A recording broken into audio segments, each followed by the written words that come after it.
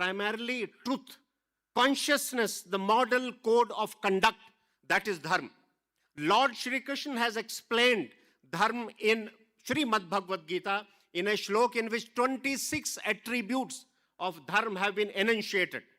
I don't have time because I have only 10 minutes to sort of tell you about 10, but I will quote, I'll quote a shorter version which says, Dhriti Shama Damostayam Shaucham Indriya Nigraha Dhir Vidya Satyam Akrodho Dashkam Dharm Lakshanam. धर्म के क्या 10 लक्षण हैं? धृति, धैर्य. The patience is the most important thing. Shama, forgiveness. Dhriti Shama, dam, restraint.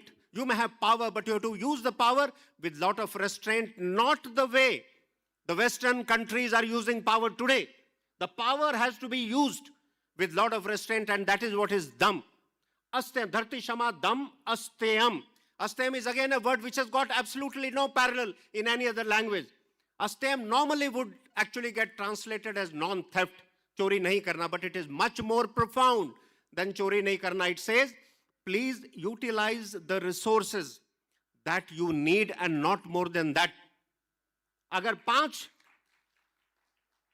पांच रोटी में मेरा पेट भर रहा है और खाना बड़ा स्वादिष्ट है और मैं 10 रोटी खा लेता हूं तो 5 रोटी की चोरी हो गई. Asteyam, that is asteyam.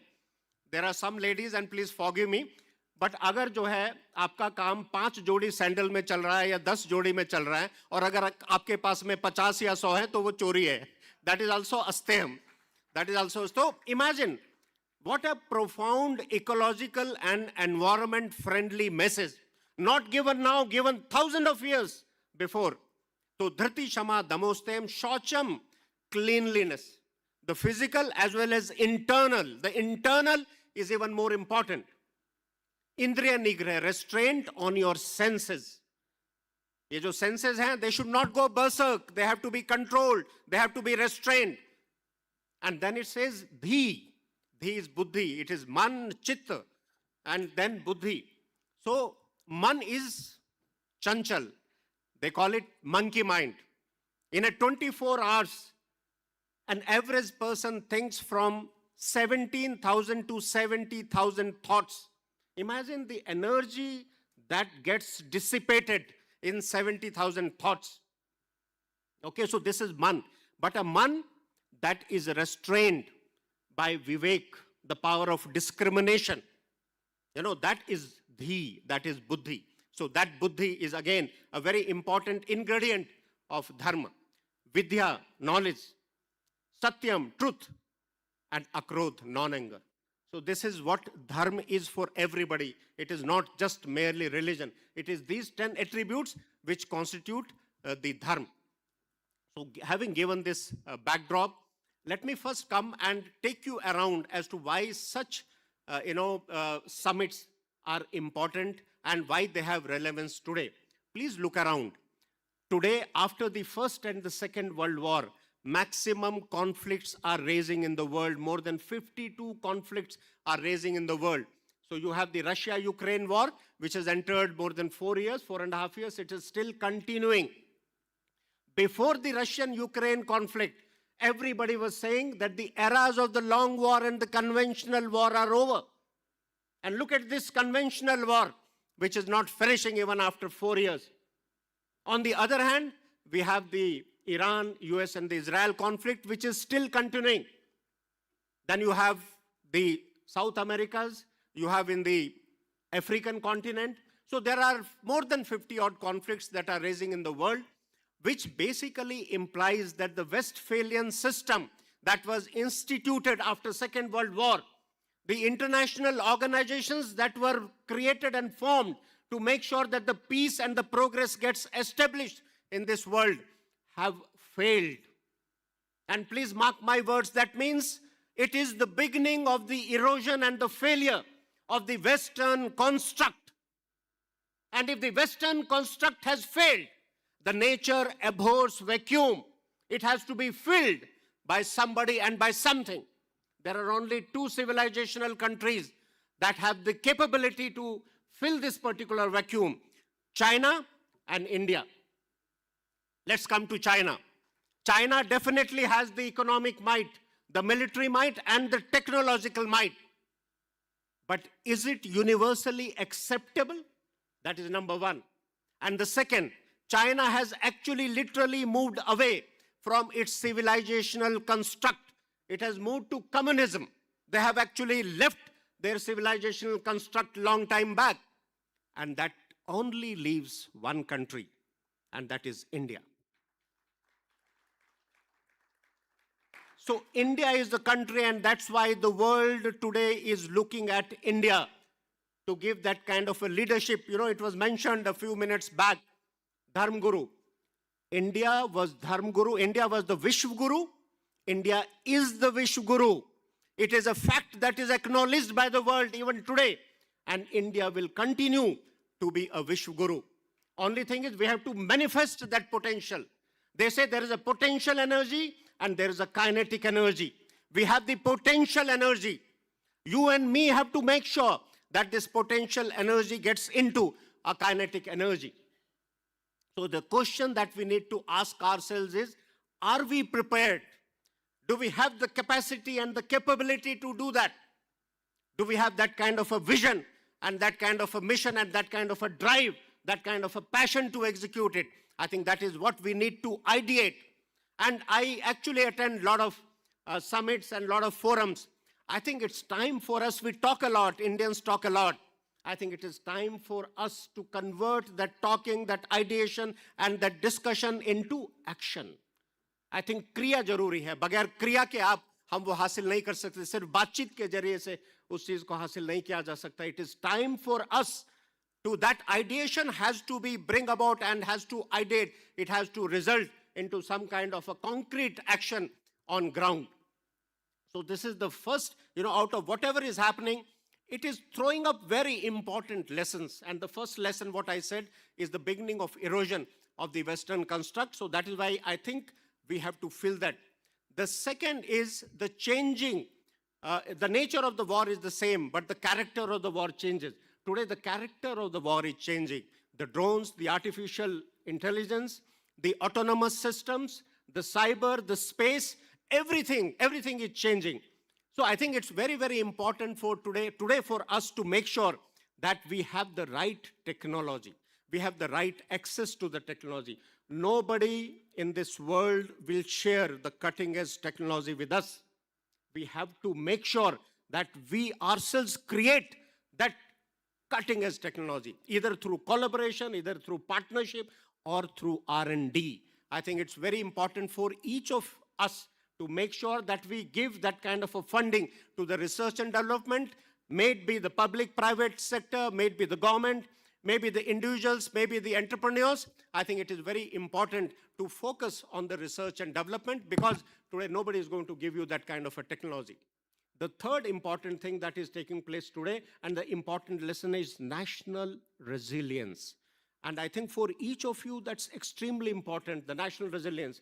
Today, a country like Ukraine has been able to withstand against the might of Russia. Why? Because of the national resilience. Every citizen of Ukraine has become a soldier today. It is showing that kind of a strength and that kind of a resilience.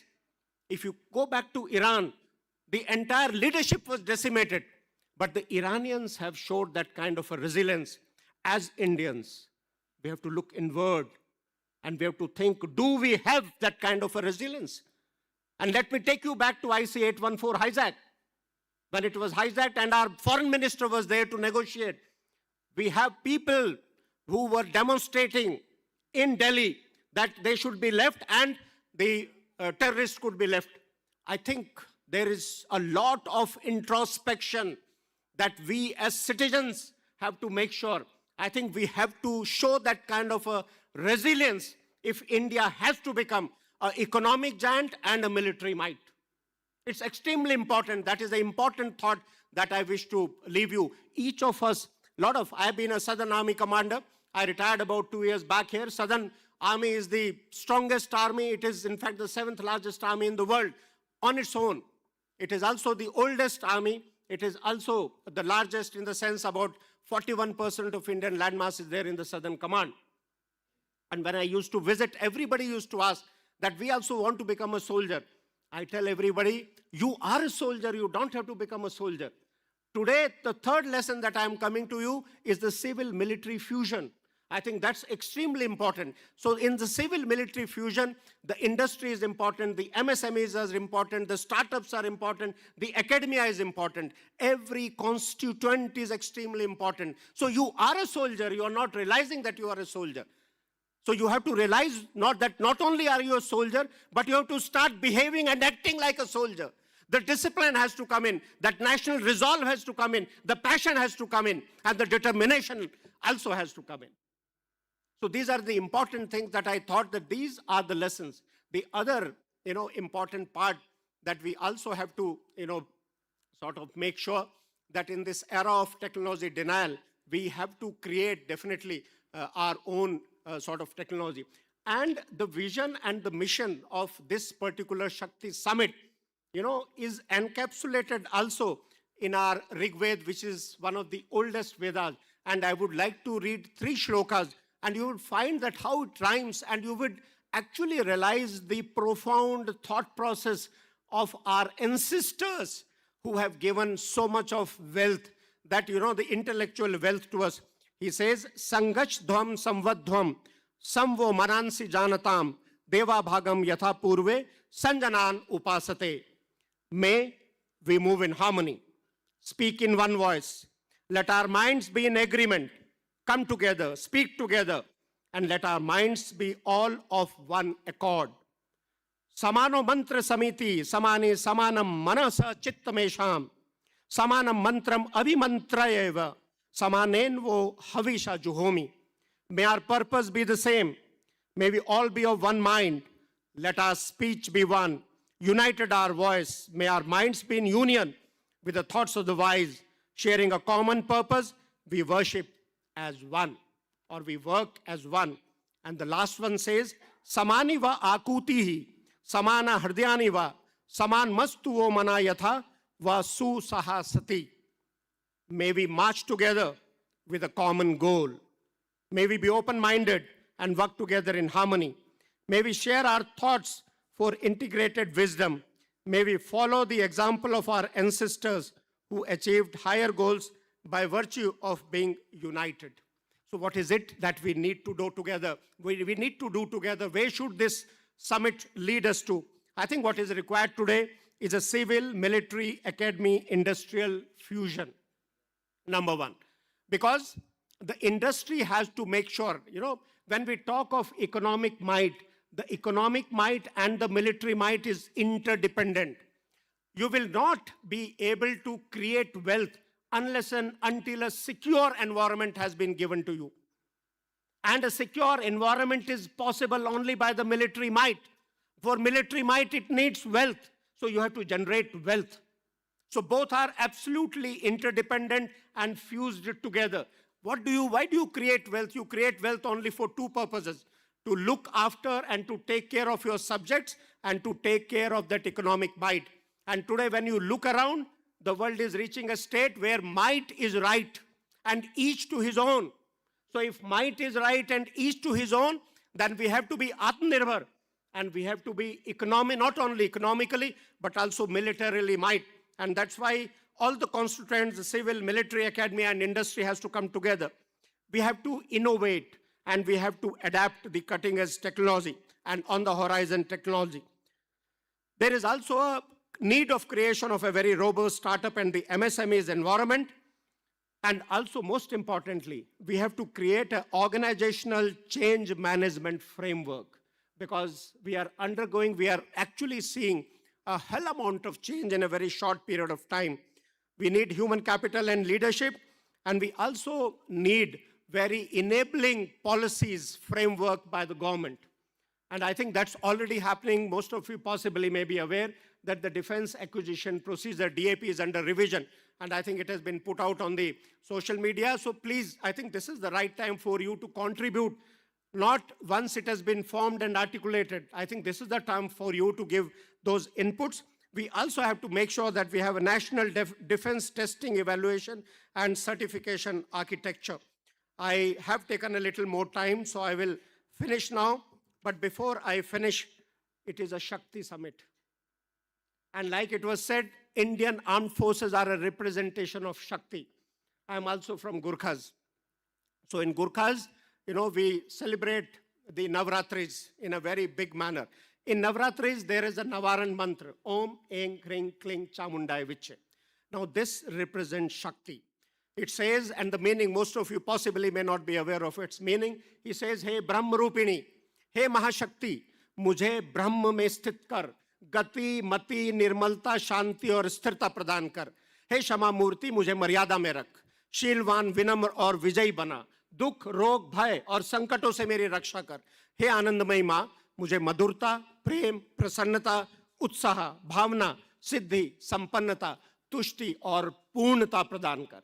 परम पराक्रम वाली अजय रौद्र रूपिणी चंडी के प्रसन्न हो जाओ. Thank you. जय Hind.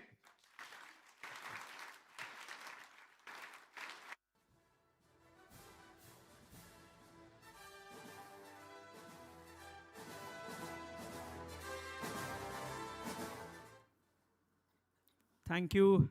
Thanks a lot, Ajay ji, for this really charged up speech.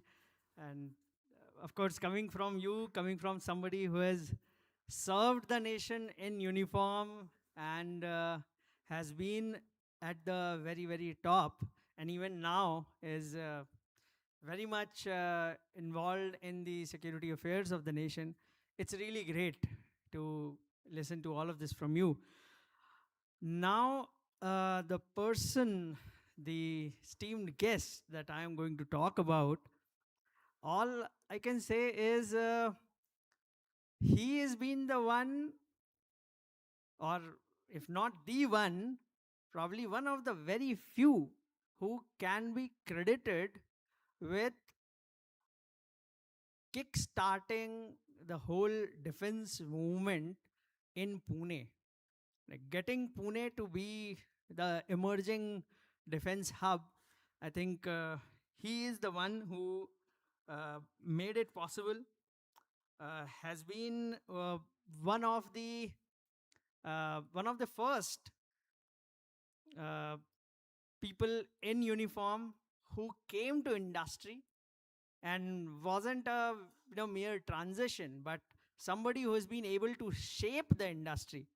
So, ladies and gentlemen, please welcome Shri Rajinder Singh Bhatia ji.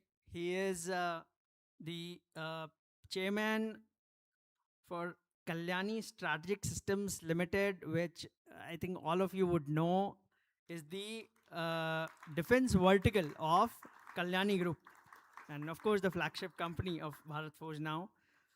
Bhatia ji, please.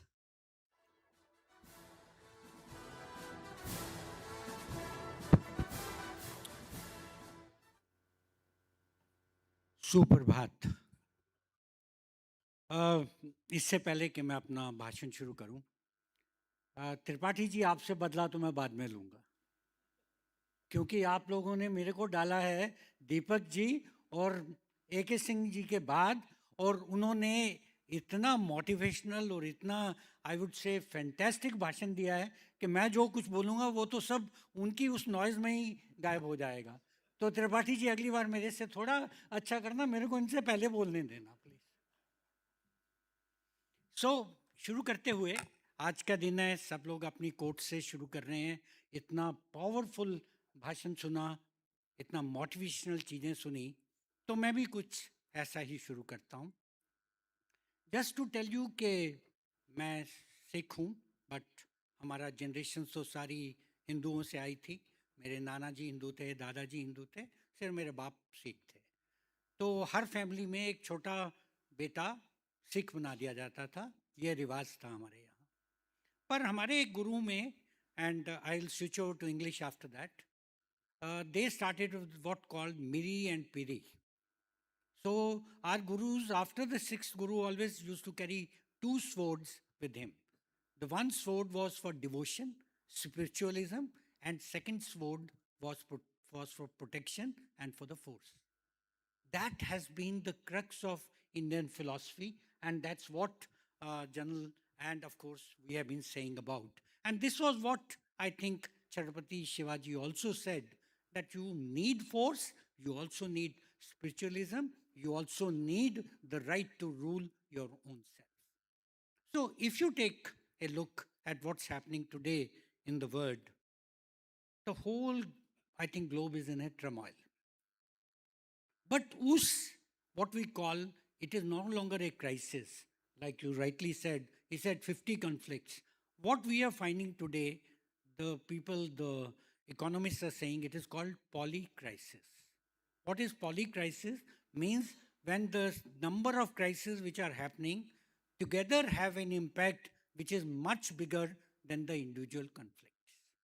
So you suddenly see that while Iran and US and Israel are engaged, India is not engaged, but India is also finding that impact. That's what is called polycrisis.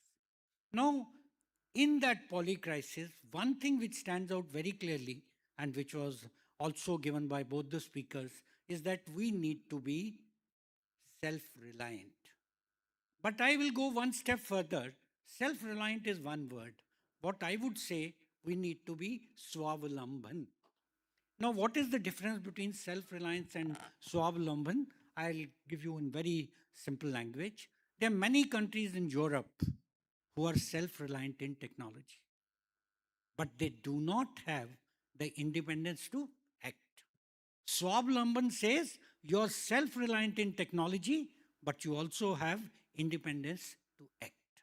And that is what is most important for a nation like ours, to not only be self-reliant, but also have the independence to act. And hence, it is very important that we as a nation become Swavalamban, and Swavalamban se hi Shakti hai. Now, if that be the thing, let's take a look at India's economy. We are certainly going to become third largest, second largest. Nothing is going to come in its way. Even with whatever growth rates we may project for ourselves, whether it is 7.5%, 8%, 6%, you are growing much faster than rest of the economy. So what will happen? It may take 5 years to you to become third. It may take 20 years or 22 years to become second. But this is inevitable that financial strength will come. But what is not certain, that whether we'll be able to match that financial strength with the other strength which is so necessary for you to be able to act independently. Now here, what is the differential between the two? If you have the financial strength, what is the other lever which can bring you to what we say independence to act? India needs technological revolution. As early in 60s, Vikram Sarabhai made a statement, I think which is the most telling statement, which said that if India has to occupy its rightful place in the Committee of Nations, it can be second to none in application of advanced technologies.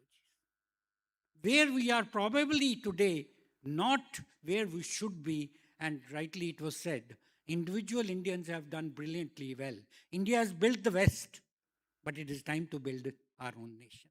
This is what we need in technology development, that technological Indian has to now work for a technological India.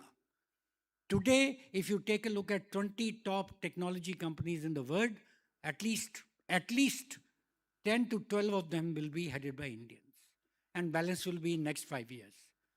The key point is, if we could develop all this there, why could we not do it in our own country? Now let's come back to another point which was so beautifully put across by General A.K. Singh. I will say the second quote of the day is, India has always disappointed both the pessimists and the optimists. Take a look at early 60s. Every Western data, every Western paper said there will be 100 million deaths in India because of hunger. There will be food deficiency. India will not have enough milk for the children. We proved everybody wrong.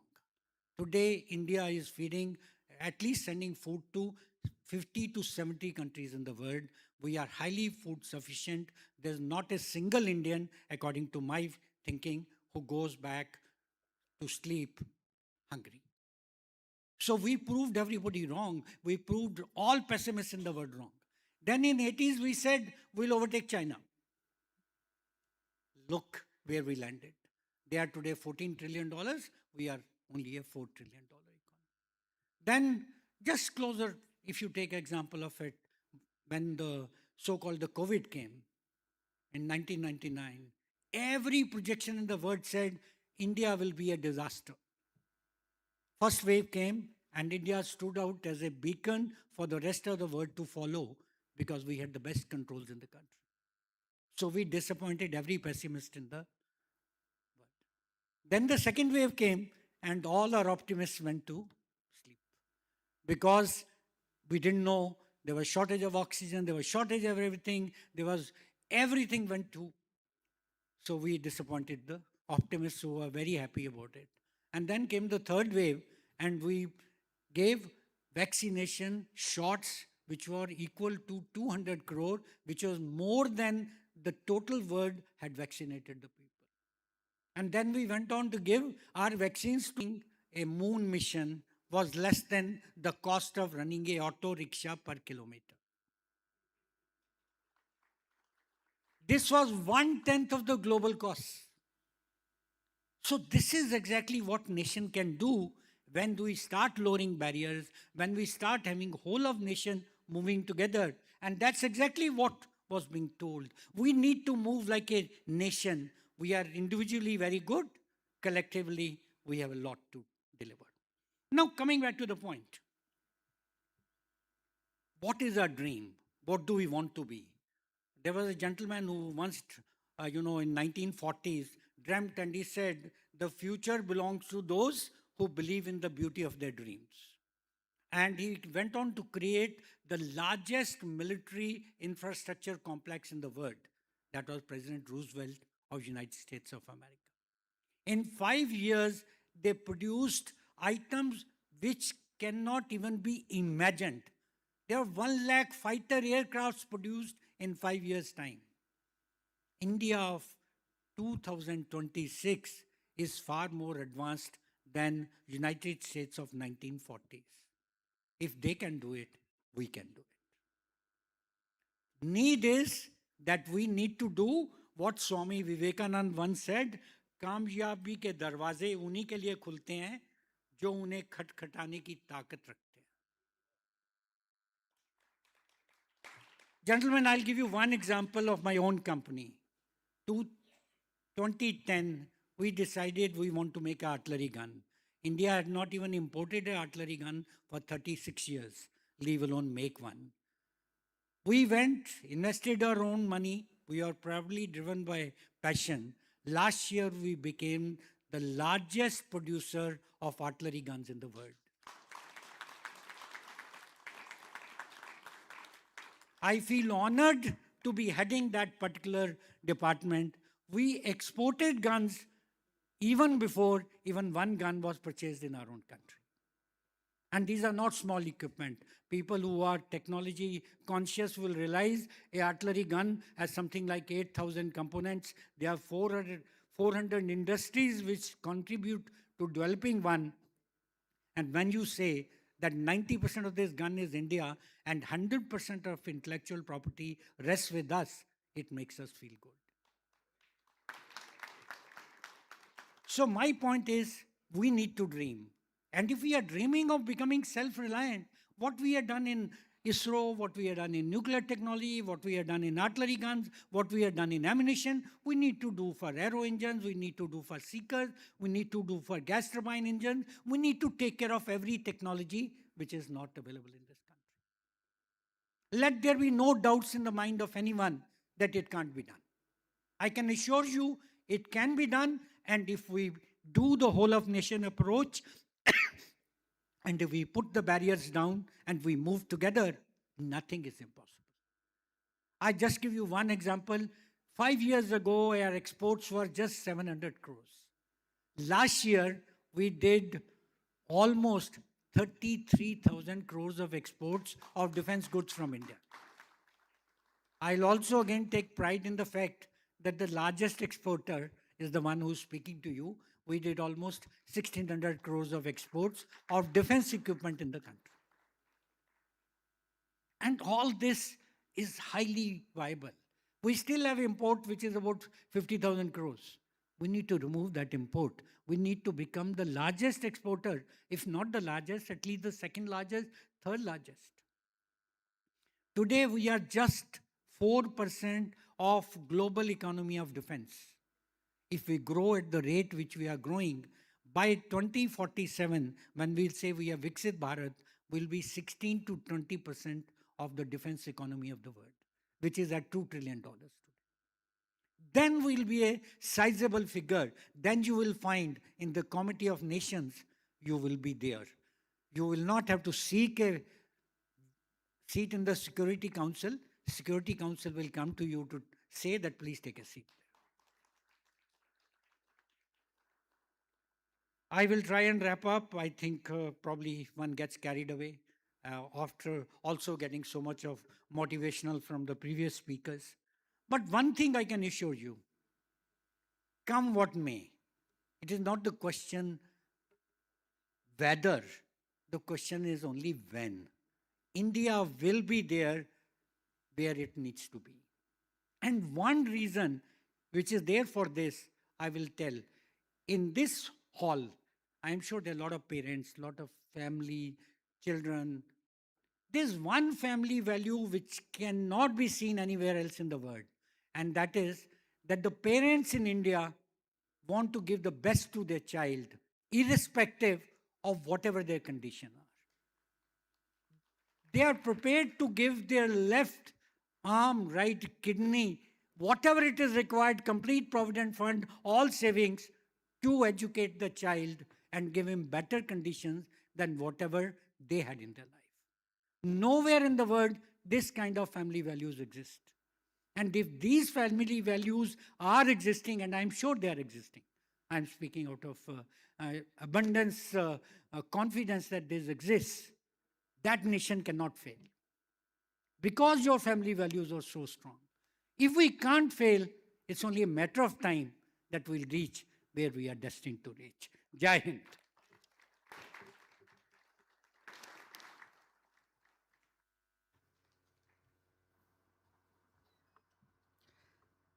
Thank you, Bhatia ji. You have already set a clear target for everybody where we have to reach as an individual, as companies, and as a nation. So thanks a lot for it. We have a small token of gift thanks to our sponsors, Accurate Controls and Cosnosis and Patex. And of course, the gift sponsor is Pratik Copper. So thanks to them. It's a small token. And with that, I will invite Rajesh Upadhyay ji, who is the coordinator for our defense and aerospace track. Rajesh ji, please be ready. And I thank you to our esteemed guests. I'll mention one thing. You know, the combination here, what you see, Deepak ji and Deepak ji, I hope I can mention it very clearly. Deepak ji works closely, very closely with our Honorable Chief Minister Fadnavis ji. Lieutenant General Singh ji, as you heard, National Security Advisory Board. So you can understand that is like at a nationally, at that level. Bhatia ji is with what we can say, the pioneers in the defense. So you can see, all of these three are number ones in their own respect, and that is what I see that from them, all we need to do as entrepreneurs, as business owners, as professionals, what is it that we can seek from them? I hope, sir, I can seek your permission to say that yes, you are available anytime for our members and for in general Hindu entrepreneurs to reach out to you to seek out any guidance and support. Thank you, sir.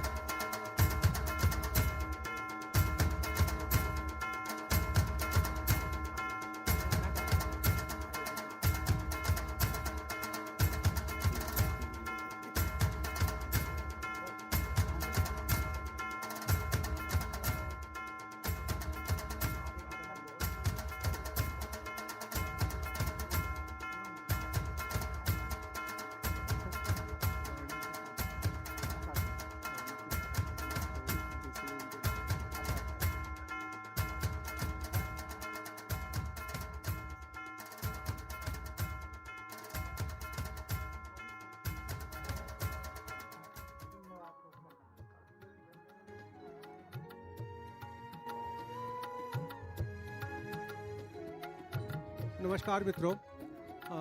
ये inaugural session था। अभी जो startup track के जो participants हैं और जो team member हैं, आप प्लीज़ जो ऑडिटोरियम है साइड में वहाँ चले जाएं।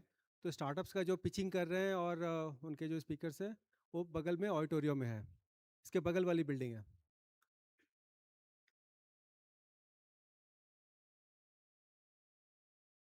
I am Rajesh Upadhyay, track coordinator for this defense and aerospace segment. And before I start, अभी दीपक जी ने और लेफ्टिनेंट जनरल अजय जी ने बात कही थी, क्रिया जरूरी है। और दीपक जी ने कहा कि अगले 2 साल 3 साल के लिए जो रोड मैप चाहिए, तो मैं एक्चुअली बाद में इंट्रोड्यूस होने वाला था। मैं अभी बता देता हूँ कि सेकेंड हाफ में हम लोग एक डिफेंस और एयरस्पेस के लिए एक वर्किंग ग्रुप बना रहे हैं। तो इसका जो डिक्लेरेशन है वो सेकेंड हाफ में है। जस्ट चूँकि अभी बात उठी थी इसलिए मैंने उसके बारे में आप सभी को बता दिया। So let me introduce myself. I am from CSI Technologies and हम लोग ऑटोमेशन और IoT में काम करते हैं। And basically we manufacture controllers and gateways under the brand name of Ficus. So this is under the defense and aerospace segment. We have 4 sessions. First session, we are starting with the first session, and that is rare earth applications, geopolitical scenario and opportunities, Ashwini Magnets. And director of Ashwini Magnets, Harshvardhan Guneji is here. So I invite Guneji to come on dais. So Guneji is a senior member of MCCI Defense Committee, a vital bridge between defense establishment and the MSME ecosystem. Rajesh ji, And just a second. Request all the members not to leave the tables. Be seated because the next session is starting. So people are supposed to be interacting and networking at the end of the session. So please be seated. Sorry, Rajesh ji. okay, Continue. thank you. So Guneji has given strategic leadership across the defense, aerospace and automotive sectors. So welcome Guneji, over to you.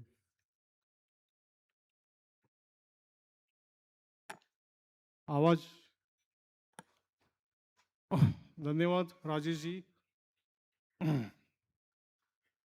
सभी मान्यवर, शक्ति summit, Gaurav ji, पूरी team, Swami ji और उपस्थित देवीय सज्जनों, मैं चाहूँगा कि हम लोग सब खड़े होके जो हमारे मान्यवर थे, भाटिया जी, जनरल AK सिंह जी और करंजीकर सिंह, हम जोरदार तालियों से अभिवादन करें।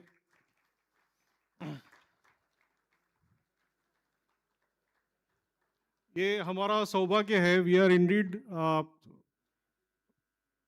we have a privilege and very honored to have these dignitaries and gentlemen at one place. And again, congratulate Shakti team and Gaurav ji for making this happen. General AK Singh ji, उनकी वाणी में अमृत है, ज्ञान है। So really a privilege. Bhatia sir यहाँ पे है। मैं इनफैक्ट आपकी परमिशन लेके आई वॉज गोइंग टू आपके दो सेंटेंस चुराने वाला था, but you already said that. So again I am going to request all of you to give a big round of applause to Bhatia sir, very big round of applause. Why? Because like he mentioned, see, but it is now thing of the past that there was a trust deficit between the private industry and the armed forces. And what Bhatia sir and Bharat Forge or Kalyani has done is they have been a torch bearer of the private industry. And whatever he shared, they have shown and exhibited that private industry can also build a very reliable and predictable supply chain. So thank you so much, Bhatia sir. It was indeed an inspiring talk. General AK Singh ji, as always, a pleasure to listen to you, and we thank you for the support in your tenure as GOCNC. to the MCCI activities and initiative. Thank you so much. So what essentially what has been shared during the initial talk about the Shakti, about the Bharat, I mean Bha and Rath, and also the Bhatia sir mentioned, I have something which directly resonates with the Shakti theme, with all the discussion that has happened. And we have talked about our civilizational strength, the potential, and the way forward. So I have here one example which demonstrates our true Shakti, our capabilities, and our vision, also the family values and sheer passion. So how many of you have heard rare earth and rare earth magnet? Still very handful. And yes, Gauravji, Gauravji has heard.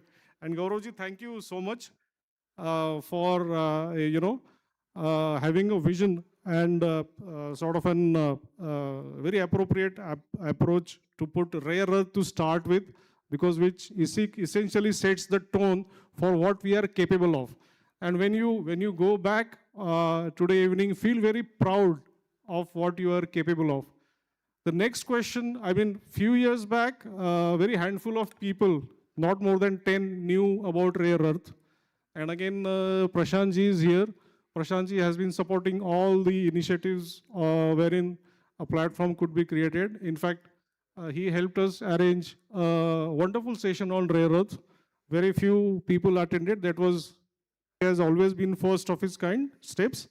That was 5 years back. 5 years back, we didn't know about rare earth. Sometimes crisis helps us popularize the technology, whether it is the right way or the right way, but that helps us popularize the technology. Same is with drone. By the way, how many people know that drone was developed in Pune 20 years back? Nobody knows. You know, that's again coming back to the Bhatia sir statement. We satisfy both pessimist and optimist. Had we built up the ecosystem then, we were ruling the world. Same with rare earth. So rare earth at some point of time was considered as a byproduct. And we never realized that 20 years back that this could really dominate the world geopolitics. Right now, India, US is talking about signing pact on critical minerals. China is dominating rare earth production. We are all trying to find the rare earth reserves. Now the question is, where are we? So here is one solid example of what we are capable of, and all thanks to Gauravji. When I'm repeating that when we talk about Indian capabilities, don't just laugh off. There are people who have had success stories in India, and we can do that. So many years back, Deng of China said, if the West has oil, we have rare earths. And very few people realize this globally. And what he meant is what we face today, a global supply chain crisis.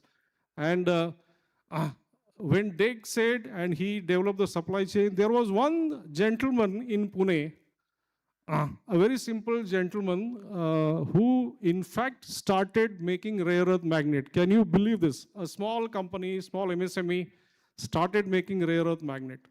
And again, Bhatia sir's statement, sir, मैं आपकी बहुत statement चुरा रहा हूँ. I owe you a treat. So future belongs to those who believe in their dreams. So way back when nobody understood rare earth, this particular gentleman, the first generation entrepreneur, and it's really my privilege and pleasure to present the rare earth family of India. Big round of applause for this rare earth family of India. He started making rare earth magnets. To give you more on the criticality, the crisis we have is the sintered version of the rare earth. And we all should know, because when we talk about our civilizational strength, our Shakti, materials forms the basis. I mean, all over the world, the fights are going on for the material supremacy. So rare earth forms essentially a fundamental thing in all our latest, whether it is semiconductor, whether it is defense, whether it is drones, everywhere. The rare earth is the base. So this company started off with bonded rare earth, and what now the advances are made in the sintered rare earth. So there's the powder metal version. So Other thing which Bhatia ji mentioned is the strong family value. So there we have a picture of the first generation entrepreneurs started with the bonded rare earths when nobody knew what is rare earth. Second generation who's now venturing with the sintered rare earth, and all this with a true family value of all coming together. And at this juncture, with Gauravji, I would like to also mention the other part of Shakti, which we forget talking, is the Nari Shakti. So big round of applause for Indian Nari Shakti, who always stand behind like a rock solid support, sometimes contributing in the business, contributing in the overall growth of the society. So there we have this family, rare earth family, completely dedicated, passionate, with no resources, no technical technology available. So may I request to go to the next slide? So we have a small video, then possibly we can end, of what Pune has achieved, what India has achieved, and what we can really do. So may I request to run the audio visual, please. Thank you. President Trump is threatening a 100% tariff on China following their move to tighten exports of rare earth minerals. Are rare earths the new oil? Top story we're tracking this evening. China has tightened its export rules over rare earth minerals. Now, you've probably heard people talking recently about rare earths.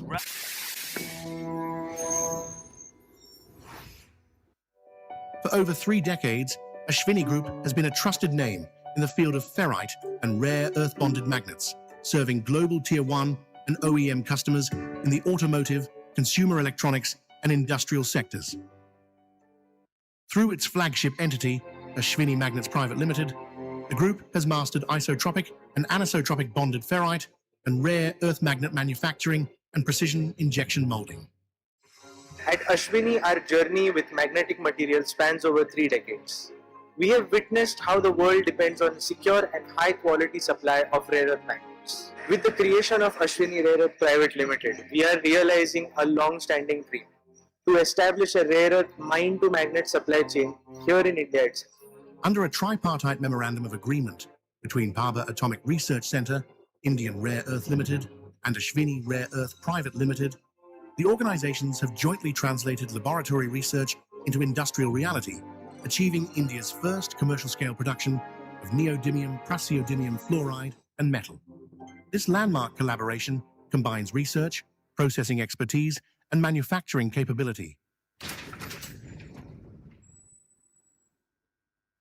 At AREPL, we have adopted 2 different technologies for production of NdPr. The first is endotopic reduction, which was developed by ARC. The second is molten salt electrolysis, MSc, which was developed by our engineers here in our own plant. This is not just an achievement. It is a statement of confidence in the nation's engineering capability and scientific excellence.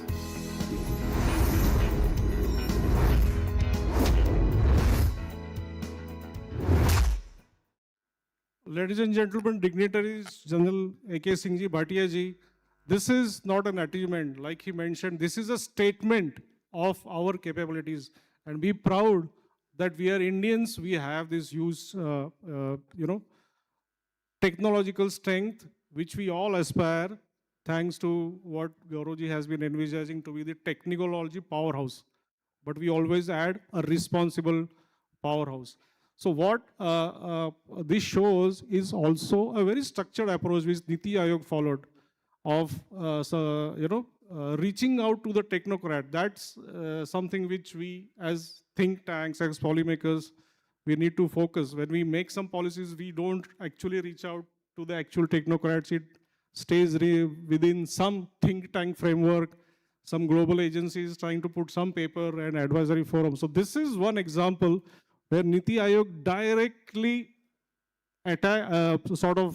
stayed associated with the technocrat company.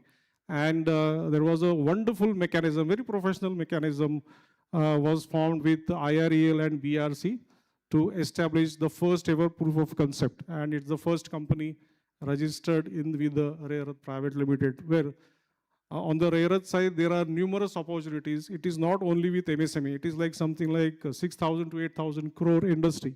Each element of the rare earth has its own industry. You take it fluoride, you take it metal, it has various applications. It also has further a tree-like supply chain where to make rare earth, you also need something like tungsten rods, which is huge. It is humongous business scenario. So Gauravji said, keep it short. So I think I gave you the message. It's not about Ashwini. It's about our own technological capabilities and the core competency. What is going to drive us is the core competency. And when I say core competencies, it's not only about process, it's also about able to design and manufacture indigenous equipment.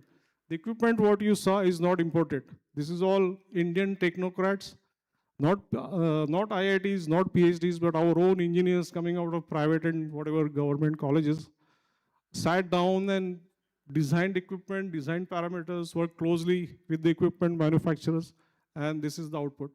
So again, Gauravji and Shakti team, thank you so much. I don't know, where is Gauravji? There. So thank you so much for, understanding the importance of rare earth to begin with the session, because it has global ramifications. So thank you so much, ladies and gentlemen. Again, big round of applause for Shakti team and our dignitaries. Thank you so much. Gunesh, you can continue on the board because Gunesh is our moderator for the next session. So please. So our next session is a panel discussion on emerging technologies and opportunities in defense and space industry.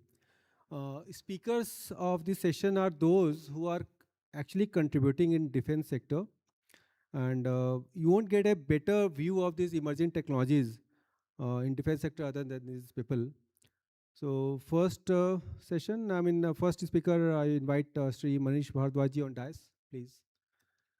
He's a very senior scientist and technical advisor to DRDO chairman, primary architect of India's forward-looking strategic technology agenda, and he has played a pivotal role in aligning emerging defense innovations with the nation's critical security requirements. Welcome, Manish. Next, I invite Sri Prashant Juglekar. He is a director of Defense Electronics and Higher Education Skill Development, MCCI. He is instrumental in building robust industrial frameworks and fostering academia-industry synergies in Pune. Prashant ji, welcome. Next, I invite Brigadier Viresh Srivastava on dais, an Army veteran, and currently he is a senior vice president of BSIL.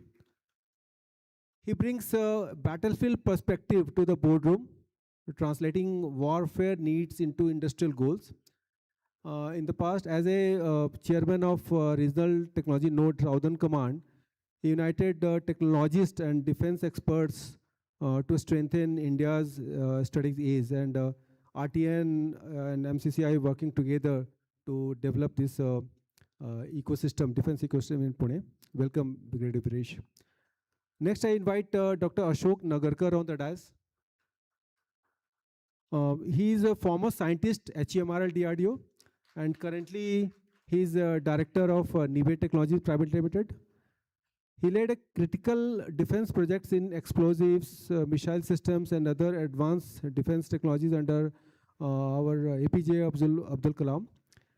He is a mentor, educator, and consultant for Defense, Aerospace, and Robotics organization, including IIT Madras. Welcome, Dr. Ashok. So over to you, Gunesh. Thank you, Rajesh. May I request the dignitaries to please take a seat. Well, again, it's a privilege to be amongst the dignitaries. So when we envisaged of putting together the Shakti Summit with a focus on strategic sectors, and that to defense and aerospace, like Gauravji mentioned, we had our first session about 6 months back. And given the good response and the emerging opportunities, HEF and the team thought of putting together a specific event. So what we tried to do is like start with the critical aspect, and then talk to the strategist or representatives of various verticals, which essentially enables the defense aerospace ecosystem. So we have in fact, privilege to have the gentlemen and dignitaries here who represent a very unique ecosystem by itself. And glad that they are all here to share their own sort of vision, their sort of views, and the way forward. So what I'm going to do is, instead of the formal question and answers, I would essentially request dignitaries to share their views, thoughts on a specific topic. And later, if you have some question answers, so with the permission of the anchor and Gauroji, we can have 2 or 3 max questions, and the dignitaries will be there for the day's proceedings. So a famous statement, not mine, they say we are the most assertive nation in times of global uncertainty. As Bhatia ji and General A.K. Singh ji said, we are now a country which has been exporting also. So we had about 33,000 exports. So it's not merely an importing company. Defense production now about 45 to even 50% coming from the private industry. That's where we are. And how this has happened, and now what is the way forward. So I would like to begin with Mr. Prashant Joglekar, Prashant ji, as we are all popularly known. Why? Because I'm not sure how many of you know that Maratha Chamber of Commerce and Industries, popularly known as MCCI, was formed way back in 1932. How many of the participants know this? Handful. And it was Tilakji, Lokmanya Tilakji, who had that vision. So it's the first ever association of India. I keep seeing where other people didn't know the spelling of association. The MCCI already had a wonderful framework and structure. Point number 1. Point number 2, how many of you know that MCCI had the first formal defense committee in 1999? How many of you know? Only one hand. That's, yeah. So that's the reason I thought I'll start with Mr. Prashant first. First formal meeting in 1999, where others were also trying to understand what defense committee spelling could look like. We already had a formal committee. So since then, Prashant ji and the team has been taking path-breaking initiatives, and he has seen the sea of change, as we see, in the defense procurement. So I would like to start with Prashant ji and his views on what has he seen and what he sees now the role of associations and collaborative framework in forming our Vikasit Bharat mission. So about 8 to 10 minutes, sir. And later on after the session, we can have questions. Yeah, I think. So I think you already explained. What he didn't mention was that Mr. Harsh Gune is the co-chair of the MCCI Defense Committee. So that he forgot to mention. Like he mentioned, we started in 1999. I have had the privilege of being associated with the committee since then. We have come up from actually creating awareness to actually now showing the opportunities to the industry. Just 2 things I would like to mention that we started one interesting activity during the COVID lockdown time of compiling data of industries which are there, because without proper data, you cannot actually present the visibility to a particular sector or geographical area. So we started off with 250 industries in, say, 2020, and we just released the 4th edition of the directory in February this year during the Pune International Business Summit. And the directory already has more than 1,200 representatives as of today. And these are only the people who have voluntarily given the data. I guess there are more than 1,200 industries as of now. The second project which we are actively pursuing is we are actually trying to form a integrated drone technologies cluster. General A.K. Singh sir ji had mentioned during his tenure that we need to work on this. And we are trying to do this under the MSc CDP scheme, which is a central government scheme. We already have initiated one major electronics cluster in our Bosri branch. We also have a branch at Bosri. And that is a 70 crore project. And this is a much smaller project, about 10 crores. And this will work on designing, simulation, reverse engineering, and some part of skill development as well, like how to assemble a drone, pilot license, those kind of things. So currently we are in the SPV formation stage. And as a committee, I think we have been often discussing this, that we need to move from awareness and seminars to actually go into the action mode, like General A.K. Singh was saying. So that's what we are trying to do at the Defense Committee. Thanks. Thank you, Prashant ji. The next and very important ecosystem partner and contributor is person sitting on my left. Like I keep mentioning, we owe a lot, we as private industry owe a lot to DRDO. I know a lot has been debated and discussed, the speed and whatever issues, but frankly, for us who were in the let's say tier 1 supply chain, not the strategic partner level, but on all the platform, but for us, DRDO has played a big role in making us understand what the defense procurement is, what are the technical challenges, what could be the test requirements, what are the end users' possible expectations, and a gateway through the defense procurement. So we have with us Mr. Manish Bharadwaj. Manish B has been, of course, he is a part of our core group and has been also supporting the initiatives of MCCI. So currently he is the technical advisor to the chairman of DRDO and has a mandate to also encourage industries and startup to be an integral part of the defense procurement. So Manish, would like to hear from you what could be the role of DRDO in the technology transformation integration. Sure. Forward. Thanks, Mr. Gune, and thanks the organizer and my fellow colleague panelist. And as Sir General A.K. Singh has already set the tone, and he said that R&D play a very, very important role. So I come from a R&D fraternity, DRDO, which is an important pillar of defense technology and Atmanirbharta, which we talk self-reliance, Atmanirbharta in the country. And as in Pune, we have 3 DRDO labs. Then we have a defense university also, apart from the industry which closely we are working with. I was told that the topic was new age technologies and the DRDO perspective. Now, as you know, the Op Sindoor, then Ukraine, Russia conflict and Iran conflict has already set the ball rolling.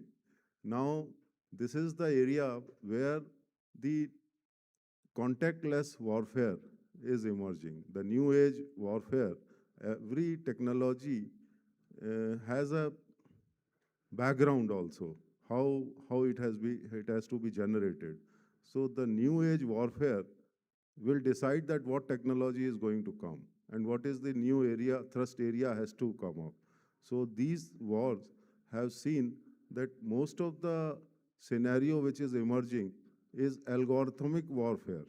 We are coming into a cognitive warfare scenario, and there is no direct man-to-man conflict. In the olden days, in our early days, we have a huge one-on-one fight, which is not there.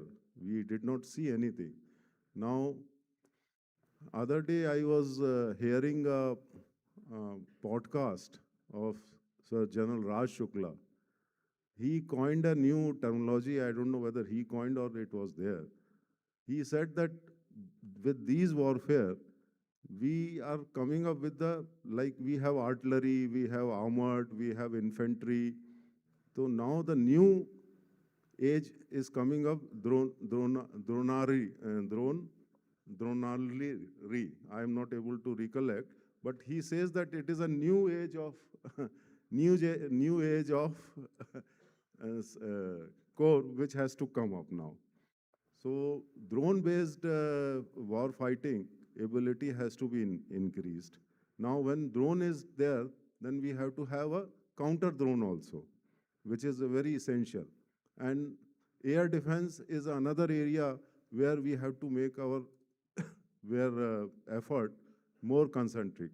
So then low lower orbit, we must have a space situational awareness. So then we have to focus on directed energy weapon and quantum technology, along with autonomy and swarm drones. So these are the few areas where we have to focus, and DRDO is also taking necessary step in these areas. Apart from what Mr. Gune has said, that advanced material is always a core area because it is required everywhere. You take any domain, material is needed. So this is one area where strategic material requirement will be there. As General A.K. Singh has said, we need to have in technology domain a strategic autonomy. The nation must have a strategic autonomy for reaching out to become a Vishwaguru. So this is one area where DRDO is actively pursuing. Now coming to what DRDO is giving, enabling an industry ecosystem. There are 2-3 very important schemes are there. One scheme is Technology Development Fund, TDF. TDF is one fund where the entrepreneurs can impromptu give their technology areas where they wanted to work. Second is the statement of case also comes from the DRDO side and the services side. So 50 crore grant is being provided. Second point is that DRDO has opened in 15 in IITs and ISCs the DIA COE, DRDO Industry Academia Center of Excellence, with the targeted research. IIT Bombay is one of them, ISC, IIT Kanpur, Chennai, and all IITs. There are 15 centers where the verticals are vertical targeted research areas has been defined, and industry can very well approach them, especially startups, industry, and we have to have one industry partner before we assign any project to them, and all the IITs. So that is a very good initiative. Now third is that DRDO is also looking from the industry, DCPP, development can come production partner. So right from day one, if the industry is fit to take up the job, then DCPP can also be inactivated. So these are the 4-5 areas where we are working actively, and industry can very well approach us, and we will provide all necessary support. The last part, now all the DRDO patents, they are free for the industry. They can use it, and you don't have to pay anything. So all patents are open for the industry. And then the test infrastructure. The most common bottleneck which I have observed is that costly test infrastructure which is not available to the small industries or even for the large industries also, like wind tunnel testing. Wind tunnel testing is a capex intensive infrastructure. So this infrastructure can be used by industry by paying a nominal amount. So the testing infrastructure is also been opened for the industry for the development of the defense and aerospace project. So if apart from this, if anybody has any issues, they can always talk to us, and we are ready to give you all possible help. Thank you. Jai Hind.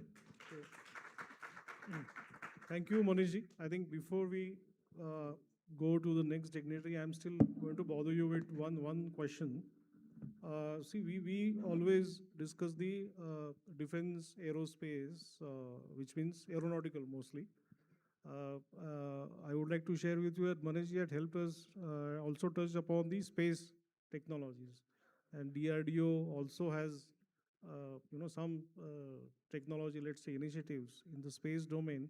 So in terms of frontier technology, which was also the topic, could you please share the vision there, the initiatives, and how it could translate into the participation of private industries? Of course. Of course. Now, DRDO is also working on closely with Defense Space Agency, which has been newly created at MOD. This is a new arm. Now, with the recently, there are some 15 odd industries, 15 or 20 odd industries have been enlisted, and closely they are working with one of our space agency, DRDO lab. It is called DSP in Hyderabad. They are working. They have in fact already developed a Alent satellite, the country's first satellite, which is working very closely with the defense forces. And these space-related, space situational awareness program, which has been a core for their work, for the lab called DSP. Its name is DSP, Directorate of Strategic Projects. It is based in Hyderabad, and if anybody wants to work with them, please contact me. I will connect with them, and you're most welcome. In fact, they are also looking for startups, and they are promoting number of startups, number of MSME for building a new new age satellites. Thank you, Manishji. Big round of applause for the information shared. Viresh sir, before I come to you, because from the user perspective, bigger issues on the warfare, I would like to talk to Agarkar sir. And again, a big round of applause for Nibe. Nibe has just set up a plant in Shedi, and also setting up plants, and in the recent past have been aggressively working on the building up supply chain in critical technologies. So what do you see basically as new technologies which you would like to cater to or contribute, and how do you see challenges, and how do you see integrating the MSMEs? Because I know Nibe has been also working on integrating the MSMEs. Right, sir. Actually, my 37 years service was in DRDO, HEMRL. I was engaged in the production of explosive formulations based on RDX, HMX, and filling in warheads, evaluation, artillery shells, and other all practical experience I had with me. After that, I have joined here, and as Manish sir has clearly told, we were helping private industries for that from DRDO. And with that, when I entered in this private sector for last 2 years, which I had seen this company has grown in last 4 years only. It is a single generation development. And recently, as sir told, one plant is inaugurated on 23rd of May in the Shirdi. It was inaugurated by our chief minister and defense minister. Both were present at that event. And it is 155 mm shell, and capacity is quite huge, maybe around 5 lakh shells per annum. And one shed is around 4 lakh square feet, one shed. Like that, 6 sheds are going to come. 2 sheds are already set up. Now, thing is that when we go for such type of development, sir, uh, in this connection, there are some problems from private sector that if you have some shell, you have to fill with explosive, you should have igniter, you should have propellant, you should have cartridge case, testing facilities. As Manish sir has rightly told, that DRDO is supporting for that, and because of that, these things are becoming more and more easy because some support is required. Suppose you have some shell, but if you don't have propellant, who will help? Then DRDO is there to help us. Luckily, when I retired, Manish sir was on the stage as a director HEMRL. On that day, I remember that day 3 years ago. And this synchronization should happen, and that we are trying to help in the private industries also. One more thing, when we talk about, sir has clearly told, in DRDO there are 850 technologies, and people are trying to grab those technologies from their sector. Those who are new here, they can scan that list, and where we are able to fit, that you must try to select. And accordingly, that technology you can purchase from DRDO. You can pay just 5% of the project cost. That cost, I think, sir, it is costing only 2 to 5 lakh rupees, not more. And DRDO is giving complete handholding till you produce the product. So even in my tenure, I have helped more than 52 technologies to private industries. So here, my advice, or I can say one important statement, that whoever is sitting here in the hall, they should scan that list. It is not everyone should go for explosive only. There are non-explosive technologies called as Group B technology. You can search in that. I think Manish sir can throw more light on that list. No, I mean, for example, the latest generation semiconductor, everybody is talking about semiconductor.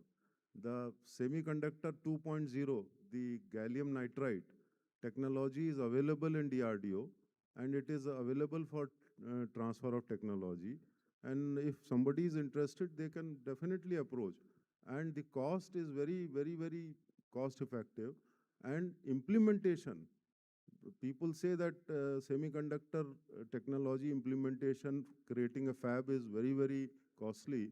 But when I talked to the director of SSPL, they told me it is somewhere around 1500 CR to 2000 CR kind of investment is required. Whereas in other conventional silicon-based fab, the 3,000, 4,000 crore investment is needed. So you can just see how cost effective it is. Our Shuddha Atmanirbhar technology is available for the latest semiconductor in the world. And GaN is basically used for all the latest electric vehicle, power electronics, space, defense, anywhere, anywhere. Even for mobile charger also, the GaN technology based chip is used, and your mobile charging can be, which is taking, let's say, some 1 hour, 2 hour, it can be done in a very fastest time. So that is the effect. So, I mean, I'll request industry partners, please. Yes, yes. It is better than silicon. Gallium nitride, it is better than silicon. It is a new age, since we are talking, this session is for new age, so it's a very apt example. Gallium nitride is available with DRDO stack, transfer of technology. People can come and evaluate, and if it is suiting to your requirement, you can venture into it. You're most welcome. Well, Sir, thank you so much. Now come to Brigadier Veeresh. Before I ask him, I need to share with you our own experiences since 2014. A lot of changes have happened in terms of access to armed forces, in terms of armed forces interacting with industry. In fact, we have had delightful interactions with armed forces. We have had wonderful presentations made by the commandants. In fact, those presentations are not even does not even match, but they are even superior to what we as corporates see the presentations, because there's a lot of commitment, a lot of passion coming out of those presentations, and the way they take these presentations seriously, I think we have something to learn, definitely. Absolutely. Yes, yes. Well, Thank you. So, Brigadier Viresh, I think when we mentioned about General AK Singh, he supported the formation of regional technology node and the integration of private industry. So, Brigadier Viresh also was director regional technology node at Southern Command. So, Viresh sir, would like to understand your views from the perspective of wherever, yeah, warfare, changing warfare, private industry, and the whole technology perspective.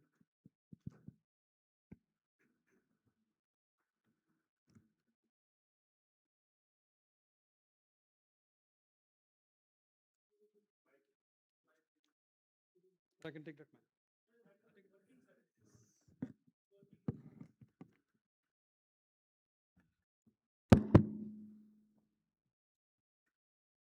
Good morning and Jai Hind. Thank you, Mr. Gunay, for those kind words. And Sir Jai Hind, especially to you. And I think what Mr. Gunay just mentioned about the regional technology node, I don't have that in my script, but I think General AK, who's sitting here, he's the pioneer of the regional technology node, and the amount of push, whatever he mentioned, the initial fillip and the amount of push which he gave, I think that's why, sir, we could probably do something. So firstly, a heartfelt thank to the organizers for giving me this opportunity to speak on a very contemporary topic. And I think the justification of the Shakti Summit has been well covered by the three inaugural speakers. Probably anything to speak about that, I'll be only doing injustice to myself. So ladies and gentlemen, actually what we are passing through is currently a prominent phase where we are seeing so many of these wars taking place or skirmishes taking place. General AK mentioned 52 skirmishes. But if you see the prominent ones which have come into light for all of us to read, all of us to see, the Russia-Ukraine war, the fourth year of the war still going on for 4+ years now. Israel-Hamas conflict, Operation Sindoor closer home, and of course the ongoing war or the West Asia war or Op-Epic Fury, whatever you can call it. So what has changed here? Has the weapon system changed? Has the digitization of battlefield, that is what has happened? No, I think what has happened, if I just put it in one word, and since now I'm working for IT industry and I've started catching up of these buzzwords which they use, I think what has happened on the battlefield is got algorithmized, to be precise. It's no longer restricted to land, Air Force, Sea, or Army, Navy, Air Force. It's a combination of everything: cyber, your spectrum warfare, your social media, everything has got combined. Electromagnetic spectrum, AI has come in a big way, and I think the side which adapts to these changes faster is far better than the side which starts only investing into bigger platforms. Bigger platforms definitely are required. Artliger, what sir spoke about, Bhatia sir spoke about, they're definitely required. But today we are probably changing from platform-centric should not be the only aim. We should look at some new technologies also. And instead of going in for mass destruction, now what we are seeing today is the precision mass destruction, targeting the correct target which we want. The Russia-Ukraine war, Bhatia sir alluded to it. I think it's the biggest lab-tested example of learning about any war. And Ukraine, such a small nation, has been able to withstand this for the last 4.5 years. Probably Russian army, if I'm not wrong, it's the fourth or the fifth largest army. I think fifth largest army is Russian army. They've been withstanding this army for the last 5 years or 4 years. How has it happened? What have they done? They've gone in for innovations. Manish mentioned about R&D. They've gone in for innovations. They've gone in for commercially available technology. They've gone in for cheap drones, cheap FPV drones, which have got havoc in the Russian tanks and such like things. So it's not anymore that how many tanks do you have. What is more important is, can your equipment, do you have sensors to detect, decide, communicate, and strike and destroy? So that is what we have learned from Russia-Ukraine war. Closer home, Operation Sindoor. I think Operation Sindoor represents one of the most important milestone in India's evolving military doctrine.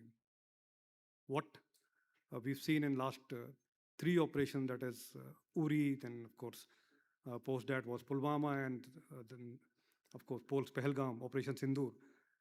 This demonstrates our resolve to move towards precision, technology-enabled, multi-domain response options, just still keeping it below the optimal or the full-scale conventional war.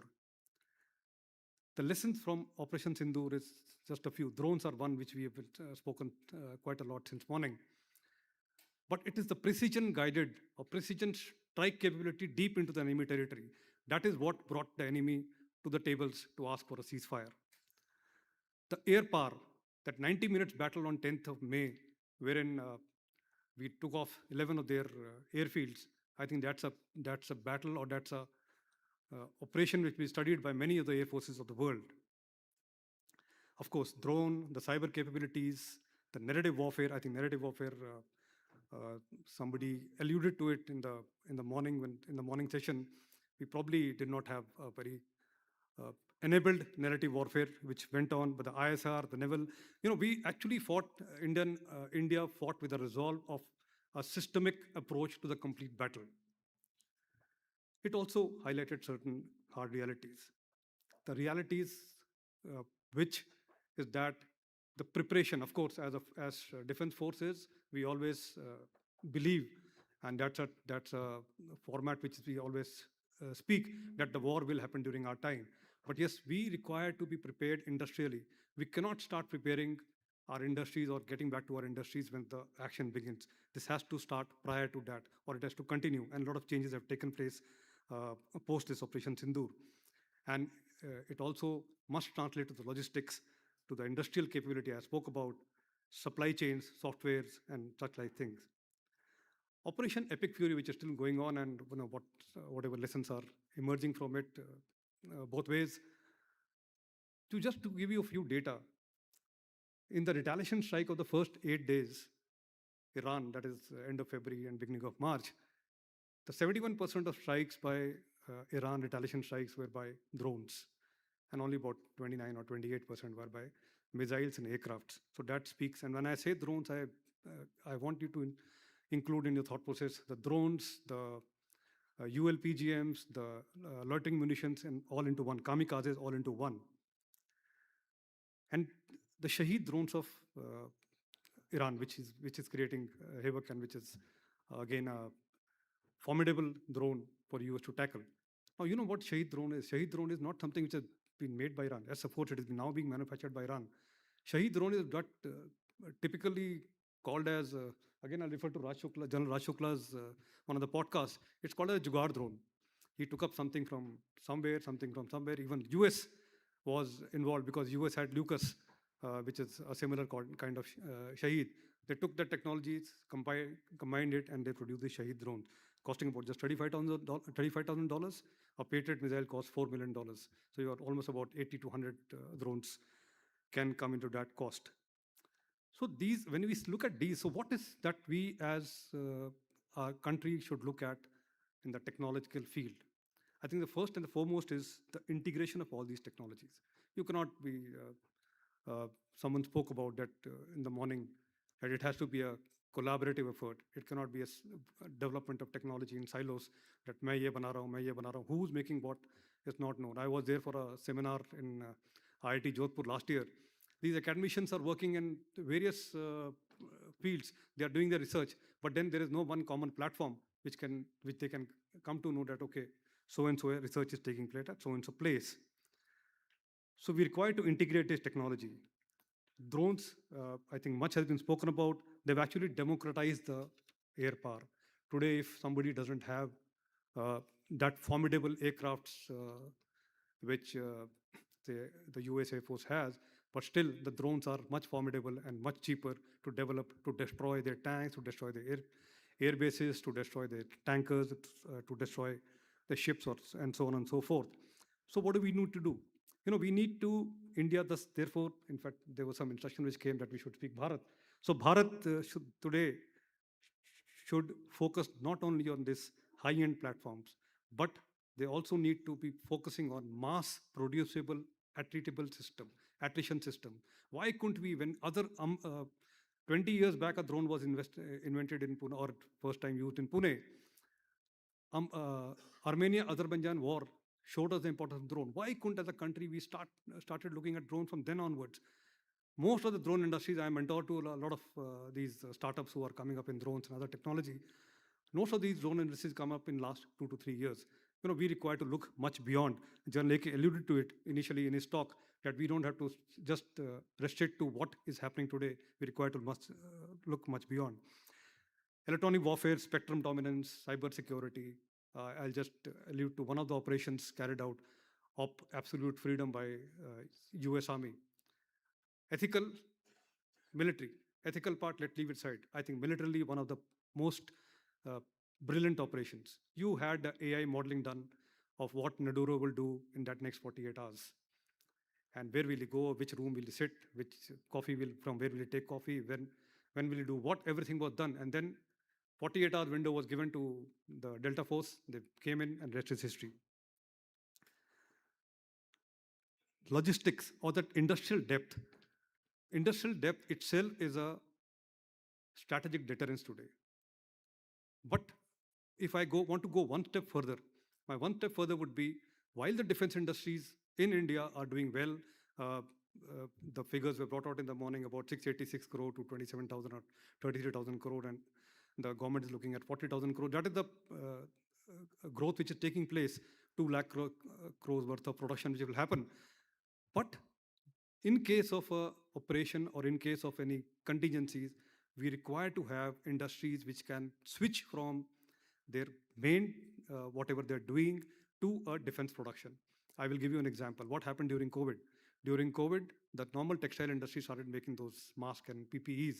And of course, then a lot of manufacturing industries started making the ventilators.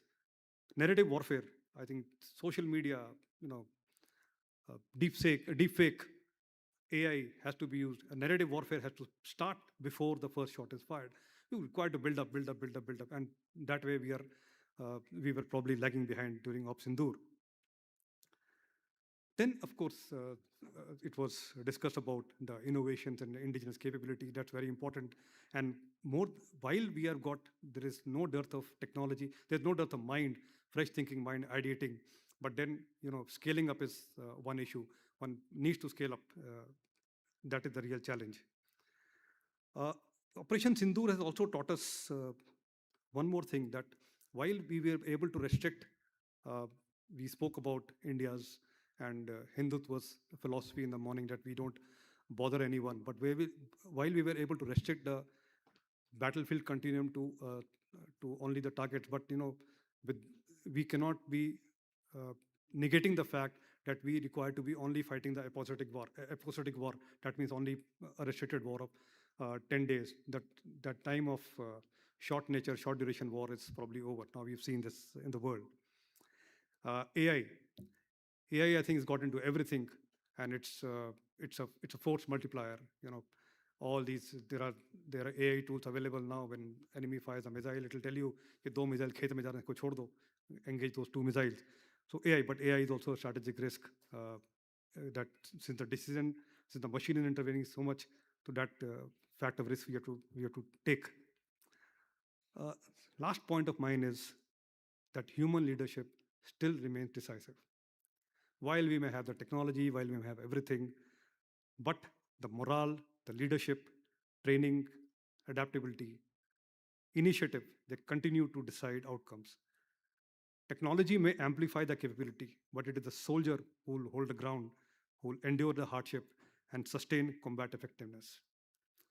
I would just like to sum it up with one final thought. And sir, in fact, I'll repeat the statement. You made the statement in the morning that the character of war is definitely changing today, but the nature of war remains unchanged. That is why the soldiers and the defense forces are very important. Technology may transform the battlefield, but victory will still belong to nations that combine technological superiority with strategic clarity, industrial resilience, and the courage of the people, which was again alluded to in the morning by giving the example of IC-81 for hijack. I've got nothing more to say. Thank you and Jai Hind. Thank you, Brigadier sir, as always. Privileged to listen to you. Well, thank you, dignitaries. Ladies and gentlemen, what we try to do is bring all the ecosystem partner, end user, private industry, an association who has also always had a passion and endeavor to provide that platform, and of course, the defense development organization, think tank, knowledge tank, and providing that solutions also for private industry as well as armed forces. So thank you so much, gentlemen. Thank you. I think Anchor has put a request that question answers we can later, or you can also share during the lunch time. Already Running it. So thank you so much. Thank you. I just recollected he has coined the word dronery. The new terminology which he has coined, General Raj Shukla, it is called dronery. So now dronery. I forgot, so I just wanted to tell you. Thank you so much. You have a photo.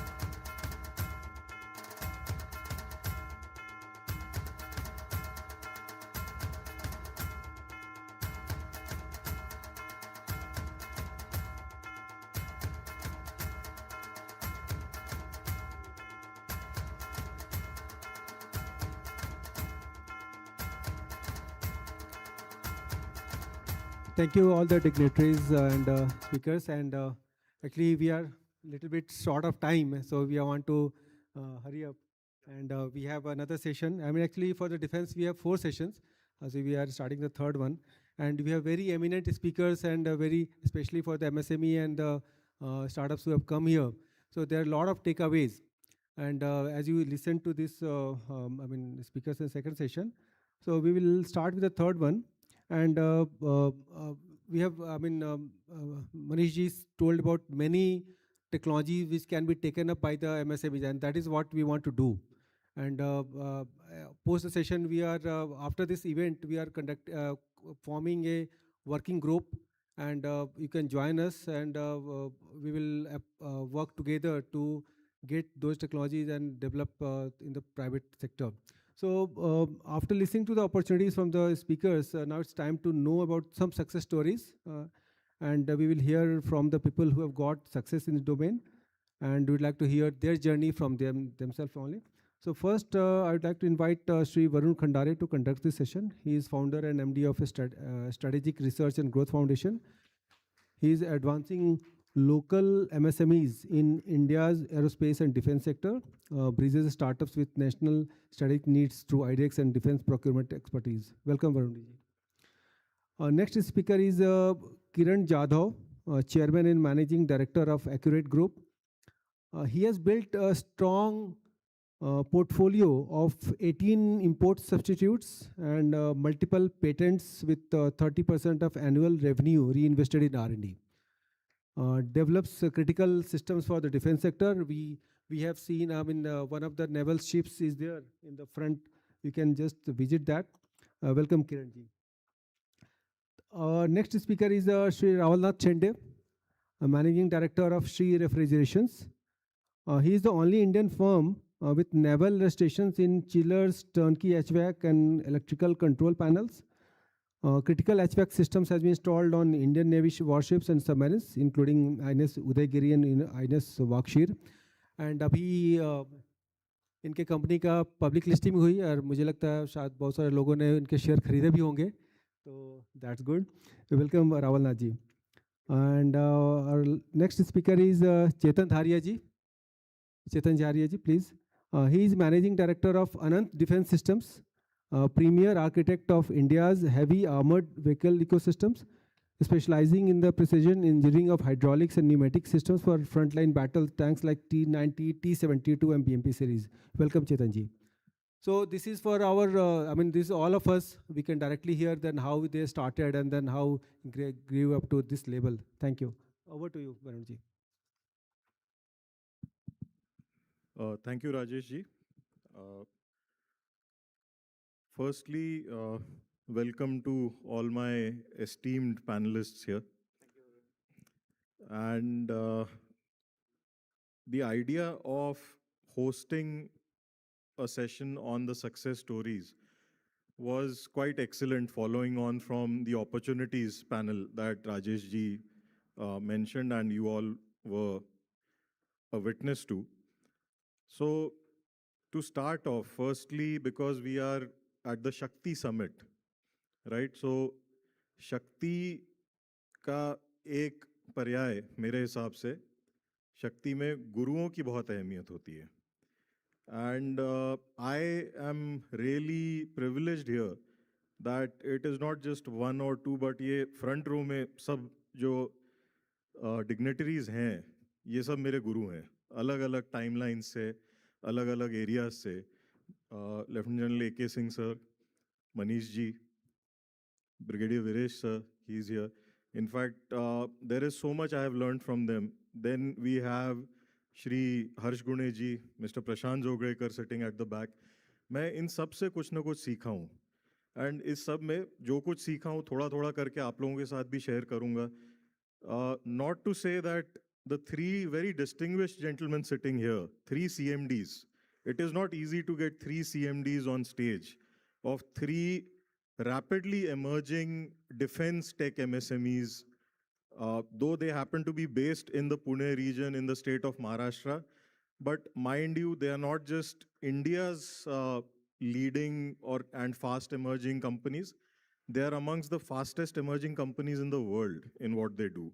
So please give them a round of applause. अब गुरुओं की बात की थी, सो मनीष जी से मैं एक चीज सीखा हूँ कि सेशन को इंटरैक्टिव कैसे बनाया जाए.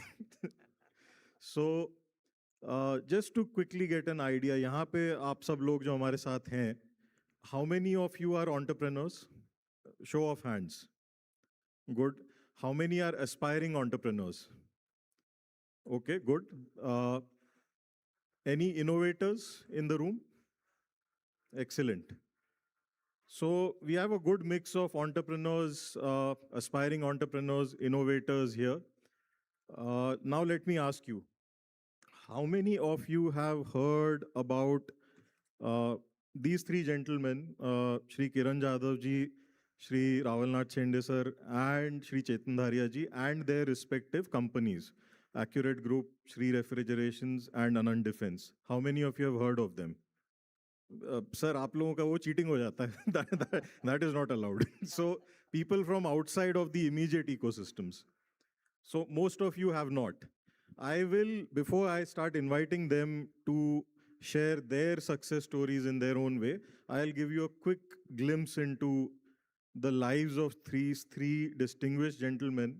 I have seen them, known them very closely, and I believe that perspective is required. So over here, as I told you before, you have three CMDs of three fast and emerging defense tech companies in the world. Mind you, not just in India. So Accurate Group, based here, they integrate design, electronics, and technology and manufacturing into the area of defense, into various sectors. Now, one of their most innovative projects, according to me, sir, is the automated minefield marking project that you've been a part of. So, अब आप लोग इसको national security और tactical importance के नज़रिए से भी समझिए. Minefields को automatedly mark करना, this has always been a major gap area. I'm sure General A.K. Singh sir would agree. He's an infantryman, he's a Gurkha. Sir, navigating minefields on the front lines has been one of the biggest challenges. So that is one area now we are solving with the help of technology. Shri Ravalnath Chende sir, Shri Refrigerations, they are a niche company which does HVAC solutions for, of course, for all three forces now, but their biggest contribution in terms of national security is to the Indian Navy. हम लोगों को शायद पता भी नहीं है, but most of the Indian naval warships and submarines are using HVACs designed, developed, and manufactured by his company. And first-hand work done by him. In fact, I was very fortunate to visit his plant in Karad a few years back, and sir himself took me around, and he showed me how in a city or in a town rather, which is not even on the coastline, he is building world-class naval solutions. So impossible kuch bhi nahi hai, sab kuch kiya ja sakta hai. And Chetan Dharia ji, now again, for all of us here, I know sir, but I know many of you have not heard his name, so you should know his work. In the armed forces, we have armored vehicles, tanks and BMPs. Viresh sir is here, he's from mechanized infantry. He knows what it takes, why it is tactically important, why and what it takes to keep them maintained. Now that is where directly Anand Defense comes in. One of their flagship solutions is actually in the serviceability and in the supply chain of spares for our armored vehicles. So हमारी फौज के जो tanks, BMPs वगैरह चल रहे हैं, उसका एक major contribution in terms of spares and serviceability comes from his company. And now imagine that you have these three gentlemen here, their companies are based in this region, in this state. Imagine the kind of work that they are doing and how much more potential do we have. So that is to bring about this correlation to the Shakti Summit. Now, without any further delays, I'll invite Shri Kiran Jadhav ji to take the dais, or sir, wherever you're comfortable, and share your story firsthand.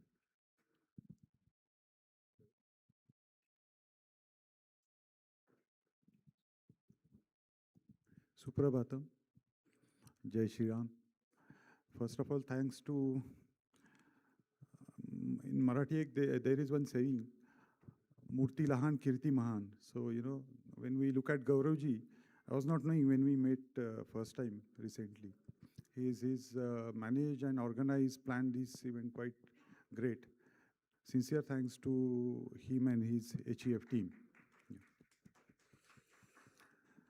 See, I started my business into industrial automation and other domains in 1993. And last 15 years, we have been working in defense. So Varunji has suggested to talk about success stories, but the case which he mentioned, we failed in that. So it was a failure story. But out of those many failures, we learned. And now I would say we are more accurate, as our name suggests, in choosing the project and working for the project. So one of my competitor friend in Pune, he grabbed that because he technically qualified, we could not qualify technically. But the feather in cap, as far as our defense journey is concerned, is which is demonstrated here by my co-director, Mr. Dharmesh. It is an AI-driven autonomous boat. So you can, in short, you can call it is a Tesla on water. So it is 100% indigenously developed. All IPs inside, only sensors for. Currently, she is designed to do patrolling surveillance, but she, as we talk to naval decision makers and strategists, she is also capable to do something, travel to Karachi, do something and return back without any human risk into it. So that is the beauty. And I would say, apart from this, we have developed many import substitute for Indian defense. I would say mantra for these all success stories was basically innovation for progress. Last more than a decade, we have been spending 1/3 of our salary bill onto R&D. Though we are MSME, we are plowing back our profits. And recently, we got an investment from University of California Fund in one of our group companies. So it shows that we are doing something at a global scale, technology-wise and competency-wise, sir. it has been always support by DRDOs and of course Southern Command and many other, I would say, defense organizations and MOD itself. But I think the instrumental or transformational thing as far as MSMEs into defense happened when late Honorable Manohar Parrikar Saab, under leadership of Honorable PM Narendra Modi ji, took charge as Defense Minister. I remember earlier all these defense requirements and kind of problem statements were guarded safely behind closed doors. But I think post Manohar Saab's intervention and transformation, it is pro-industry like RTN. RTN is a great example, which Brigadier mentioned. So actually that is what is enabling our kind of MSMEs, or rather it is giving wings to our innovations, not only for India but also for global markets. So many thanks to our visionary leadership in Delhi and support system, services of course, and industry ecosystem in Pune.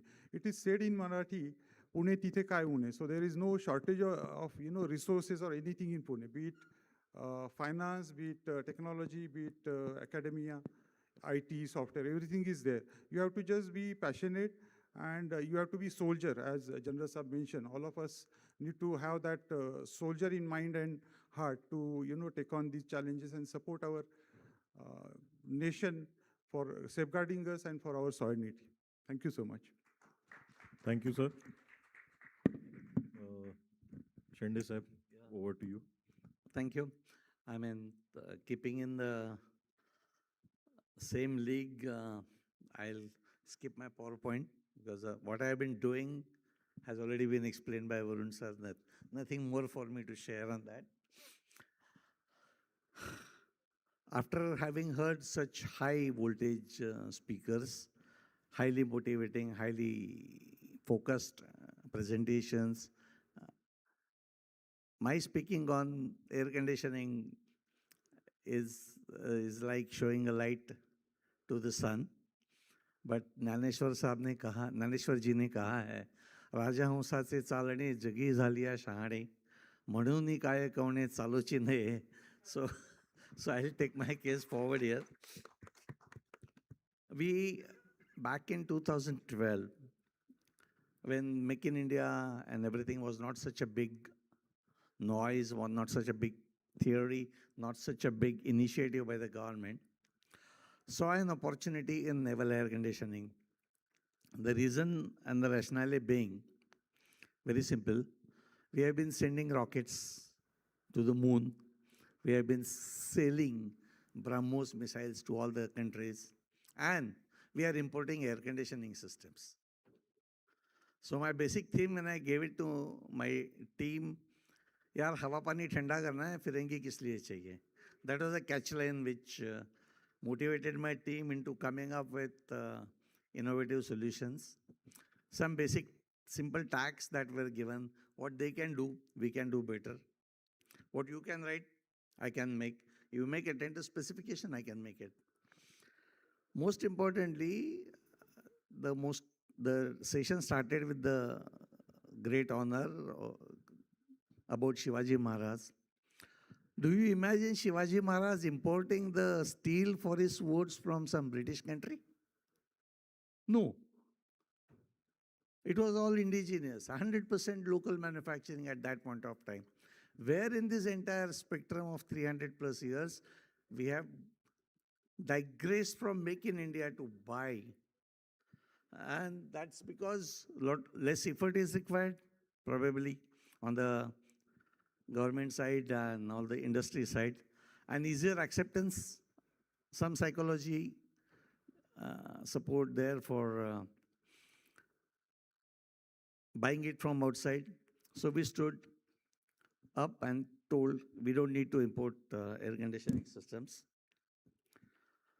The kind of platform, whenever I get an opportunity, I try to tell people the kind of opportunity, the kind of commercial potential that is screaming at you by way of expansion and strengthening of the armed forces.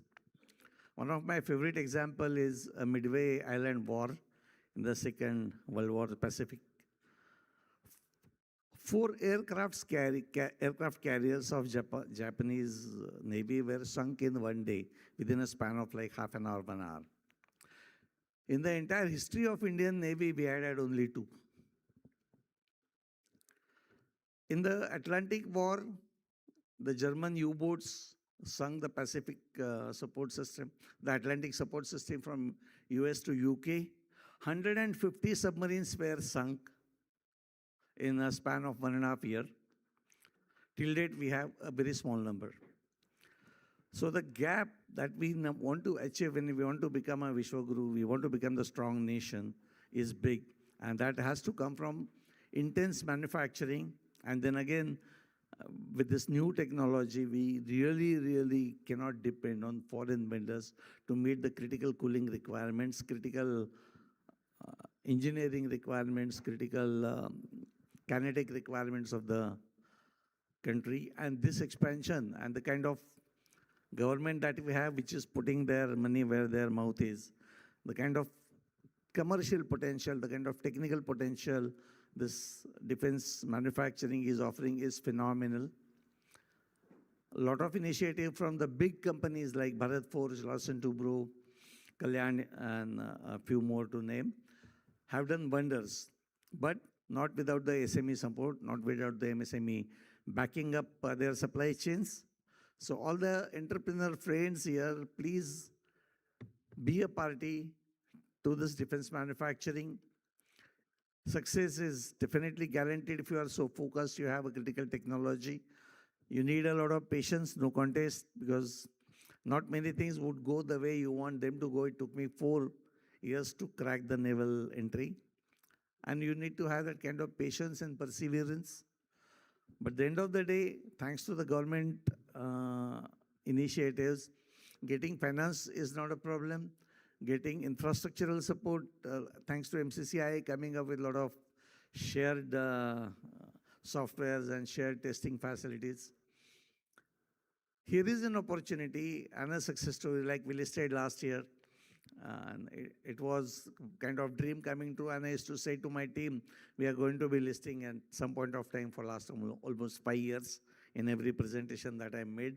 And if we could make it possible, thanks to a lot of government support, a lot of innovation from my team, a lot of opportunities that were being created because of strengthening of defense forces that's happening. And like all the wars that were mentioned in the last 1 hour or so, one thing is for sure, no country can outsource their security requirement. You cannot subcontract. Yeah, don't worry, I'll become a part of so-and-so group and they will take care of me. Nobody is going to come to you. They will give you a couple of drones and a few $1 million. Ja lad bete, main tumhare piche hu kind of story. We have to be strong, we have to be resolute, we have to be innovative, we have to be meeting all the challenges. Most importantly, like in every war, we have to be ahead of our enemies in terms of technology, in terms of hardware, software, application. And this brings a fantastic opportunity. My request to all of my entrepreneur friends here, the innovators here, please take your innovation to a logical level where it's being manufactured. And innovation not manufactured is of no use. And the support, the bridge that is required for this connect is offered by DRDO, offered by Navy in terms of NIIO Innovation Organization. Challenges are thrown on the internet to make this, make that. So please take good benefit of this. Wishing you all the best. Thank you very much. Thank you, sir. Daria Sahib, over to you, please. Yes, yes.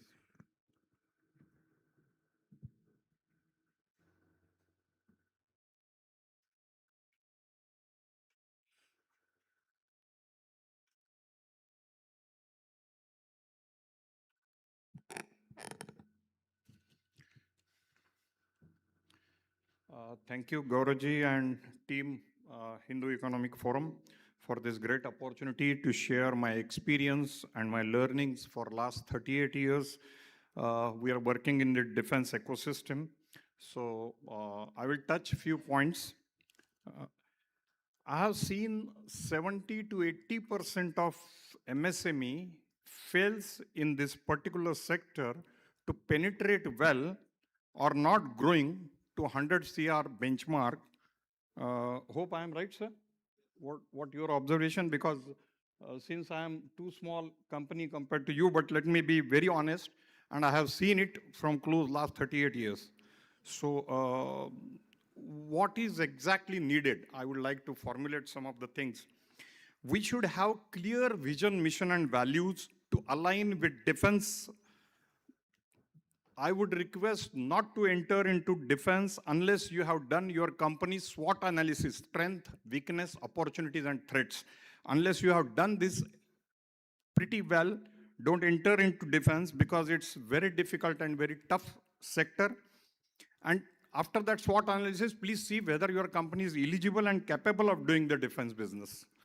That's my point, one point. Because only long-term policies works well in defense, and you should have cool mind and patience because it takes long time to get the success in defense. The sitting here, all my colleagues have spent 3-4 decades, even me also, to come to this level. So getting the order is a bit easy, but execution is tough because testing and validation, that cycle, not only it's expensive, but it's time consuming. Sometimes it takes not only few months, it takes few years. One of the item what we developed, it took 5 years for us to get the validation done.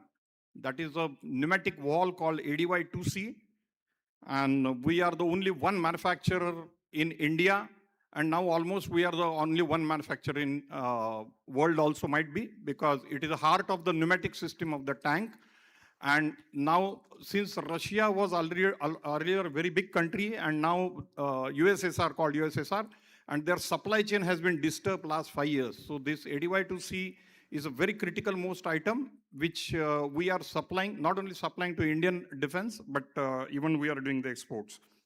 So please don't quote like auto components, because Pune is an auto hub, so a lot of companies quote on GEM portal something, and there is another one survey. GEM portal के ऊपर जो order place होते हैं, उसमें से hardly 30-40% order get materialized. Other orders are being cancelled because the people don't know how to do the exact costing when you are quoting for the defense. So please take care of that. And my request will be, you keep investing your resources slowly and steadily and increase your product portfolio coolly, very slowly. Profit-centering approach doesn't work in defense because if it is profit-centering approach, then you will lose your credibility, risk-taking ability get reduces, and you will create fear and stigma in mind, and so continuously you will be under stress, and naturally then we start blaming ecosystem, entire ecosystem for our failures. So study the ecosystem well. That is what my suggestion.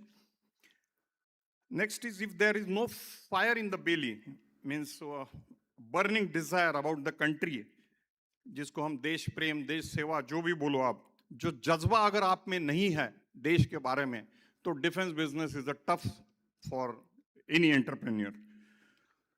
Always select some mentor to guide at every stage, as defense is a very vast and complex field. It's not so easy that you start supplying immediately. Your basic 4M, 4M means man, material, money, machinery, which is required for every businesses, might be good, but next 4M are needed to be strong. That is matrices, management, marketing, and methodology. Unless you have matrices means infrastructure. Unless you have proper infrastructure, proper methodology of working, every SOPs and everything at place, marketing department should be strong because it's not easy to crack the defense deals. And of course, this aspect is very important. Outsourcing and integration skill, this is also very important, as 100% in-house operations many a times is not possible. Communication skill, most important. Communication skill increases your networking ability. And this is must because you have to deal with many agencies, and many a times we lose patience because we have invested a lot, we have done a lot, but still our product is not getting approvals. So invest your time first in all these things. Then we have to leave comfort zone also because case study बताना है तो मेरे बारे में बताता हूँ 2006 से 2016 तक almost 10 years we were in the turnover range of 5 CR plus minus 1 CR and we were not doing any improvements in turnover. Naturally खर्चे बढ़ रहे थे, costing expenses बढ़ रहे थे, but turnover नहीं बढ़ रहा था. Then I have to take a guidance of my guru Dr. Yogesh Pawar from School of Inspiration Leadership. एक साल का पूरा उनका टेन्योर कोर्स पूरा मैंने लेने के बाद मुझे समझा कि बिजनेस सीखना है, सिर्फ करना नहीं है, सीखना भी पड़ता है. उसके बाद 2016 से आज तक लास्ट 10 इयर्स में हमने 12x टर्नओवर क्रॉस किया. Now we have cross 60 crore. This year we will be crossing 75 and very soon I want to match with Rawal Nath ji at least 100 crore benchmark. So let's see. And we are 100% defense oriented unit. We don't make any auto components. We are 100% in defense. Another point is we fail to drive the innovation, sir. इन्होंने already बता दिया है कि R&D setup limited रहता है हमारे पास. So at least new product development skill अगर हमारे पास है, क्योंकि defense की एक make to process करके है, no cost, no commitment. या फिर पॉजिटिव इंडिजनेशन लिस्ट आपने सुना होगा. Around 5 list has already published and it is available on various portals, region जैसे पोर्टल में. अगर उसमें से कोई आप आइटम सिलेक्ट करके जर्नी शुरू करना चाहते हैं तो that's a good, but then you need to integrate many things. So take it in mind. Poor delegation, हमारे पास डिलीगेशन नहीं रहती है. We must have a team. Rawal Nath ji was continuously mentioning about the team. Because all in one model, normally I have seen proprietary small companies. I was also a proprietor earlier, so I have seen all in one model रहता है, सब कुछ हम ही करने को ये करते हैं. But that doesn't work well. We have to work on our business, not in our business. If we work in our business, we become an employee of our own company. Then next point is accounts, finance, taxation. All this knowledge has to be very well. Particularly, I have seen many MSME who are not knowing much about this. They just tell, you ask my CA, I don't know anything. So because every of your decision gives impact on your top line, bottom line. So it's very important to know all accounting aspects. Balance sheet tells your business story in numbers. So finally, balance sheet should speak about your growth and your policies. Select one stream. जैसे हमने ordnance factory को select किया, क्योंकि defence में बहुत सारी streams है. जैसे रावल नाथ जी ने नेवी सिलेक्ट किया, इन्होंने ऑटोमेशन का हर एक जगह. But it's not easy. It takes minimum 5 to 7 years. सो एक स्ट्रीम पकड़ के आप पेनिट्रेट कीजिए. First tier now may be difficult in defence, क्योंकि डिफेंस की अभी स्ट्रैटेजीज पॉलिसीज काफ़ी चेंज हो गई है. छोटे कंपोनेंट उनको अभी, क्योंकि पुणे में ऑटो कंपोनेंट्स वाले ज़्यादा है, तो छोटे कंपोनेंट्स का अभी requirement. Now they need assemblies and sub assemblies in more this thing. So second and third tier में भी आप जा सकते हैं. जैसे BEL है, भारत इलेक्ट्रिक लिमिटेड, या भारत डायनेमिक्स लिमिटेड, या BML है, या L&T है, Bharat Forge Limited. There are many MNCs working for defence, so you can get align with them and that also you can this thing. अभी भाटिया साहब ने बता दिया 400 suppliers are there for only for one item, that is gun. So ऐसे लोग इसके साथ attach होने से भी अपना बिजनेस बढ़ सकता है. अगर आपको, जैसे मैंने मेरा बताया कि 10x स्टोरी 10 times अगर ग्रोथ करना है आपको, तो you should know your top 3 challenges which are like key organization hurdles. क्या है आपके 2016 में जैसे मैंने वर्कआउट किया कि what are my top 3 challenges. That was infrastructure, supply chain management and export. So infrastructure के लिए हमारा तो 1000 स्क्वायर फीट के छोटे 2 गाले थे कोथरूड में, अभी भी है वो. तो that doesn't works out well. So naturally we purchased 2 acre plot in Shirwal and we made a big factory. I think Prashant ji and Gunesh ji have already visited. And full-fledged setup established होने के बाद, then we started growing in a very parabolic way. Then supply chain management. हमारा supply chain management local Pune के suppliers थे, तो naturally we have selected pan India. हमने supply chain network establish किया and that has helped us like anything. Third challenges was export. Export हमारा zero था, तो हमने रशिया से लेके अबू धाबी में इडेक्स एग्जीबिशन या इजिप्ट में भी एक एग्जीबिशन रहता है, और डिफेक्सपो तो पूना में, पूना में नहीं, लखनऊ में है, गोवा में है, जहाँ जहाँ भी एग्जीबिशन होते थे, दिल्ली में थे, वहाँ हम पार्टिसिपेट करते थे. उससे हमें पूरा नेटवर्क पता चला कि who are the global buyers, तो उसका एक काफ़ी फ़ायदा हमें हो गया. And then we entered into exports also. Success means growth, and growth means change. So change in yourself is first, and that is very important tool, because unless you change yourself, you can't change your business. See our Prime Minister Modi ji का मैं एक example देना चाहूँगा. Version 1.0 as a CM Gujarat, Version 2.0 as a Prime Minister India, Version 3.0 as a world leader. He is a toppest leader of the world. So वसुधैव कुटुंबकम एक simple statement लेके वो ये कर रहा है. So this is the great. If we relate it to our business model, this Modi ji का model, so our business अगर स्टेट में है तो वर्जन 1, our business अगर पैन इंडिया है तो वर्जन 2, our business अगर पूरा वर्ल्ड में आप कहीं भी आपका कस्टमर है तो उसको आपका मटेरियल जा रहा है, so you are version number 3. So take it into that way. Put your core values on ground, not to display, because I have seen many times company display their core values, vision, mission in the reception. No use unless you put or your core values on ground. उसके बिना आपको result नहीं मिलेंगे. अभी 21 जून को international yoga day है, तो इसलिए मैंने ये लिखा है कि तीनों योगा करना है, कर्म योगा, ज्ञान योगा, भक्ति योगा. अभी ज्ञान योगा के बारे में तो हम कर्म योगा तो कर ही रहे हैं, that's why you are here, because we are all entrepreneurs, businessmen, yeah, whatever.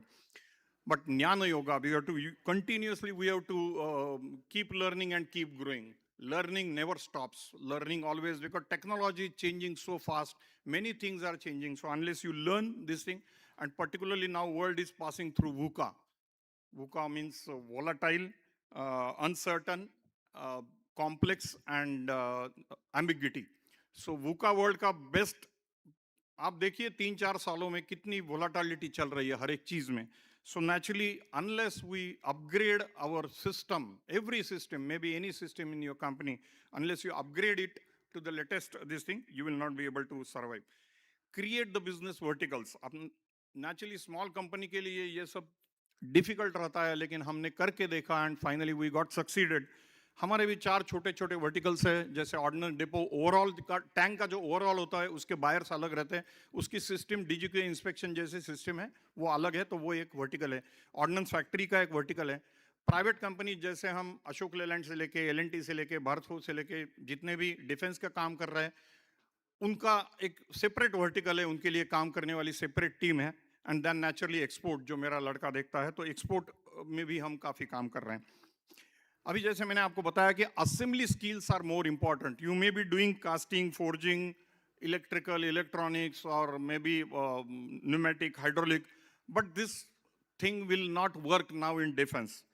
सो क्योंकि मेक टू प्रोजेक्ट में अगर आपने पूरी लिस्ट देखी, इंडिजिनेशन लिस्ट आपने पूरा देख लिया, तो उसमें कंपोनेंट कहीं भी आपको दिखेगी नहीं. There are many assemblies and sub assemblies. तो इसके लिए मेरा एक सुझाव है कि you have to make project partners. 4-5 company मिलके एक छोटा सा project partner, select good one, जिनको उस डोमेन के बारे में नॉलेज, स्किल और एटीट्यूड अच्छा है. जैसे बड़ी कंपनियां तो जॉइंट वेंचर कोलैबोरेशन करके टेक्नोलॉजी लेके शुरू कर देते हैं. For small scale company this can not go through. So अगर एक छोटा सा ऐसा प्लेटफॉर्म बनाया और जिसके ऊपर, और हमने ये कोशिश किया, and that's why we have developed last in 5 years we have developed 3-4 very critical assemblies and sub-assemblies for defense, which has given a very boost to our company. So ऐसी सब चीजें आप कर सकते हैं छोटे छोटे प्लेटफॉर्म पे. We have to trust well on. Yeah, I will close up. So 2047 Vikasit Bharat. So we may not be, we may be there, may not be there, but let's make a path for pave the path for the next generation, because all positive things now working in Bharat, and Bharat is changing, so we also must change. I will conclude with 5-6 statements. Abhi nahi to kabhi nahi, because growth happens in the right ecosystem. So we are lucky to have the growth mindset PM. Sabka saath, sabka vishwas, sabka prayas, sabka vikas, wo aapne, and this thing is happening on ground. So let's grow together. Let's build a brand Bharat. Collaborative approach रखना है, जैसे साहब ने बताया, collaborative approach, competitive approach नहीं रखना है. Go beyond the limit, whatever you do, there is no gain without pain. Higher the gain. So struggle for scalability, business को स्केलेबल लेवल लेके जाने के लिए स्ट्रगल करो, not for stability.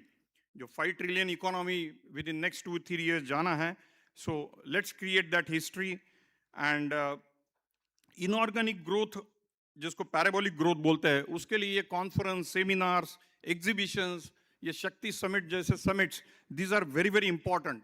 Because Hindu Economic Forum हो, लघु उद्योग भारती हो, MCCI हो, या बाबा कल्याणी ने शुरू किया हुआ Society of Indian Defence Manufacture हो, ये सब चीज़ें कैटलिस्ट है अपने ग्रोथ में. Naturally it help us to grow very well. And Make in India and Make for World is not now just a नारा नहीं है, ये ग्राउंड पे चीजें हो रही है. So be part of it. Atmanirbhar Bharat has opened many doors for all of us. So and that's how we can finish the war in 30 minutes. कुछ बड़े बड़े कंट्रीज 3-4 महीने से लगे हैं, या कुछ 3-4 सालों से वॉर चल रहा है. Complete world is suffering from no growth, no progress, but Bharat is going ahead, and that's our strength. Bharat is now becoming world's favorite manufacturing hub in defense also. So मैंने एक सकाल में लास्ट सेंटेंस था, सकाल MCCI का एक authorise news सकाल में आया था. 6 years में डिफेंस सप्लायर 264 थे पहले, 5-6 साल पहले, अभी 1143 है. Almost 5 times defence suppliers in Pune has increase. And surprising fact, एक मिनट, सरप्राइजिंग फैक्ट, 1143 में से 586 एक्सपोर्टर्स है, defence exporters. That is only in Pune. Just imagine. So great contribution by the Pune. So Pune is not now auto hub और IT hub, it is already a defense hub. So thanks to HEF to organize this, particularly on Shivarajyabhishek Din. So let's take a oath, do or die for my country Bharat. Jai Bhavani, Jai Shivaji. Thank you. Jai Hind.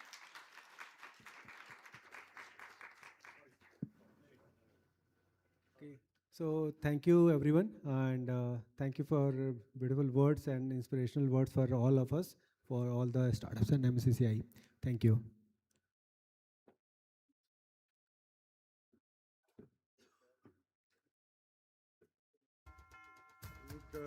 While this gifting is on, I think I would appreciate Chetanji for his 360-degree view about how to run a business, how to scale up the business.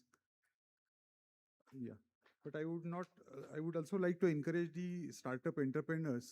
See, the boat you see outside has been under Accurate, but the whole team who has built or developed the boat is actually all new entrants in my organization. So it is a startup within our company. So definitely we have mixed approach, make 2 projects where we need a industry ecosystem, everything, but we need that startup and innovative mindset to take on these challenges.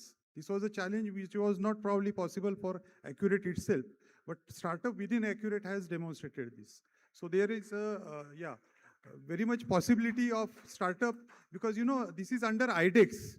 So IDEX is a great platform for a startup where you don't have anything. The Navy has invested 50% in this project. So, they are supporting us. Yeah. So there are certain ways for starting entrepreneurs as well. Yeah. Thank you.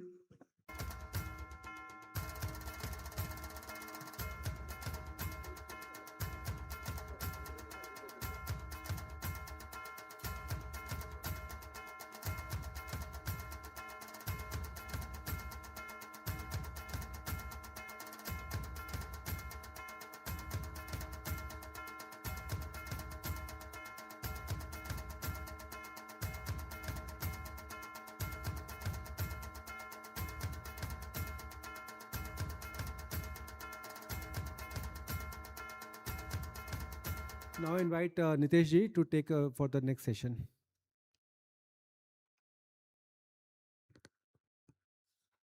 Thank you, Rajesh ji.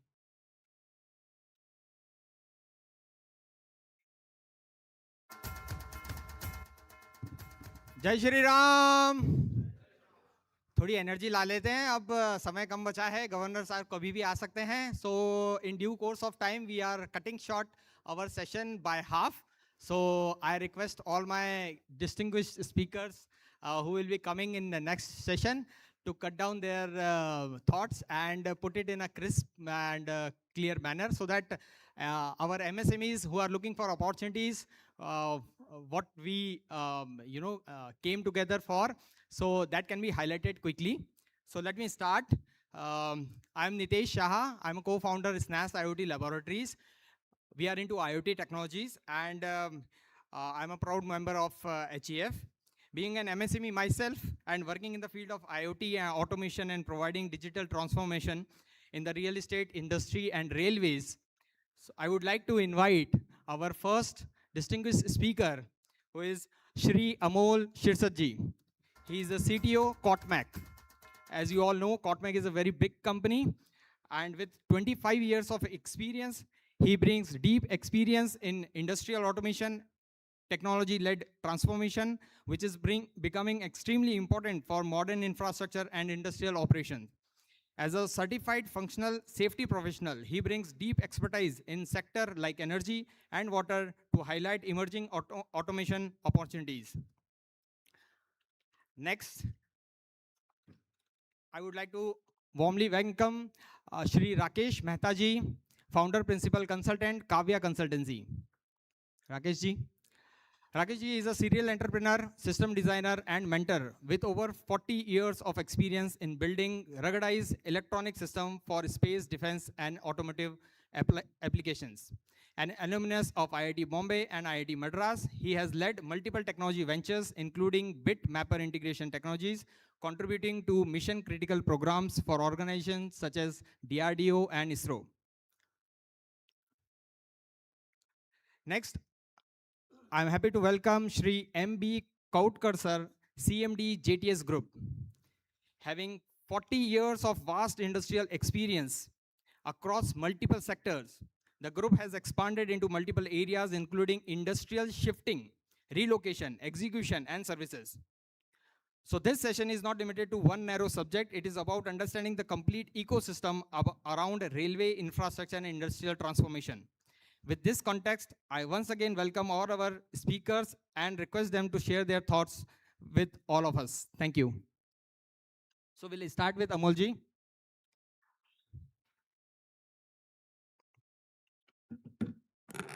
Hello. So I'll be quick enough and will be not taking the time. So with the powerful sessions in the morning, as well as the motivational session in the morning, everybody touched today on the technological aspect. So I would like to talk about the technological. India being targeting to be the top 3 economies. So for that, the technological stuff is very important. And being in the technological subject, I would like to touch base on the 4 pillar. So having a 5 trillion economy or running to the 10 trillion economy, it requires 4 fundamental pillar which are related to the automation system. Can you have the next slide? Next slide. So these are the 4 areas which I would like to touch base. Mainly all the automation plants require automation. We are running in the industry 4.0, which is more about the connected factories. The data is getting generated and we are evolving to the smart factories. So it can be for a defense sector or even the infra sector or even the manufacturing sector. Further, there is a crux of go to market very fast. Post-COVID, we are saying, and even with the war, we are saying that it's very important that we bring the technology to the table as early as possible. So digital twin and the simulation is the area which can leverage that technological aspect to everyone. And as a SME or a MSME or as a startup entrepreneur, these are the some pillars which can help us to get leverage of the technologies and help to establish the systems production facility very fast. Further, the automation technologies is not now silo now. It is interconnected with a lot of disciplines. It is interconnected with the AI and ML also happening. Yeah, thank you. Like AI and ML, all the data is getting generated and we are looking for a system which can predict the production, which can predict the asset performance. So again, these use cases are relevant to all the industries. It's not something that this technological stuff is valid for one industry, followed by the cyber security. So the cyber security is one of the fundamental pillar, fourth pillar, I would say, in all the technological staff. We are talking about the IT security and the OT security. The OT security is something different, like all the manufacturing plant or infrastructure. Its fundamentals are different, the priority are different. OT, that is the automation system, has a priority on the availability side, while the second is about the integrity and the confidentiality, while the IT stuff is different. So handling the OT security needs a different type of approach. And when we are building such a plants, be it for a complete infrastructure like data centers or any refineries or a power plant, having all these four pillars are very important. So these are some of the upcoming opportunities in the sectors where the engineering technologies, Pune being the hub for the academians. So a lot of things can be, I would say, for even the new entrepreneurs, MSME, these are something footprints, they can evolve and start working on this thing. Most of the speaker mentioned about the specialty. Each industry has its own specialty. Even if we talk about the HVAC system or a drone manufacturing or a simulation in the drone or a data center application or an infrastructure, be it or even the new technology like semiconductor industries, each has its own specialty. And again, getting specializing in this all four areas are very important. So there is a lot of opportunity for each player in the specific domain on this four pillar.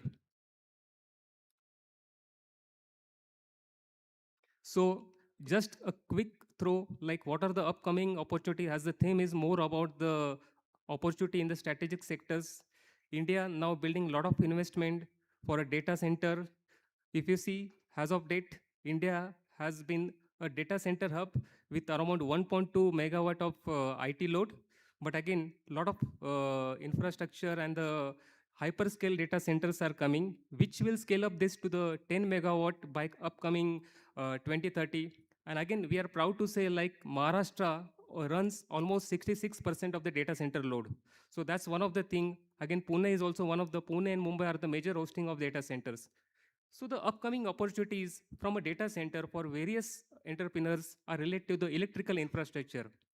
If you see, data centers are major in the gigawatt, megawatts. So again, the lot of big electrical infrastructure, which also requirement of the panels, UPS systems, as well as the utility system, like the HVAC system, what we also discussed for the nuclear. So again, the HVAC system for a data center is very essential for the cooling and the chilling of the plant.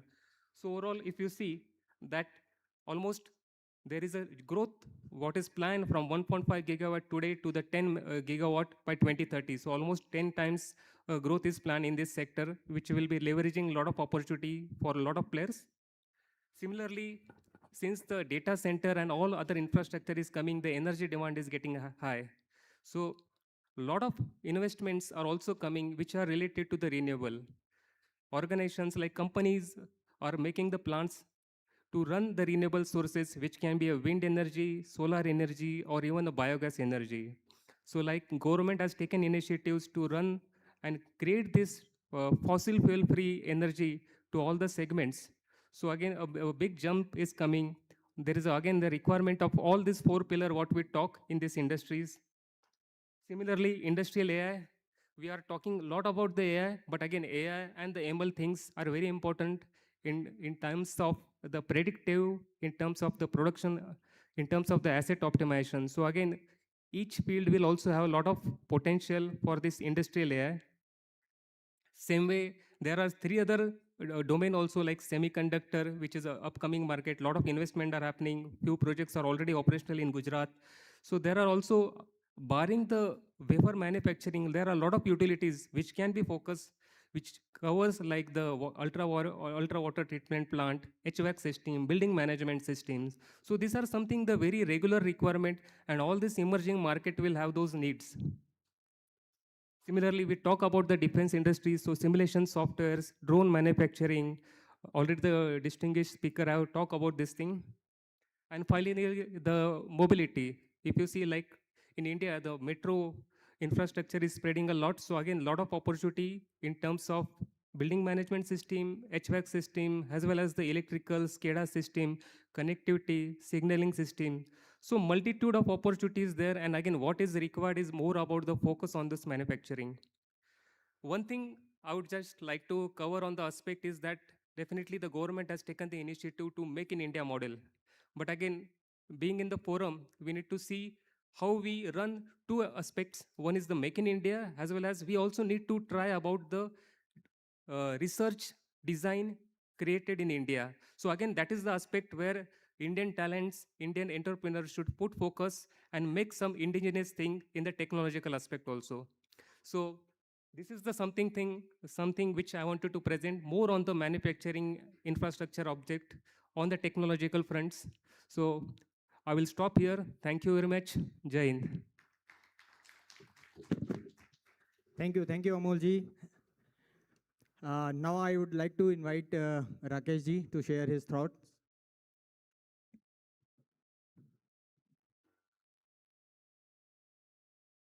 We made it in a presentation format because we want our SMEs to take away, from the event, so that some numbers, some realistic details need to be, captured, and you can take away with this note. Slideshow. Nikhilji.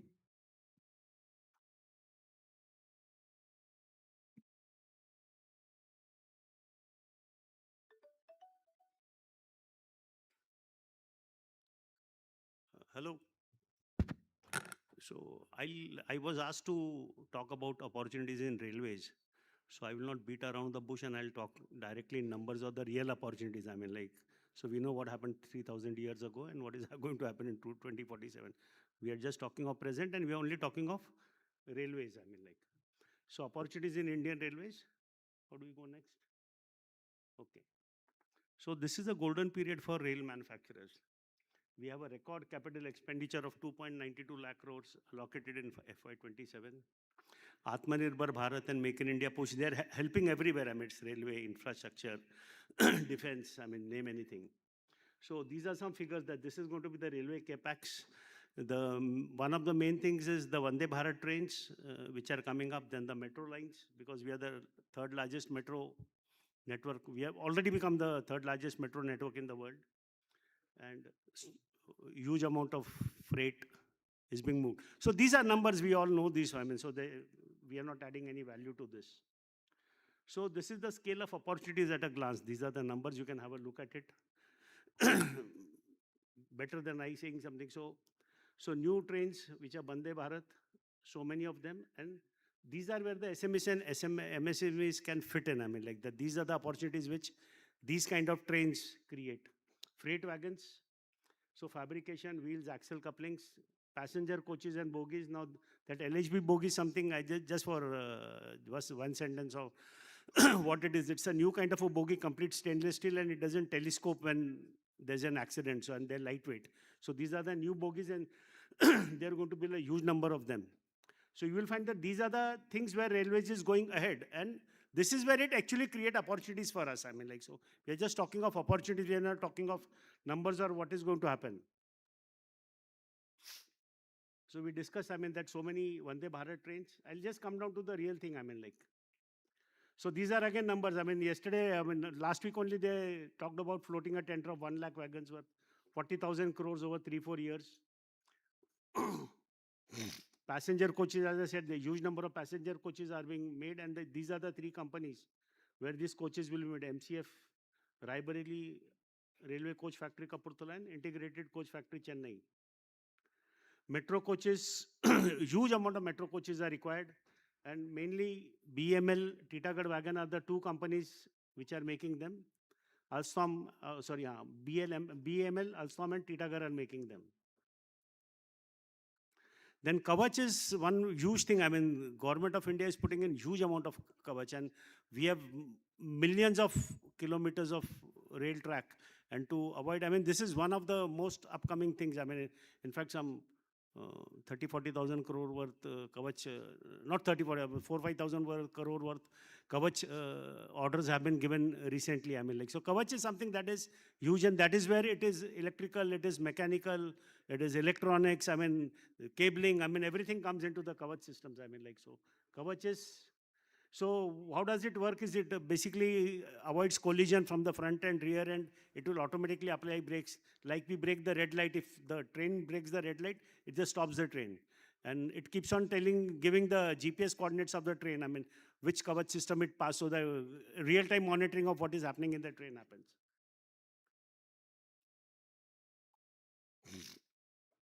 So these are the opportunities which are there. I mean, like, what Kavach system brings, and there are 3 companies, I think so, HBL, Kernex, and there's one more company. I mean, 3 main companies which are working in this. So this is Kavach, we all have heard about it. Indian government is also coming up with a PLI scheme. They have still not announced the PLI. They have proposed the PLI scheme, it's not come up. So they'll be providing production related incentives about 100,000 to 1,500 crores very soon in railways. So that is one thing, because PLI schemes and DLI schemes have become very popular, and that is where, because what happens when you are developing something new or you are producing something new, money is the problem. So government gives lots of incentives, and I think so that is one thing which we as HEF should form a group and help people know where it is available and how do we avail of it, because that's a very important thing. I mean, like, so I think so this is the key slide, I mean, of my presentation. That was all theory that, I mean, we could get from the internet also. That key players and partnership routes. So if you say the segment of Vande Bharat, then these are the major players who are working in it. Where are the subcontracting opportunities? And what is the best partnership route? I mean, so this directly hits the bullseye. I mean, like that if any SME, MSME wants to, we all hear this news, this is there in the TV, AI will give you all the information, but this is where if you really want to do something, then these are the growth areas where the money is. These are the companies who are working in it.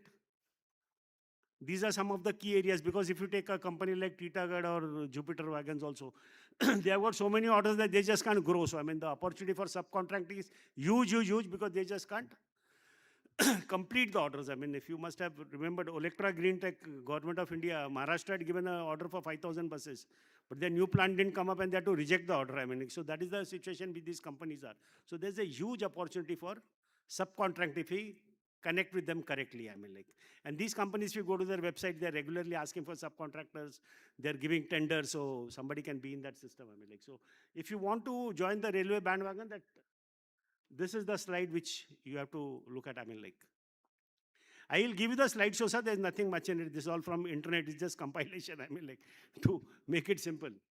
And what are the red flags and major challenges? Now, this is also, everything is not hunky-dory. I mean, so in India, if you're working, there's going to be a red flag. I mean, so the biggest red flag is RDSO approval. Everything that railway buys or their subcontractors, even if the manufacturers buy from subcontractors, it has to have a RDSO approval. So if you directly try to get an RDSO approval, as Dhariaji was saying, I mean, for some product they took 5 years. I mean, like, so RDSO is a tricky thing. So the best thing, if any MSME or SME wants to start, is becoming a tier 2 or a tier 3 supplier initially and then going up the value chain. That is the best thing to do. Second thing is compliance, because defense and railway systems are mission critical. If something goes wrong, you lose lives, and so it is news everywhere. I mean, everybody in the world knows what has happened. So they have these standards like ISO, SENLEC, and SIL4. SIL4 is a pretty complex standard, and all Kavach systems have to go through SIL4. I mean, like, but we can mentor you or guide you. We can tell you how to go about it. It's not that it's rocket science. It can be done. So basically, compliance is more of a mentality or an attitude than doing the real thing. The real things will happen automatically. Working capital is another thing. I mean, long payment cycles. I mean, because though the order comes, but what happens even if you go to become a tier 1 or tier 2 supplier, by the time he makes a train and sells it and he gets his order, it's going to be taken. So working capital is one thing. So that is where PLI, DLI scheme can help you. And technical capability. I mean, you have to be able to scale. Precision is all that is required. I mean, like, so these are my way forward recommendations. If somebody wants to get into railways, we can discuss this offline. Thank you, sir. Thank you so much. Thank you so much for the valuable insight. It took a lot of effort to compile this. So thank you really. Now I would like to invite Kotkar sir to share his thoughts.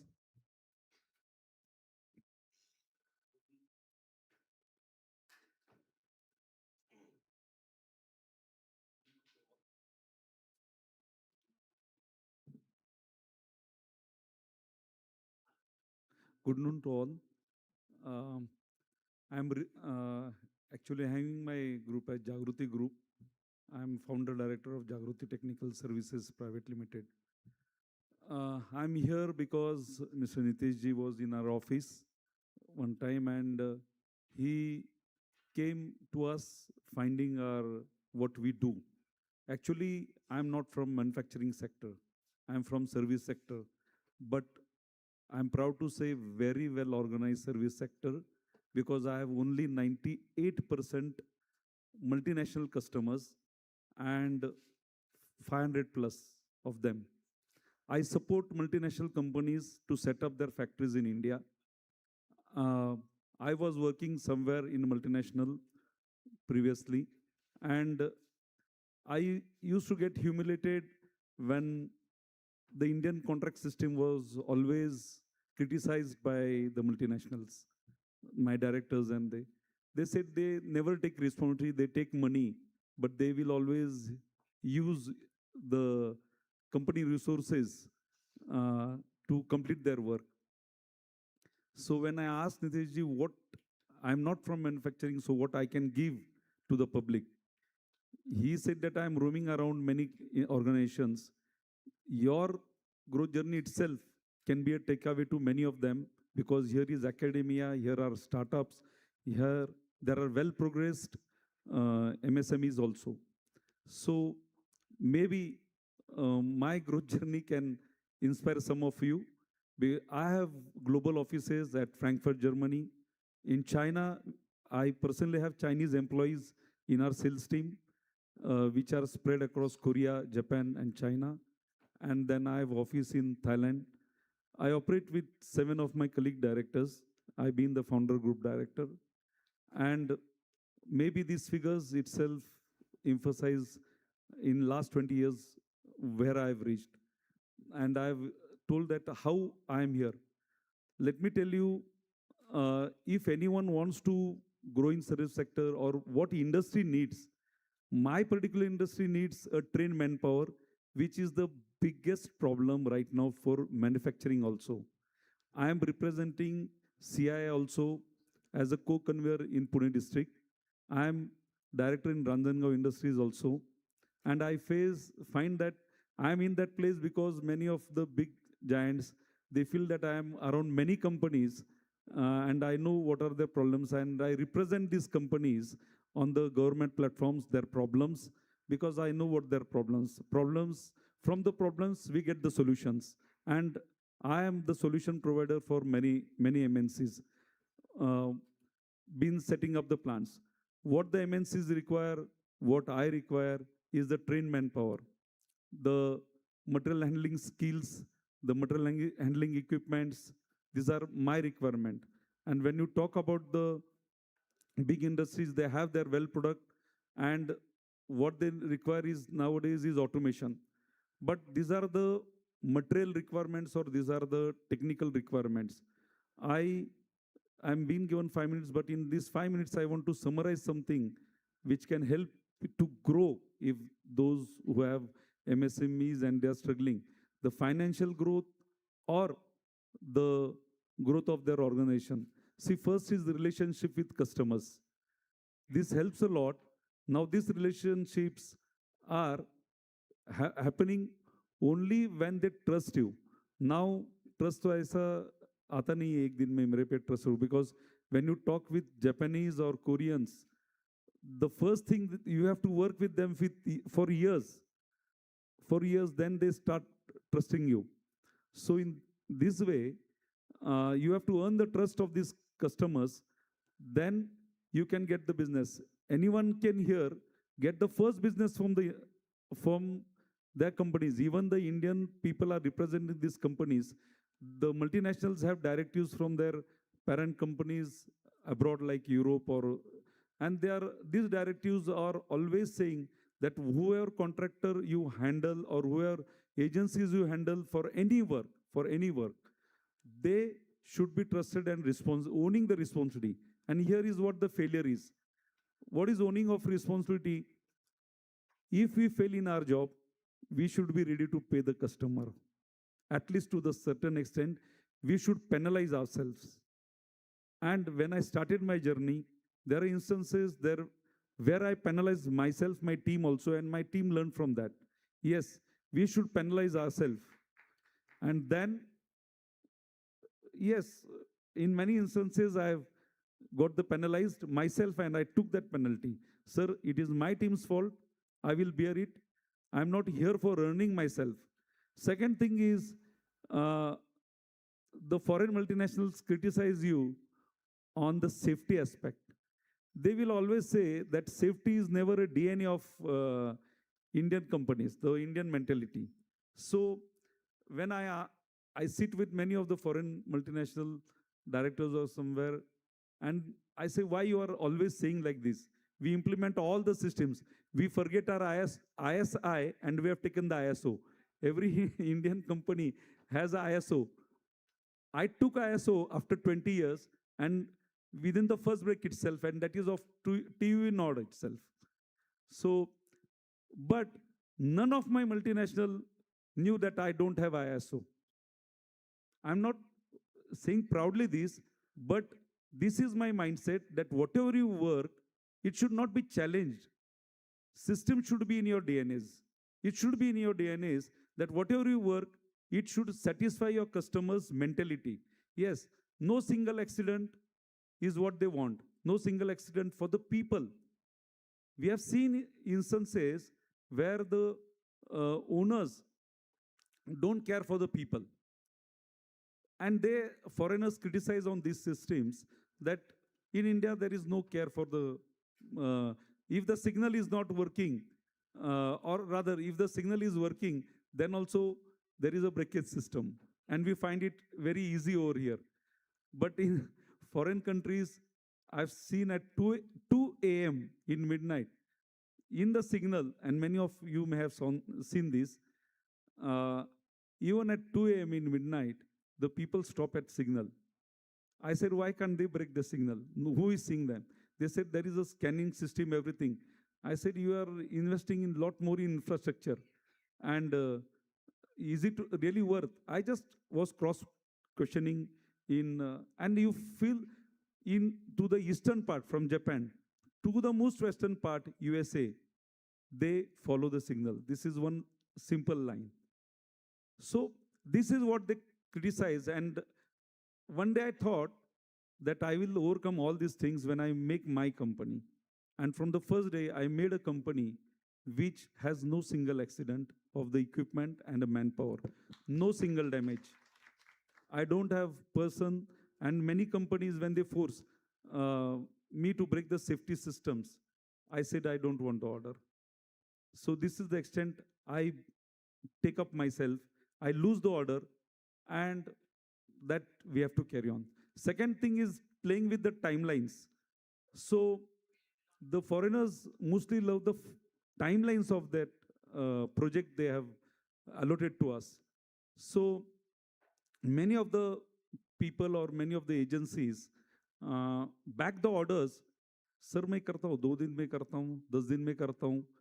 Actually, this is again the criticism. They said you just take the orders, but you never work in timeline. I tell them. Actually, Shekhar Singh ji is waiting. He has a meeting at 2:30. Okay. We need to wrap up so that we can have the temple track. Otherwise, we have already pushed one track post lunch. So I request to please wrap up. Yeah, yeah. Sorry for the same. Sorry for the same. No problem. So with the interest of time, let's wrap this session as quickly as possible. So we'll be having a round of applause for all the dignitaries, the speakers who shared their thoughts, and it will be definitely a takeaway for all our FSMEs. Thank you so much. Thanks to all.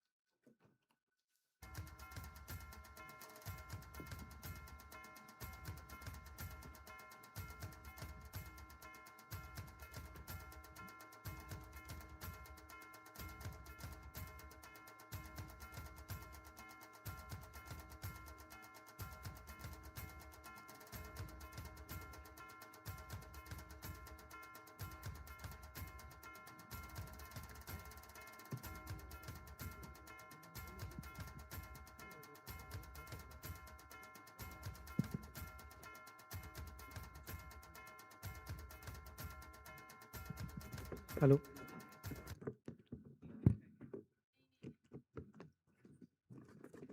Namaste, Jai Shri Ram. So next session is very important, and for that I would like to invite our honorable speakers on stage. So the section is about Hindu temple economy, Mandir Artha Vyavastha, and for that I would like to call upon our honorable speakers, Mr. Shekhar Singh Ji, IAS Commissioner for Nashik Kumbh Mela. Sir, please. Then we have Giresh Vasudev Kulkarni ji, who is the founder of Temple Connect. Then we have Shefali ma'am, Shefali Vaidya ma'am. She is a very well-known author and speaker. Then we have Prashant Sachin ji, he is the founder of Shri Mandir app and app for Bharat. Then we have Dr. Kiran Shinde. He is a professor and researcher on temple economy stuff. Then we have Dr. Kiran Limeji.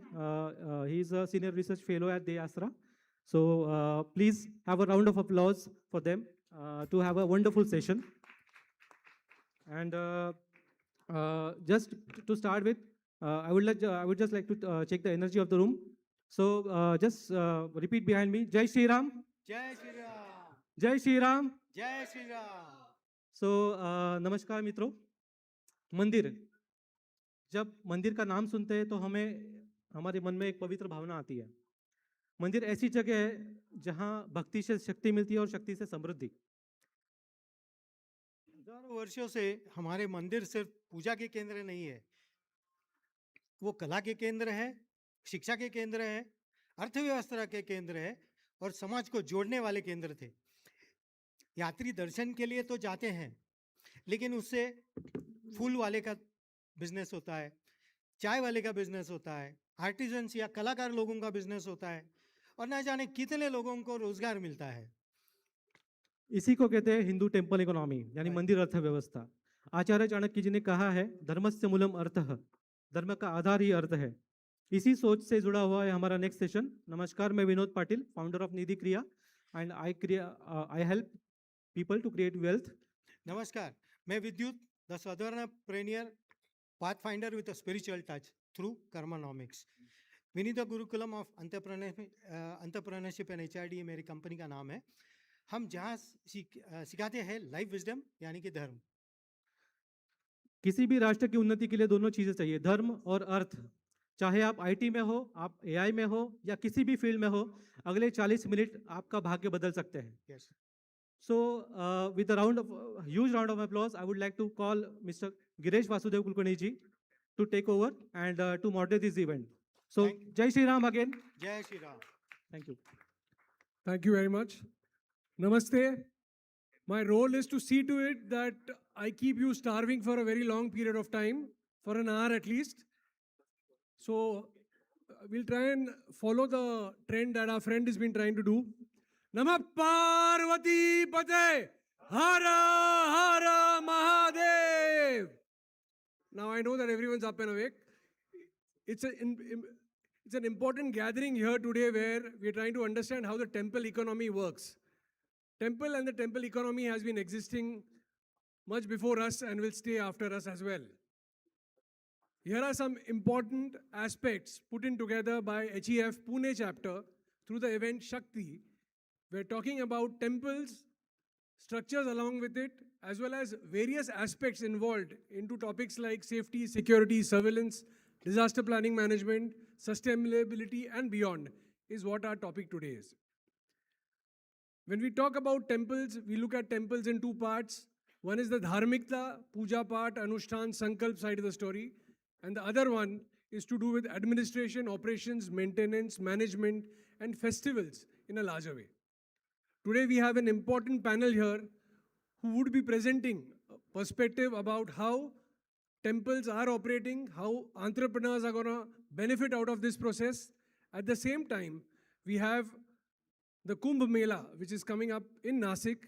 We have Honorable Shekhar Singh ji here and the respected panel who's going to be giving us an overview about how we need to be ready for the upcoming Kumbh Mela, how we as citizens should participate, how we as entrepreneurs should contribute, and as individuals, how do we think going to a Kumbh Mela is going to be a wonderful experience, and how are we going to make it a larger than life experience through their knowledge. We have Dr. Limay with us.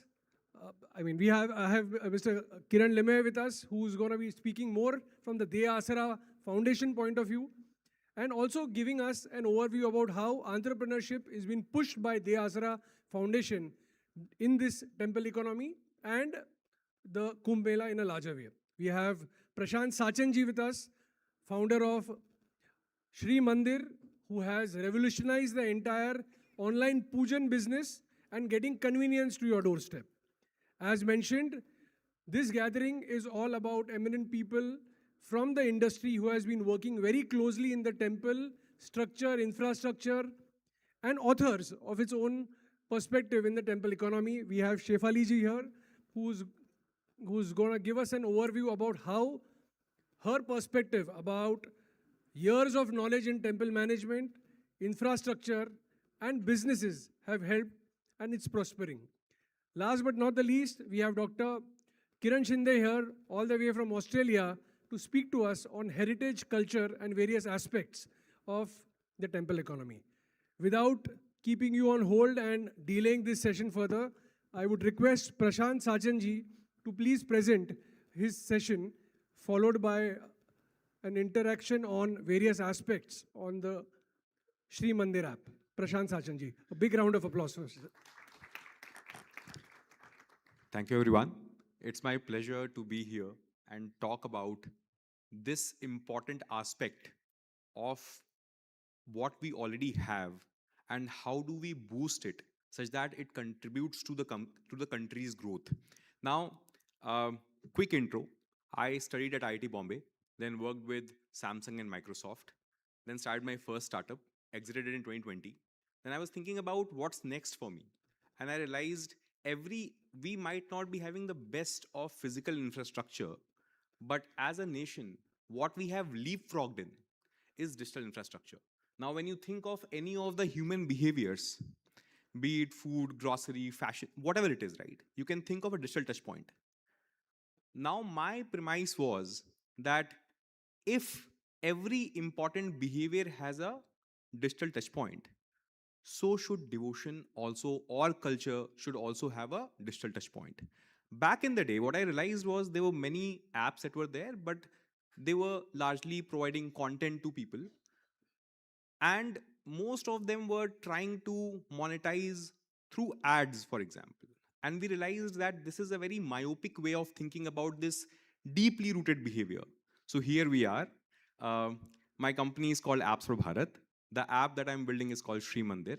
Our goal is to build products and services that serve the devotional and spiritual needs of people. In here, what you see is what our core thing is. So, as a country, we might not be having the best of the beaches, but we are a land of culture. We have seen this over and over again. Kumbh, Mahakumbh in Prayagraj was a great example where half of the nation turned up for the holy dip. So is the case with every other temple town that we are seeing. I have a view where I realize that in our country, to be able to elevate local economy, the best way to do is by boosting tourism in there.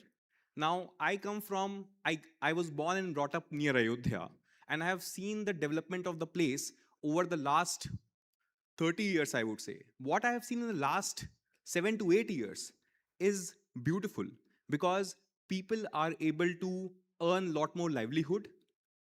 Now let's think of two paths. Path one, we would have done enormous investment around manufacturing, infra, and so on, and be able to create employment through that. We should do that. I'm not saying we should not do that. But investing in the infrastructure, in the culture of that place, led to the boost of local economy there. And that's the fastest way to create employment, fastest way to create economic help to millions of people who would be living there. So with Shri Mandir, what we are trying to do, we are enabling India's culturally important destinations for everyone and boosting spiritual tourism. To give you a quick view of who we are the largest tech platform in the country when it comes to devotional and spiritual needs. In the last 5 years since we have been operational, our app has around 4 crore installs. At the same point in time, we have partnered with 100 plus temples. What we do is we bring their services to people. What kind of services? Now, there are, let's take a case of Vaishno Devi, for example. Guess how many people would have visited Vaishno Devi in last year? Quick guesses. Sorry? 100 crore? The population is 150. So, quick guesses. 10 crore? I said that in the previous session. So 96 lakh people visited Vaishno Devi last year. And that's the max that mountain can accommodate. And we have seen what happens with over-tourism, for example. But Vaishno Devi is top of the mind consideration for half of the population. Of course, they have a live stream that would come every single morning. But that's not the best of the way in which people will engage with their place of worship. It has to be more participative. So what we bring is we have partnered with around 100 plus temples. 50 lakh people use the platform every single month. And these services like getting to participate in a puja live from that particular temple or making offerings at those places have happened more than 30 lakh times on the platform. What we have also done, and credit to the way we have actually built this ecosystem. Prior to us in 2020, when I was thinking of starting this company, people told me that, hey, you're building something in devotion. No company has raised any private money. No company has gone public. Why would you do that? I was a second-time founder then. And I realized that if we are able to serve people very, very well, we'll be able to create a lot of value for everyone in the value chain. And because of which, for the first time in a country like ours, where private money never came into a sector like this, we have raised roughly $50 million, and we are a Series C funded company. And I think this is essentially the new India, where a sector like this is seeing private money investment, temples opening up, people partnering with us, and so on. I'll move a bit ahead. We are a team of, I would say, technocrats, people who were working elsewhere at different jobs. We all believe that something like this should be built, something like this should be created. I'll move ahead. Now, there are 3 areas that I wanted to emphasize on, which are very, very important for us to solve. The first one, I did not have a right word. Maybe I'll ask Shekhar sir to help me with the right word, which is, the first one is over-tourism. I think the spaces that we have, where the places of worship, can accommodate only so many people. And most of them, the popular ones, are running at full cap at this point in time. And the numbers have actually tripled, doubled in the last 5 years. Now that's the max that they can actually accommodate. And beyond that, the infrastructure crumbles. So the first thing that we would want to solve is over-tourism, for that matter. How do we, the people who could not make it, the remaining gap, which is 30 crore people for whom Vaishno Devi was important, and the 1 crore people who would visit, the delta, which is 29 crore, how do you create access for them where they can feel they are there, they are able to participate every single morning, for that matter? Now that's the first part. How do we enable over-tourism in ways where we make it more sustainable? Second part, which is very, very important to us, is we started partnering with temples which were culturally important but not popular. There are many case studies that I'll share with you on the work that we have done, and many of these places now are seeing increase in the footfall. So that's an important part that we do. And the third, which is inclusion and global access. I'll give you an interesting data point. 18% of the people who have booked these services on our platform are above the age of 60. 25% of our demand comes from outside of India, and so on. So we realize that even though people would want to go, it is not possible because of certain constraints for many of these people, for that matter. And can we help solve inclusion and access? I'll move a bit ahead. This is just a glimpse of what happens on the platform. So for example, every large temple in the country would do live streams. But what we realize is live stream is a very non-participative way where I'm sitting in front of the TV and something is happening. But what is important to a devotee? What's important to a devotee is when the person who is orchestrating that tells you that today is this tithi, this is what I'm doing, this is what happens next, and so on. All of that makes you feel more involved. And the person who is more involved will develop deeper connect. And as that deeper connect gets established, these people would go on and travel to that particular place a lot more. So what we end up doing was, instead of just a plain live stream, we would enable live participation every day from various of these spiritual destinations. And what people do in there is, people would, let's say, Panditji will actually read out their requests, give them blessings and so on. It is a beautiful way of engaging with people.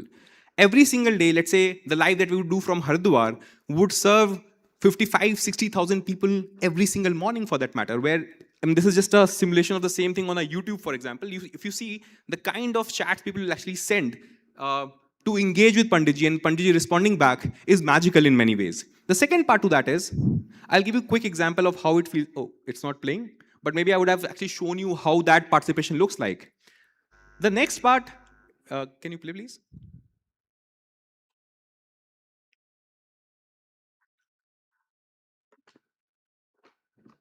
Can you just put it in the middle, maybe towards the very end? Yeah, this part. Towards the other part, last part maybe. Can you scroll it further? So this is happening from a ghat in Haridwar, and Ashish, maybe towards the last part is when that's all. Yeah, can you play it? आज जिसमें से यथा भी मनिश्चित कामना, जिस भी मनोकामना से आप यह चढ़ावा नरसिंह भगवान को चढ़ा रहे हैं, वह जो मनोकामना मन में स्मरण कर लेना। यथा भी मनिश्चित कामना, राजद्वारी, व्यापारी, न्यायालय, सर्वत्र विजय लाभ आदि प्राप्त की कामना है। आज जिसमें समय विशेष चढ़ावा संकल्प। Can you go back to the slides, please, again? Yeah. Now this is done at scale, where every ritual is being performed live. The second part to that, can you please go back? I'm not able to navigate from here. Yes. Now, I would say that is good, but what is great is an example like this. Now, we have a very thorough research team. We actually go and identify places of worship which are culturally important but not popular.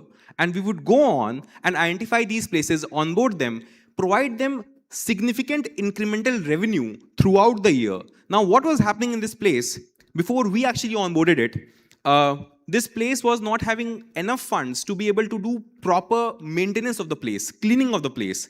What the authorities there or the Samaj there is reporting to us right now is around 100, 200 people would visit there from outside in those premises then. Now that number has gone closer to 1,000 at this point in time, and particularly during the weekends. Now this is essentially, now the point I'm trying to make is, online access doesn't reduce the offline access in any way. What it does is a job which is similar to social media, where as long as I would keep on putting these things, people will build that connect and will keep on connecting a lot more. We are right now doing it across many locations, and we are figuring out ways where we can take it to many more of these places and make it magical for people to be with. We have also done these works in, let's say in the last time when we were doing this work, we were doing this in Mahakumbh. And what we did was, then we were actually, let's say, able to do these services, similar services for around 3 lakh participants during the entire stretch of Mahakumbh. We hosted live experiences. We also were able to take proper commissioning, and we were able to pack these Ganga Jals from the mid of the Dhara and send it to people's home. And we were not able to understand how much demand we'll be able to get. But to our surprise, in 3 days we were stocked out, and because we had not planned for it, we were like, what else to do then? So thank you so much. This was my time. I'm really glad to be here. Thank you so much. Thank you, Prashantji. I think it's indeed an important part where technology and knowledge comes together with heritage in a larger way. I would now request Honorable Shri Shekhar Singh Ji to share the upcoming Kumbh Mela initiative as well as an overview. A big round of applause for our Honorable Shekhar Singh Ji, Commissioner, Trambakeshwar, Nasik, Kumbh Mela.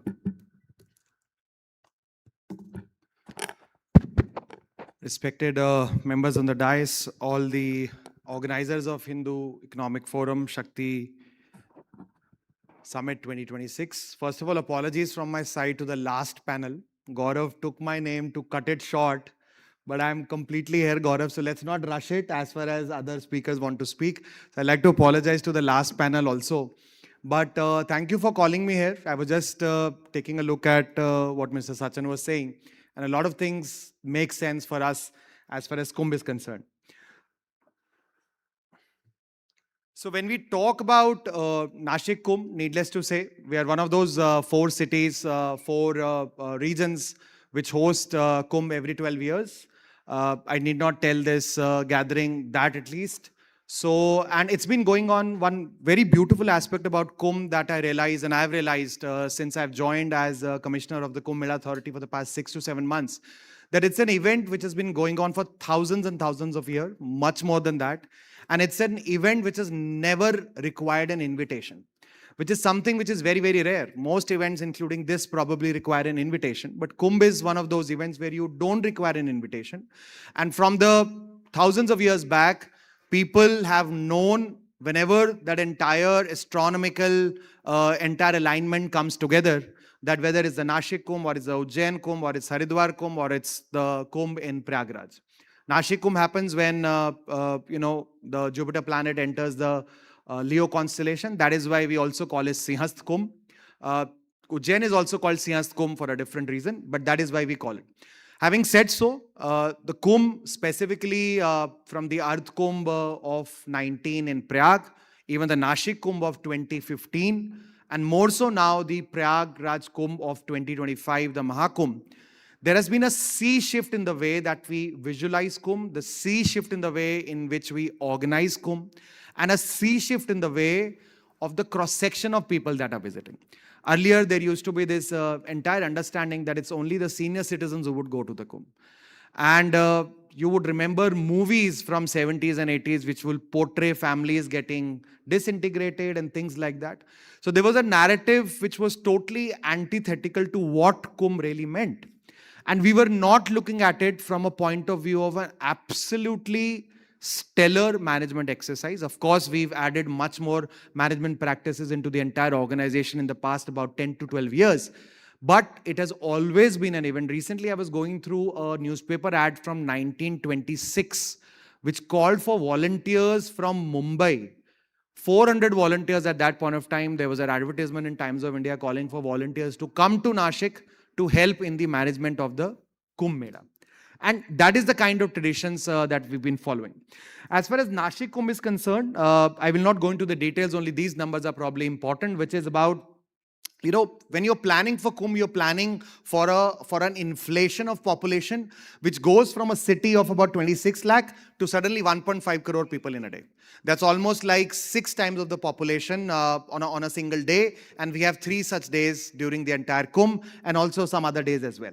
Similarly, Trambakeshwar numbers are even further more, mind-boggling. It goes from a town of roughly about 39,000, town plus floating population, it would go to 75 lakh in this Kumbh. So how do you plan for this entire thing when you have so many people dawning together? There is something which I was interacting with one of the akhadas, and one of the Swamis very rightly pointed out that आस्था को व्यवस्था की जरूरत नहीं होती है. तो जो लोग वहां पे आ रहे हैं अपनी आस्था से, उनको व्यवस्था मिले तो बहुत ही अच्छा है. तो सरकार का काम है जितनी अच्छी से अच्छी व्यवस्था हम उनको दे पाए, पर आस्था को व्यवस्था की जरूरत नहीं होती है. बट इतने लोग आने वाले हैं जिनको हमारे को उनकी आस्था को व्यवस्था देना बहुत इंपॉर्टेंट है. ये हमारा कॉन्टेक्स्ट है, ज्यादा इसमें नहीं जाऊंगा. त्र्यंबकेश्वर नासिक दोनों जगह पे हमारा स्नान रहता है. नासिक त्र्यंबकेश्वर एकमात्र वो कुंभ है जिसमें Shaiva akharas are in Trimbakeshwar, there snan happens in Trimbakeshwar. Vaishnav akharas are in Nashik, and their Snan happens in Nashik. These are largely the dates that we have. Dhwajarohan on 31st October, Amrut Snan in August and September.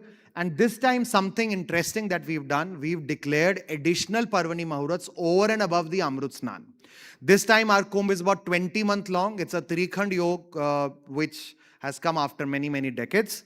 And in that Trikhand Yog, it total overall extends to about 20 months, but the major period of concern is about July, August, September 2027. Similar dates for Trambakeshwar, only 12 September varies as far as Amritsar is concerned.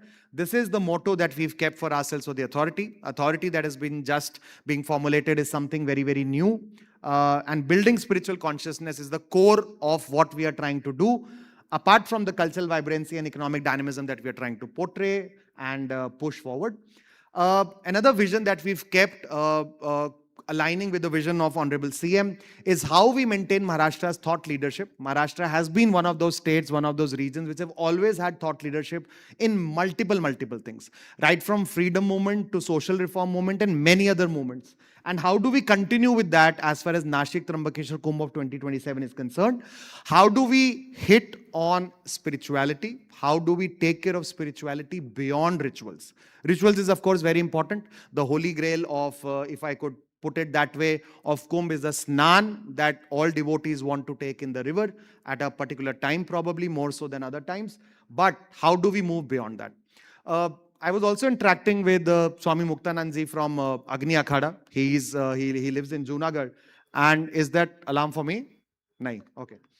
So I was interacting with him, and something very interesting he said that even till 1950s and 60s, Kumbh used to be that platform where before social media, before communication, before print media, people used to come there to listen to the wisdom of the sages. And it need not be wisdom just about spirituality, right? Spirituality becomes the focus. But it was very practical. How should kids behave with their parents? How should parents behave with their kids? मौसम अनुरूप जेवण काय असतात? आणि खूप वेगवेगळे प्रकारचे जसे मुद्दे त्याच्यामध्ये. So how do you move beyond just mere rituals? How do we revitalize Godamai, which is the core and anchor of this entire ritual that we follow in Kumbh, something very critical? And how do we make this Kumbh future ready from a point of tech? I will not go into these details. These are 5 major pillars on which we are planning our whole thing. One, of course, is the major important, the spiritual aspect of this entire thing. How do we make it safe and secure for almost about 2.25 crore people who would visit on a single day and total 12 crore people who will visit in the entire span of about 3 to 4 months? How do we keep a very keen focus on the sustainability parameters, on the environment conservation and other things? How do we make it inclusive, not just from a point of view of senior citizens, but also with persons with disabilities and also various other communities, and how to include them and how to make it tech first, a dream which our Honorable CM has been emphasizing again and again. These are the 8 strategic plans we are making. Again, I will not go into it. With your permission, I will skip all of these. But we are trying to create Sadhugram, almost expanding Sadhugram in Nashik by 4 times, expanding Sadhugram in Trambakeshwar by almost about 10 times to tackle the kind of load that we expect. Swachhta becomes very critical for us, not just for Godavari, but otherwise also. Mobility plan, the most critical thing for me, because one parameter of success of Kumbh, if there is, it has to be an incident-free Kumbh, where everyone returns back safely, healthy to their homes back. Disaster management becomes very critical for us. Health, medical emergency services, IC and communication.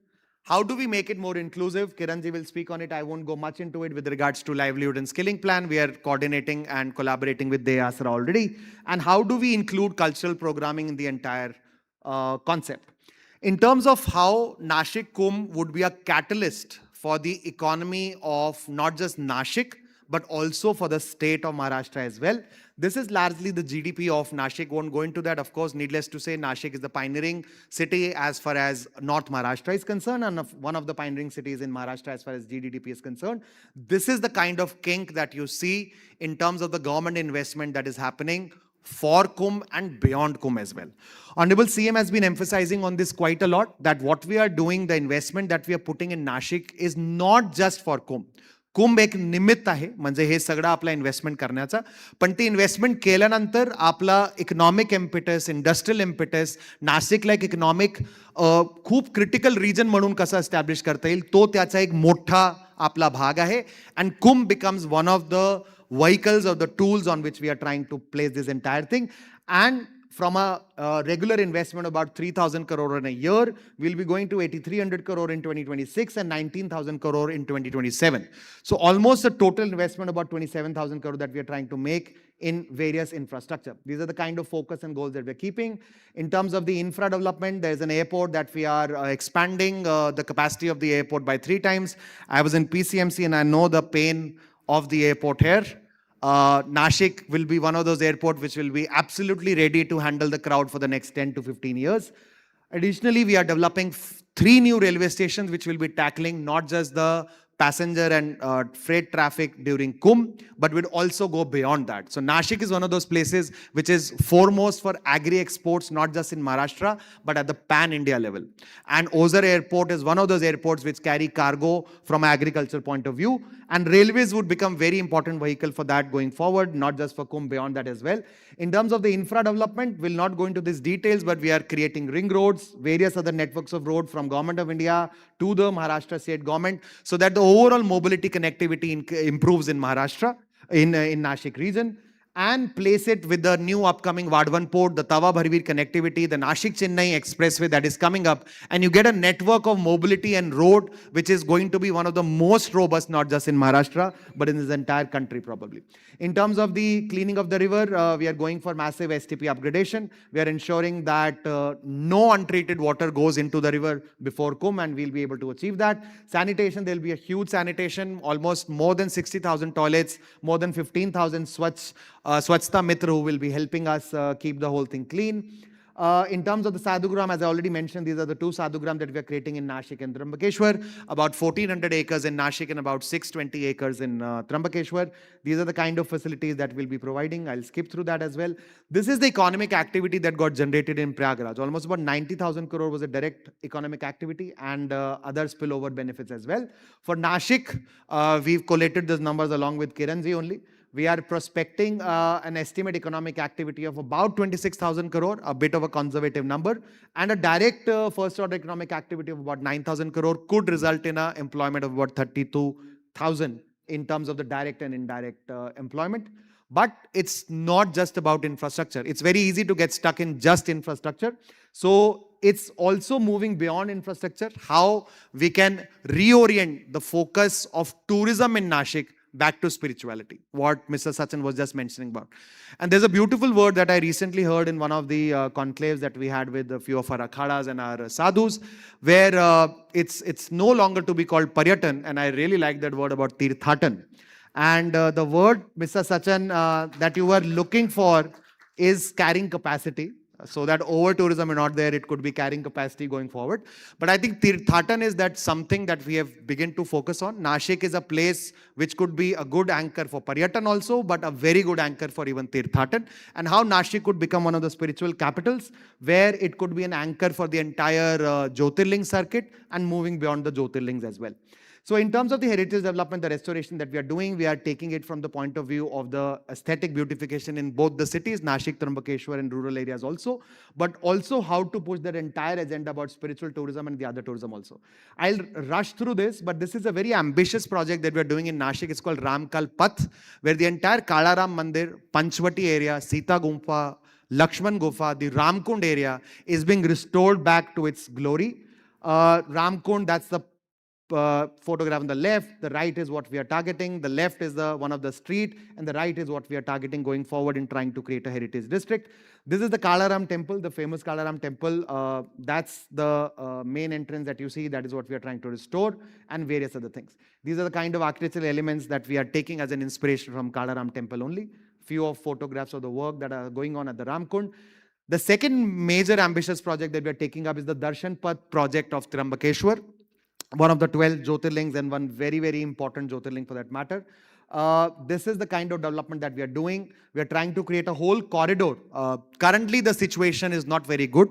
People are having to wait in the open for about 7 to 8 hours in the sun and in rain. We are trying to create bases, Tirupati and many other places, how we can accommodate people, about 1,500 each in large halls where they have the facilities to sit, and the maximum waiting time is just hardly half an hour for everyone. And this is the kind of development that's already started, and we intend to complete it very soon. In terms of the ghat development, we are already creating about 12 new ghats. This is something in Nashik, in Trambakeshwar. I'll skip through that. Trambakeshwar Ghat is very, very critical. Trambakeshwar, the main snan happens in Kushavrat Kund. How many of you visited Trambakeshwar? How many of you visited Kushavrat Kund? So you know the reality that exists. That is a place which accommodated 25 lakh people in 2015. And if I am to accommodate 75 lakh people, I cannot accommodate in Trambakeshwar, Kushavrat Kund. So we are trying to decentralize and declutter Trambakeshwar. We are creating a new ghat. That's a photograph that you see on the bottom below. And because the Godavari river is not perennial in Trambakeshwar, there is no dam upstream of Trambakeshwar because Brahmagiri is the start point of Godavari. We are lifting the water from a dam downstream of Trambakeshwar to ensure that Godavari flows perennially 12 months and this ghat has perennial water for all 12 months. And this is the major decluttering strategy that we are doing for this year. And in Nashik, there's a very nice Goda Aarti that has already started for past 1.5 years. And almost on any weekend, you have 1,500 to 2,000 people. We are soon going to start that at Trambakeshwar Ghat as well. In terms of city beautification, we are doing a lot of things for aesthetic upliftment of the city, both the cities. One very keen focus that we are keeping is on the intangible heritage part. Nashik, how many have heard about Bohada? So that is precisely my point. Only 2 people in the audience know about Bohada. Bohada is a tribal art form from Nashik and few areas in Palghar. The kind of mask that you see, they use that mask to present their art form. And we are trying to revive it through Kumbh. On our Dhwajarohan, we'll have a Bohada art performance by the tribal communities based on the folklores of Ramayana. Because we often forget, Panchvati and Nashik was the place where Sri Ram and Sita Mai stayed maximum after Ayodhya. And we are not able to push that entire thing. So we are also trying to think about Ramayana circuit. But Bohada is something that we are very, very keenly focusing on. And also the other intangible heritage. I think very soon we'll also be applying for the intangible cultural heritage precinct of Nashik for the UNESCO World Heritage as well, depending on the kind of developments that we are doing in both Nashik and Trambak. I'll skip through this. We are doing a whole cultural program calendar, not just the main Kumbh, but also events preceding the Kumbh. So right from Kumbh Gan to Kumbh Kala Mahotsav to Gyan Kumbh, etc. These are the 4 major events that we'll be hosting. A large spiritual conclave in November in Bombay, to try and set up the spiritual philosophical narrative that is behind Kumbh. And this is one of the part of setting up the thought leadership of Maharashtra overall and also from the Kumbh perspective. A conclave on Bharatiya Gyan Parampara, erstwhile used to be known as Indology, will be conducted in Nashik to try and understand the various studies from very olden times, right, dating back to some maybe foreign travelers and authors 1,015 years ago with a special focus on Kumbh. A Kirtan Soda that we are doing near Ashadi Ekadashi in Nashik, trying to call all the Kirtan cars, especially during the Wari time. And not just Kirtan cars from Maharashtra, but Kirtan cars from Meitei community and Vaishnav community from Manipur, to also Rajasthan, and to also various other parts of India as well. This is about the tech first Kumbh. I will run through it, nothing too important, but something very critical as far as safety is concerned. We are installing more than 4,300 cameras, OFC network, which is our own network. This is the kind of tech-first architecture that we are trying to set up for ourselves. Our Honorable CM is very, very keen on using the best technology possible. We are trying to create a Kumbh AI stack as well, probably a go-to LLM service for our own selves, because with regards to the data privacy and all, probably that is something that we thought could really help us out. And also, Rishabh is also there somewhere in the audience. He is the CEO of Kumbhathon Foundation. We are collaborating with Kumbhathon Foundation also as far as providing a sandbox for various startups and other people are concerned. So we will be providing that sandbox to experiment with all those technologies as far as mass events are concerned. Of course, these are the kind of layers. Network connectivity becomes a very important layer for us, not just from pilgrim perspective, but also from people's perspective. I'll run through these tech first. We're also trying to set up a very robust mobility plan. We've onboarded a very robust national level technical advisory committee. We are trying to set up a mobility plan for pedestrians, for vehicular traffic. How do we translate the alerts from my ICCC to my people on the ground, and how our decision support system becomes more and more robust. In terms of being inclusive, we are focusing on how we can make it more and more accessible for not just persons with disabilities, but also for senior citizens. And also in terms of skilling, how we can upskill our people. We were just talking to, Shifali ji was also talking to me with regards to homestays and what all we can do.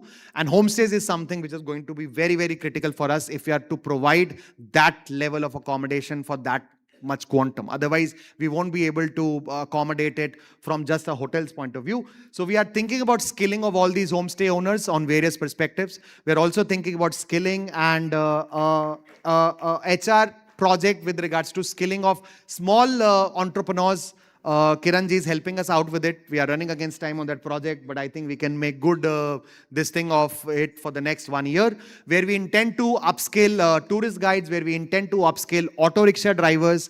And one intent of doing this entire thing is that everyone should speak a common Nashik story.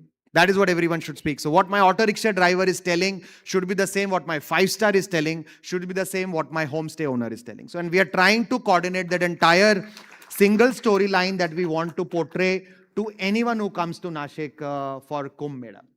Kiranji will be talking more on that, so I have skipped that part. I was told there are a few industry and startups also here. Rishabh is also here. For all the startups who want to probably participate, you can get in touch with Rishabh here from Kumbhathan Foundation. We intend to have in August with IIT Bombay a big hackathon and a tech meet in Mumbai, where we intend to float a hackathon. So we already floated a hackathon with Rishabh and his team some time back. We already selected about 7 startups. I saw Akshay also sitting somewhere from Parking Pal. And about 7 startups which we feel are good technologies for us to do. We are trying to sort out how the public procurement thing can be sorted out in that. But there are opportunities for startups and industry also to connect in that, not just only from CSR perspective. I'm not here to ask for CSR. If you do it, it's good. If you don't, that's also good. But there are various other opportunities with regards to adoption of a ghat. These are the kind of startups that we've already collaborated with. 7 to 8 startups that we selected from 120 odd that hackathon that we conducted with Kumbhathon team. These are the kind of tech companies that we're already started to collaborate with. The collaboration is still going on, right from Google Maps to Uber to Ola to Rapido and many other things. And these are the kind of things that we feel industry can be a part of, adopting a ghat, adopting some infrastructure. I will skip through this. It's almost like a menu, a little bit embarrassing.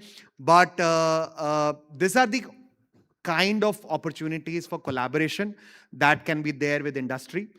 Kumbh is also known as an opportunity where people do dan. And the Western concept of philosophy and our concept of dan is something very, very different. There is a very keen difference. There is a very clear-cut difference in what Western philanthropy says and what's the Indian concept. The Indian concept mostly is about your right hand should not, left hand should not know what right hand is doing, right? Right hand is donating. That's the kind of concept that we've always believed in as far as dan and other things are concerned. But when it comes to industries, when it comes to the overall ecosystem that Kumbh portrays, I think it's also a very important and a critical opportunity for industries also to pitch in on various things. It could be volunteering, it could be support.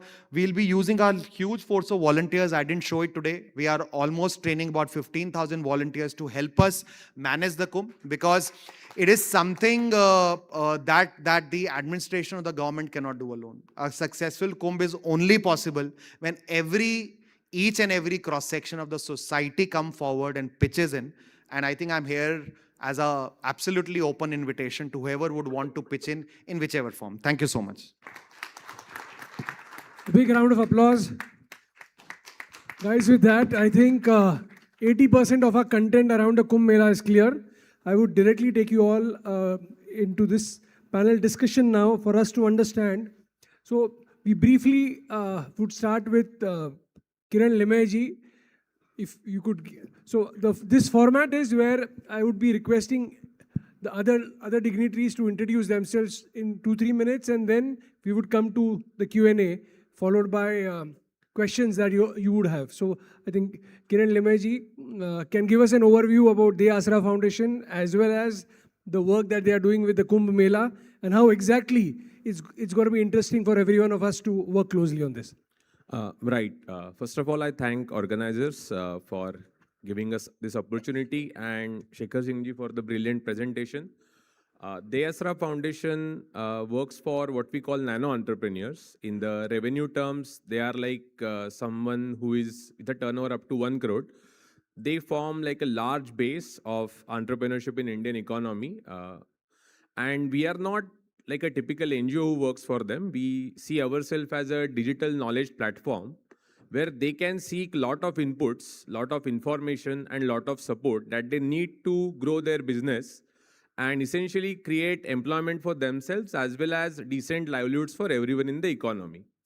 Now, when we think about entrepreneurship, we think about certain ecosystems in which these entrepreneurs work, and one of the key ecosystem is the what we call spiritual tourism, which is something that has been really shaping up leaps and bounds in the last decade or so. So we have been working on that track. Dr. Shinde is here, who has done a foundational work for us, and from that the idea came that whatever we have learned, the Nashik Kumbh Mela or Kumbh Parva, as some of us are saying, is a real test that whatever we have been trying to say that we have understood, we should put to the use. Because as Shekhar Singh said, it is not a government responsibility, but each of us are going to make that Kumbh successful. So from that understanding and point of view, we thought of a idea called Anek. Anek represents Kumbh's spirit also, that there are so many things happening around Anek, and it's an acronym for Accelerating Nano Enterprises through Kumbh. So the idea is Kumbh represents a big opportunity, lot of people coming in, lot of things you can try out. So it's a chance for local businesses to really step up, accelerate what they are doing, and develop a sustainable business arc post-Kumbh. So we have crunched few numbers, as Shekhar Singh said, and we think that there will be at least 5 to 8,000 businesses, serious businesses, not the organic sort of entrepreneurs we all saw in the Prayagraj. Means they are important, but we can't really control them. They will emerge on their own. That's the beauty of market. But a more serious set of businesses in the vicinity of Nashik, not just city but district, who can take Kumbh as an opportunity to streamline their business, set it up on right foundation, and essentially grow and become employment generators. So we are working closely with Shekhar Singh ji, and he's coordinating across different departments, because government is already doing a lot of things, so that availability is not the problem, but coordinating and ensuring an access to the deserving set of candidates, that's something we are trying to do. So we are not reinventing any wheel there. There are lots of efforts already happening. Means Kumbh is essentially a very spirit of multitudinous, anekness, and we are simply trying to ensure that there is a less redundancy, and different things that entrepreneurs are trying to do are able to get the required support that a state and society should provide. And DESRA plays a role in it, a catalytic role as a digital knowledge platform. I will say more about it in the next discussion. But again, thank you. Thank you. I would want to bring it up to Shefali ji here, from a visionary author to a person who closely has worked with the temple economy in a larger way, and your knowledge. How would you like to, a brief introduction, as well as how do you think the entire temple economy opportunity is coming up for everyone? Thank you so much, first of all, to give me an opportunity to speak here. कुठल्या भाषेत बोलू? Hindi, Marathi, English? Marathi? Okay. तर मी इथे थोडीशी odd woman out आहे. In that sense I am not strictly associated with economy पर से, but I have been studying temples, temple architecture, the way temples worked in India for thousands of years. So before I make my point, I want to ask you all a question.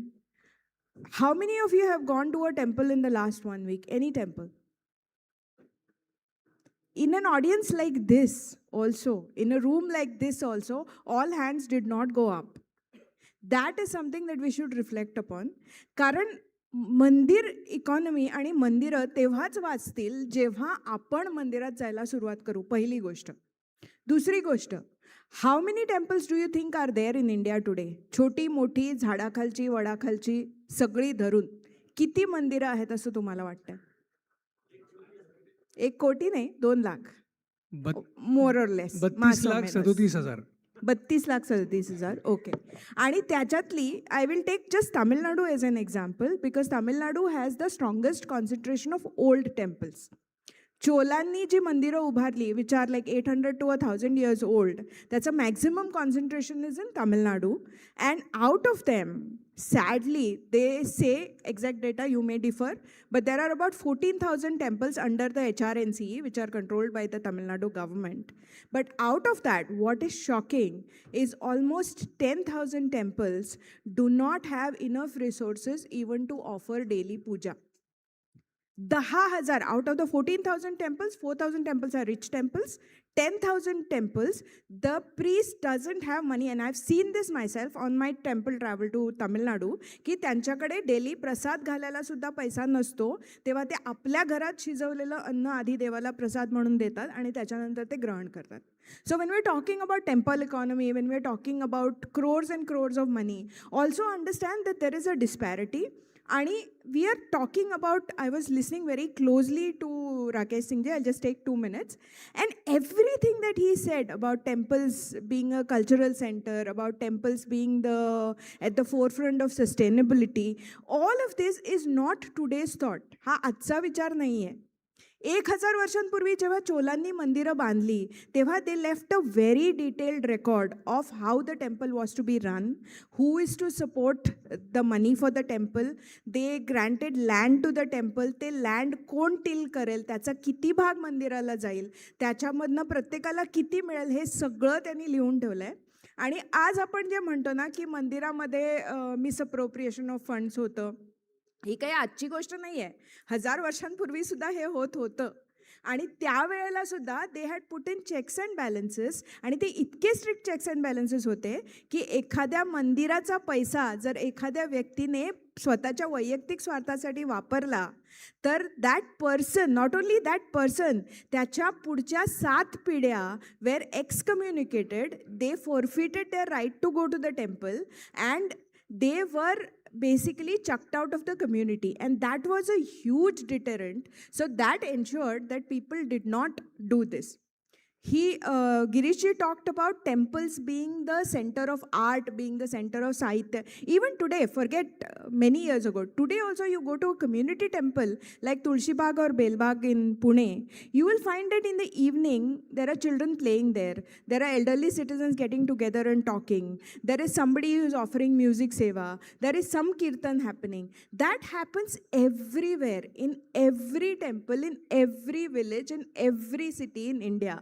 So temple economy is a very much alive, thriving topic in India with a 1000-year-old history. What we are doing is essentially going back to the future, going back to what we had the system in place and trying to ensure that we map it to the future. That is what exactly temple economy is, and I would want to bring it up to Dr. Kiran Shinde, who's come here from Australia, who's been closely working on larger areas in research as well as heritage. So, Dr. Saab, will you give us an overview about how you look at this case study and how do you think we should work towards complementing and growing this bigger? Sure, thank you. I'm the last and the lucky one standing between you and your lunch, okay? So I'll try to be as brief as possible. First, Shekhar Singh ji mentioned about a word called Tirthatan. I want to touch upon one very simple thing. You've all gone to, let's say, Turzapur. किती लोक गेली होते तुळजापूरला गेले असणार? Okay, तुमच्यापैकी पापनाशिनी तीर्थाला किती लोक गेली होते?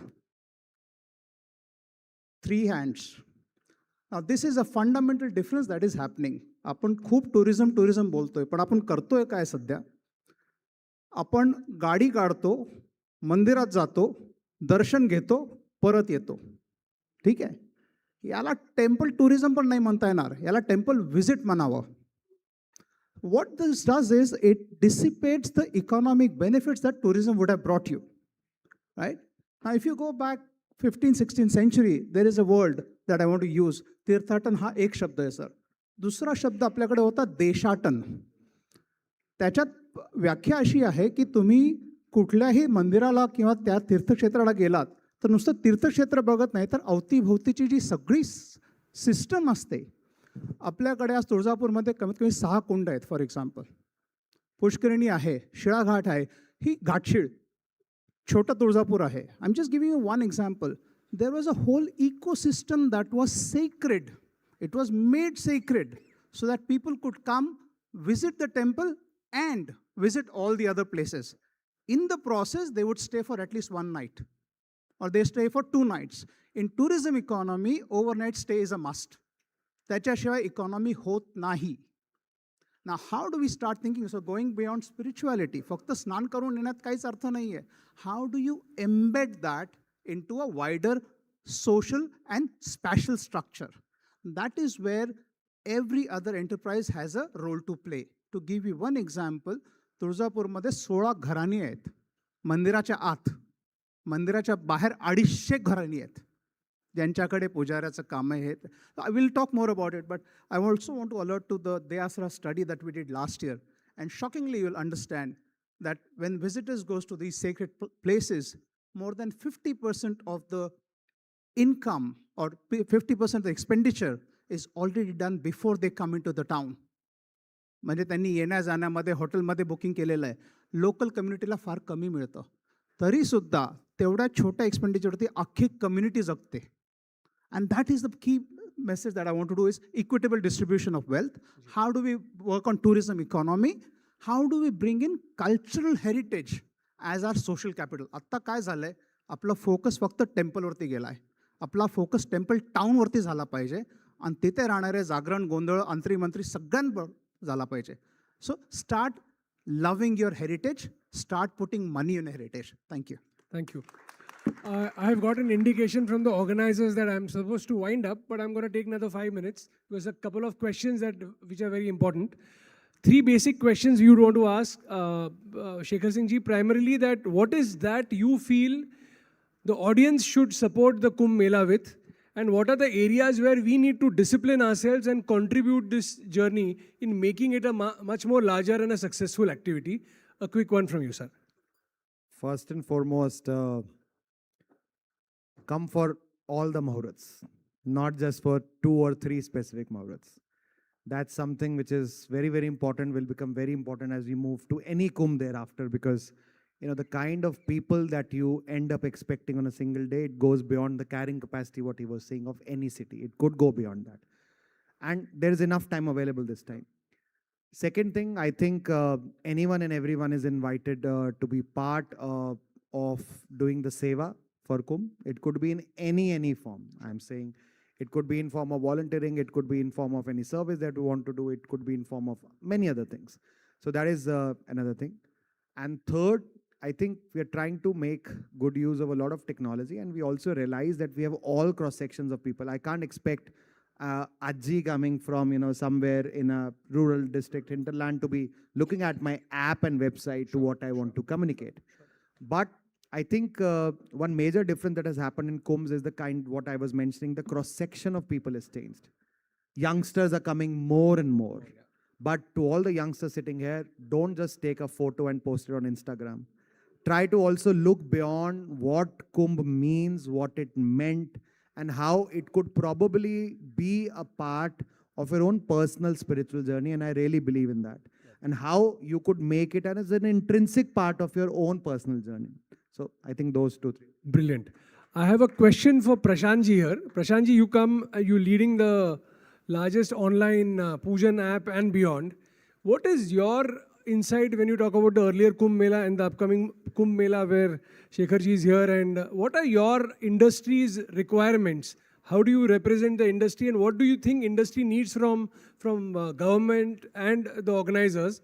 Quickly, if you can give us our wish list, we'll be able to take it from there. I think, first of all, there is so much of good work that is happening around infrastructure, providing information, providing all the support physically. I actually feel we have to establish emotional connect. Like you said, right? When I would go there, I would want to understand what Kumbh is and would want to delve in deeper. The same thing should happen across the whole surface area. That's the first part. Second part, I actually believe that, let's say, there's a lot of enablement that could be done through information, through access and so on. I think all of that. So let's say my only wish list would be how much emphasis we are giving on physical infra. We should also give an equivalent amount of emphasis on the digital infra as well. Now, what it does, I'll tell you, we were actually looking at our initial data, and we also ended up doing survey to the people who actually participated digitally. What ended up happening was the people who participated digitally, in the second part of the event, they ended up traveling. So digital connect, my now clear conviction is a digital connect actually boosts physical connect for that matter. So it's a motivator primarily. It's a motivator. It also builds that part ki now I've participated, I would want to have a full experience of that particular event for that matter becomes very, very important. Right. What is also interesting is where the Asra Foundation is doing humongous work on ground with various aspects.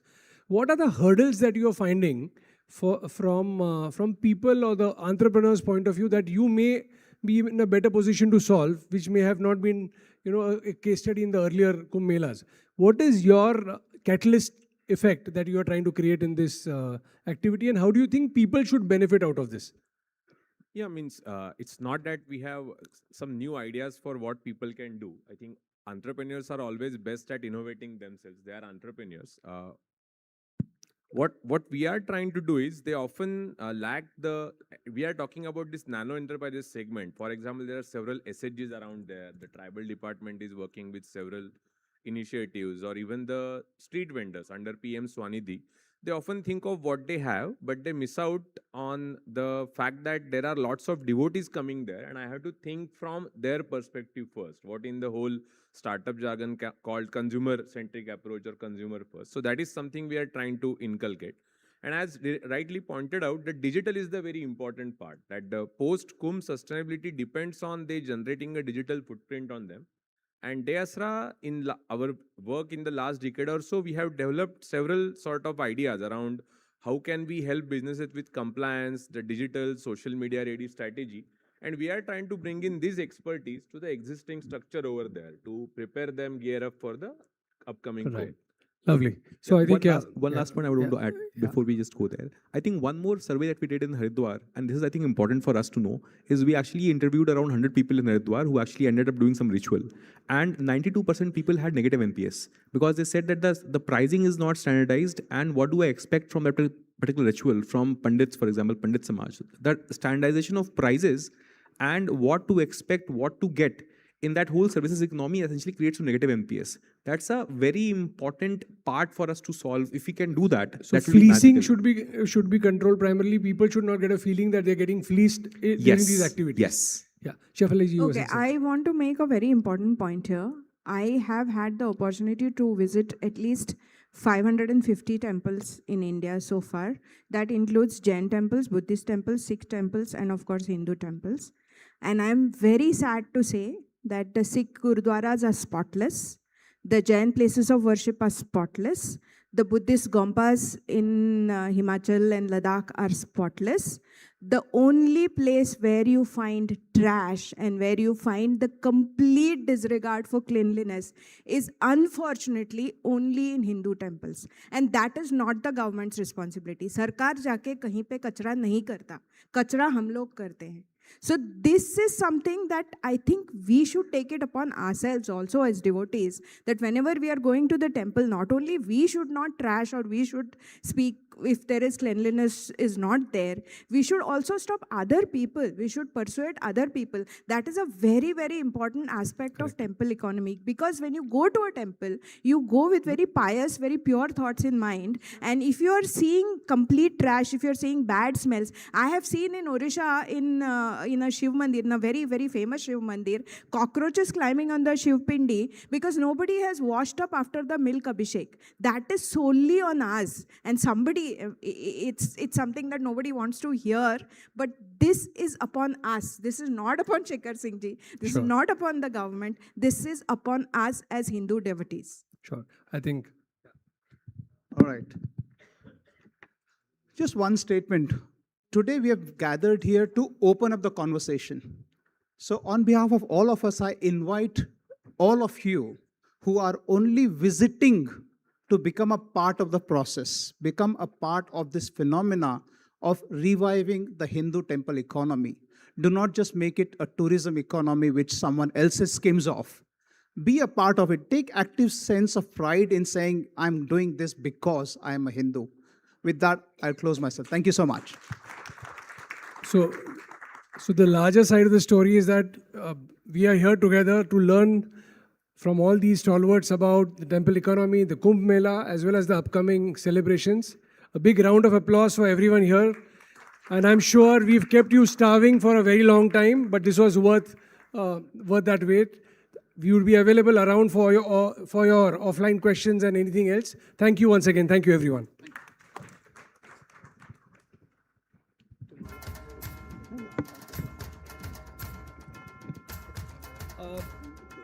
We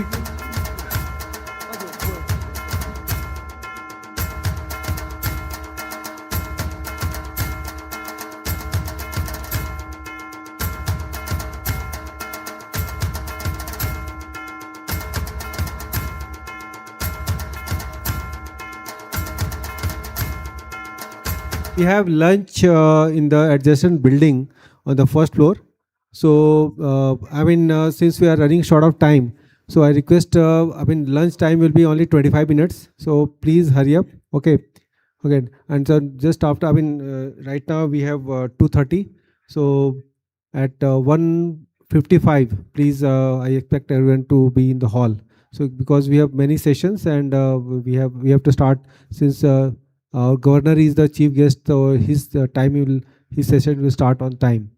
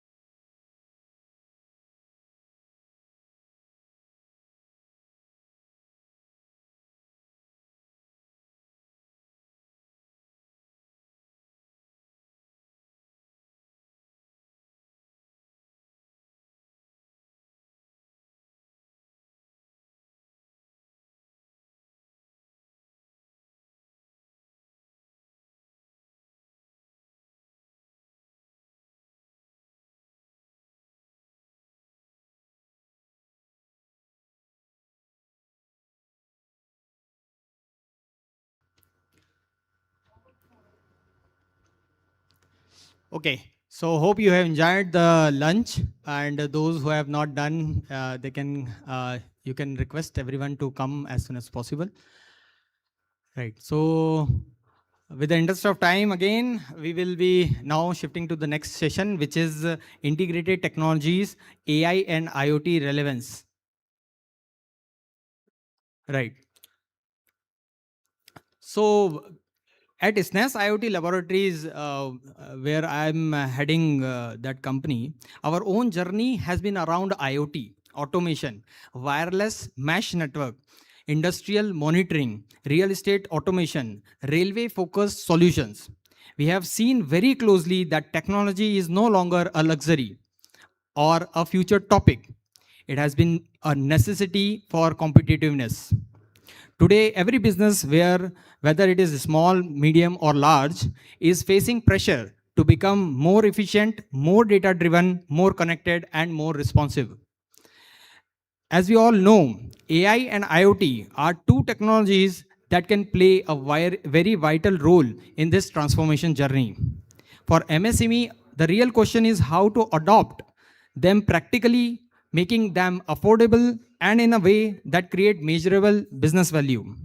To guide us on this very important subject, we have two distinguished speakers with us. Let me invite first Dr. Prashant Pansare, founder of Intelligent Technologies and creator of Ruby Space, India's decision intelligence platform.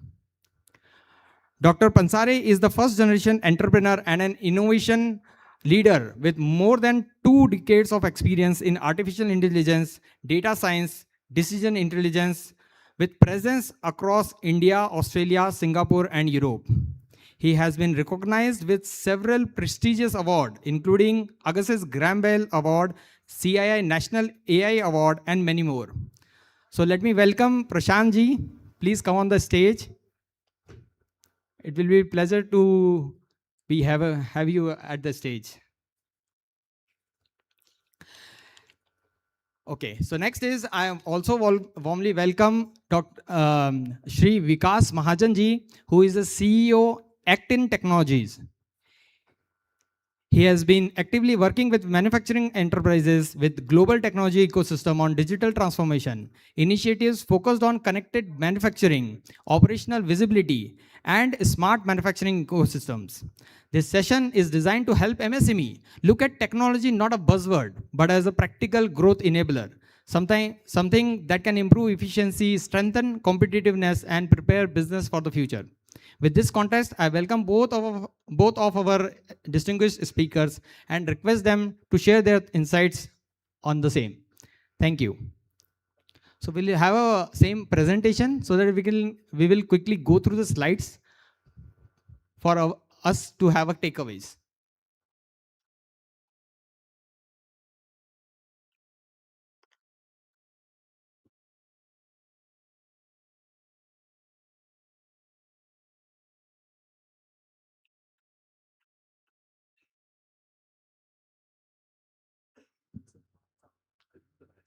No problem. As per all right. Only from that time we will not be able to see the screen. Okay, sure, no problem. So they will straight start. Yes, really straight. All right. Good evening and welcome everyone after so much of a delayed lunch, and we have an uphill task, me and Vikas, to keep you awake and while some of our delegates are still walking in. But first of all, thank you HAF Pune for inviting us here.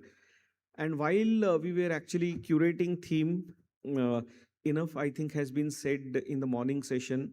We started with the overall India perspective, then we talked about defense to temple economy, and it has been the wide range of spectrum that we have covered.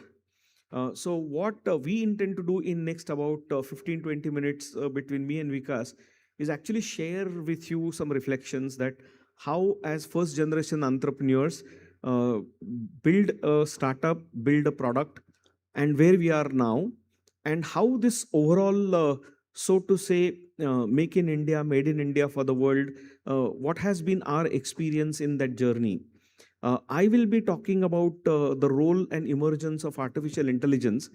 And since morning, we have actually been talking about various aspects, the geopolitical challenges, as well as India story is actually coming out quite strong. So just few reminders, some statistics that I wanted to share with you is that why today India is becoming so strong. And just yesterday, the IMF also has released their numbers, and India is likely to be growing at 7.7%, which is actually quite considerably higher compared to all other economies, developing economies as well as developed economies. And why that is happening, because if you look at India now as the 1.43 billion population, right? And our honorable Prime Minister always refers to it that 140 crore abadi ka desh, and that itself is a huge opportunity. And last few years what we have done is that the population is no longer a problem. The resources to the population to do something more innovatively has been the equation that we are solving. And some key statistics that we are world's largest democracy. We actually have the median age of India is 29 years, and that is the biggest demographic dividend we have. India also has more than 95 crore internet connections, and India has almost about 130 crore smart active SIM cards, and we are world's cheapest mobile internet economy. And we have also seen, maybe next slide. Yep. So we have also seen with that actually resulting into the India's digital public infrastructure of getting India together and connected. That problem is solved, or rather that part of the puzzle is solved. We also have actually built the data infrastructure. And in morning we were actually discussing about say what happens in natural calamities. We talked about how people can actually thank you. So we have enough of connectivity, we have enough of now applications which are citizen centric, be it UPI, Aadhaar, ONDC. And what they're doing is that every second they're generating humongous amount of data. And just to give you a perspective, on UPI terminal alone, 8,000 transactions happen every second. So you can imagine that the kind of data that we are generating. So we are a data rich but decision poor country. So what happens if, for example, natural calamity happens and some parts of Maharashtra are flooding?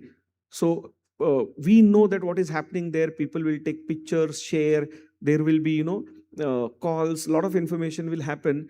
But what policymakers needs to do, how quickly they can announce a relief fund, activate the direct benefit transfer. If I'm a farmer in that remote location and putting my PAN and putting my Aadhaar number, can government know that how much farming land I have, how much is being covered in insurance through the satellite survey, and can they instantly know that okay, in this natural calamity, probably this much amount of a financial aid for this natural calamity has to be given to this farmer.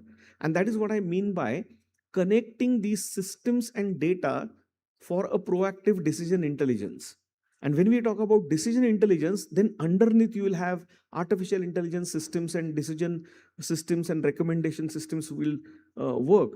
And if you, again, to just give you the little bit of a sense of it, we have 1.4 billion or rather 140 crore Aadhaar cards. If you actually see the COVID vaccinations, that has been the world record, and world has been actually studying that.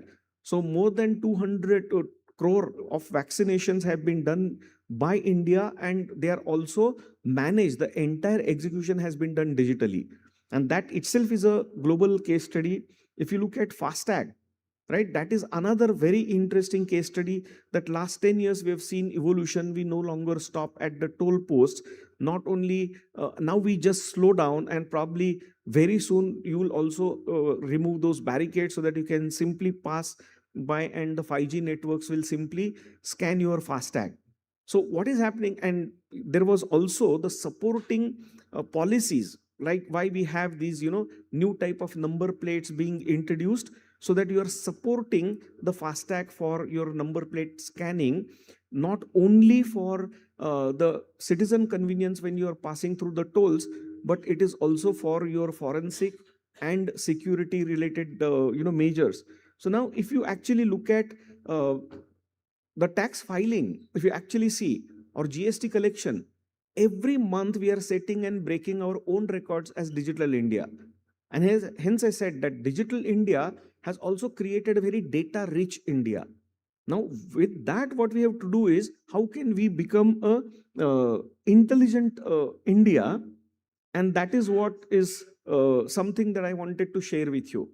So just look at some of these sectors, and we did talk about the defense in the morning, which is opening huge opportunity, right? And lakhs of crores of budget has been set for public-private partnership from defense.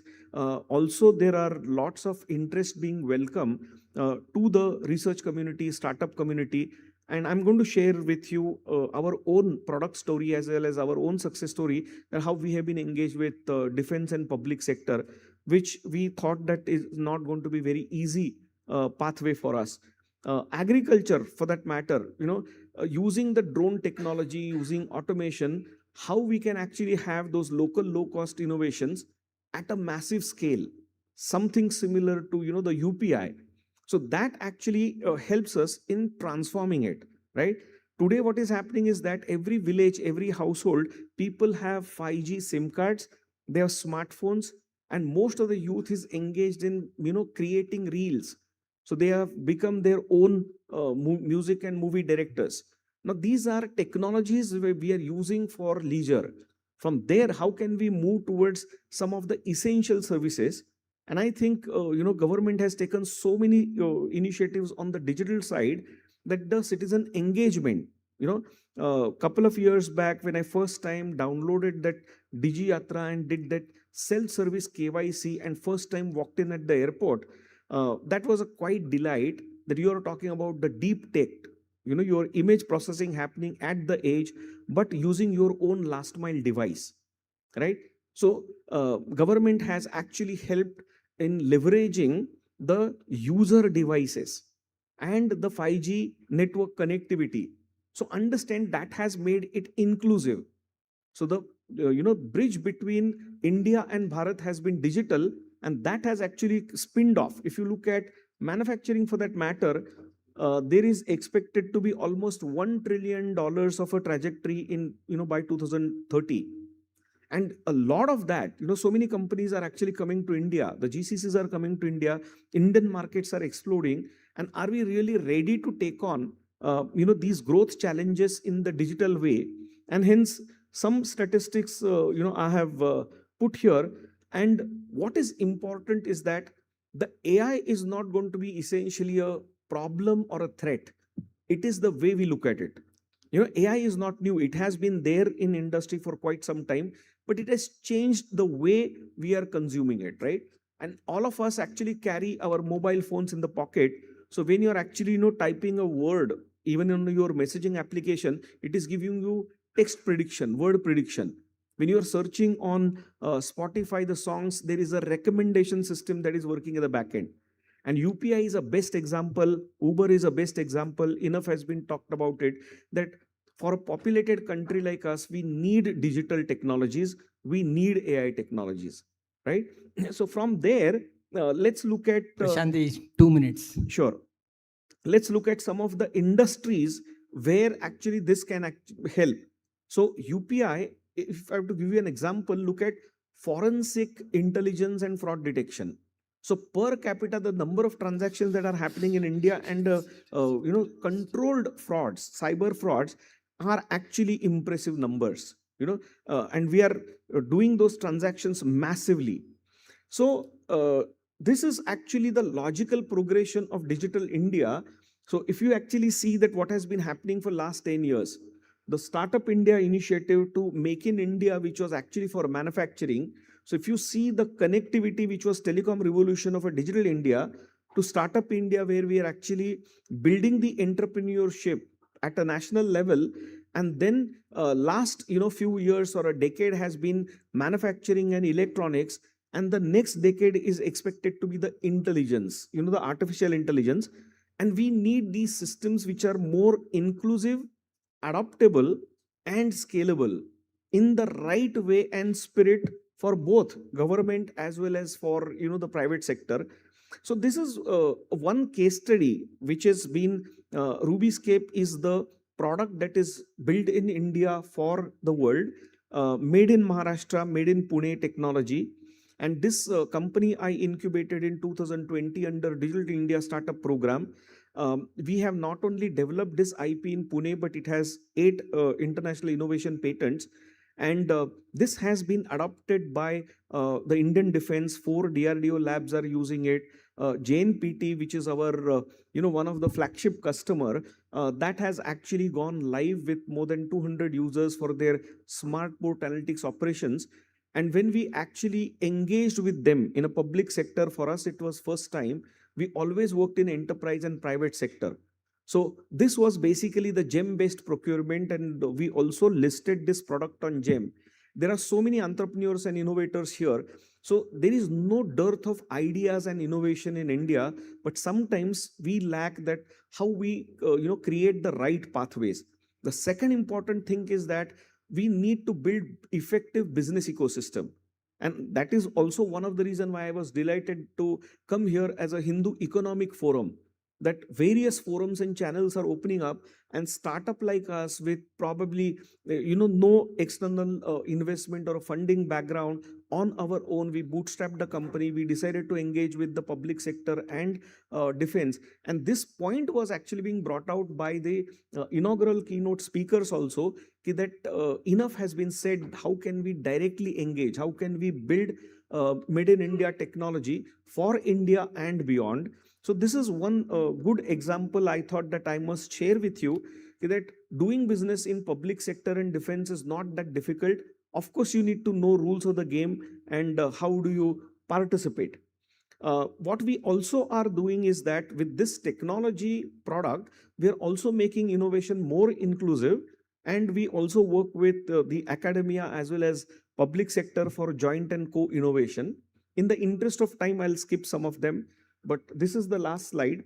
So when we talk about the Vikasit Bharat, what we have already done is that India has, enough of population and consumption in the economic terms. If you also see that we have the talent and youth, and India has already become a global AI talent supplier. But AI is not only IT services type. It's a very different way of how you create innovations and how you consume them. And that is also radically shifting. And data and digital infrastructure we have already done.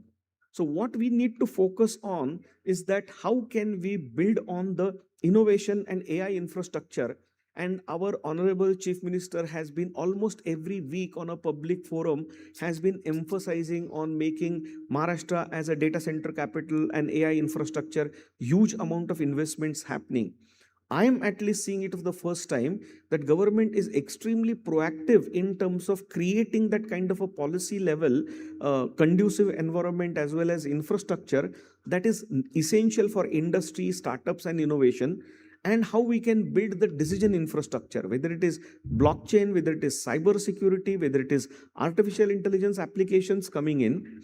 And hence, on a concluding thought, I feel that all of us have to think how we can come together and stay connected beyond such forums and do something which is made in India and made for the world, powered by intelligence and driven by the purpose. So thank you very much. Right. Thank you so much, Prashantji, for sharing your thoughts. And we would also like to inform that HA being a platform, as a community platform, we are promoting each and every entrepreneur to come forward and be a part of it and take maximum benefit out of it. We are there. Everyone is there to help. I am also taking the help, by the way. Right.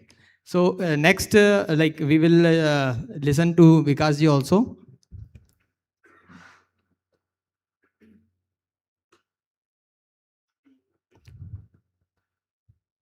Is it working? It's there now. Thank you. So Suprabhat, Jai Maharashtra. So probably Suprabhat is required. So Deepak sir started his talk with Suprabhat. So that is again required probably after lunch. Okay. So probably I'll be finishing my part in 4 to 5 minutes, not more than that. Thank That's for you sure. so much. So instead of getting into a detailed presentation, so what I will do, I'll go through a small story. Okay. And that's the way I'll try to finish it off early. So what we're talking today, we're talking about IoT and AI. So that is a piece which I'm trying to cover in this entire presentation. So whatever numbers which are presented in the slides, so there are some references which are available because nowadays, so the काळजी घ्यावी लागते whenever we talk about the numbers, the source need to be disclosed. So all the sources for the numbers are presented here from where the numbers are coming in. Now the story is, so I'm working with a German collaboration. So this entire learning is coming up out of that German collaboration. So I represent a company with the name of Actin Technologies. So we position ourselves in the market as a manufacturing IT company. We only understand manufacturing. Okay. And for manufacturing companies, whatever the tech support which is required, we try to provide that support. What exactly mean by that? It starts from PLM, that is design, supply chain, ERP, MES, MOM, CRM, field service. So this is the entire stack or entire process of manufacturing, which we try to empower with the help of technology. So we remain technology agnostic. So it can be SAP, it can be Oracle, it can be Microsoft, it can be AWS, it can be anything. We remain technology agnostic in terms of the services. Below that, whatever the cloud services, whatever the AI services are there, we try to provide that. So we are providing similar kind of services under our German collaboration. So going back to the story. So what is happening over there? So every one of you know that there is a big shift which is happening in the market. That is, we are moving from ICE engine to EV. Okay. Now, because of this ICE engine to EV shift, what has happened in the European market or specifically in the German market? So the entire supply chain is getting disturbed. So the supplier base which was there for the ICE engine, so probably that much of supplier base is not required. Okay. So there is a huge capacity which is which remains unused probably. And that becomes the economy issue as well over there. Okay. So to support them, so these are the numbers. So in Germany, when you look at the numbers, so more or less, these are the MSMEs. Okay. Small shops located at remote locations across Germany, probably family-owned businesses. The way probably in Maharashtra also it is there, because in Maharashtra also, if you look at the way Pune has grown in the automobile sector, probably similar kind of ecosystem, supplier ecosystem is there in Pune, or up to Aurangabad, up to Kolhapur, the similar kind of system is there in Pune also. So similar kind of system is there in Germany. But because of this shift, they were struggling. And that was a significant portion of the German economy. You can see the numbers here.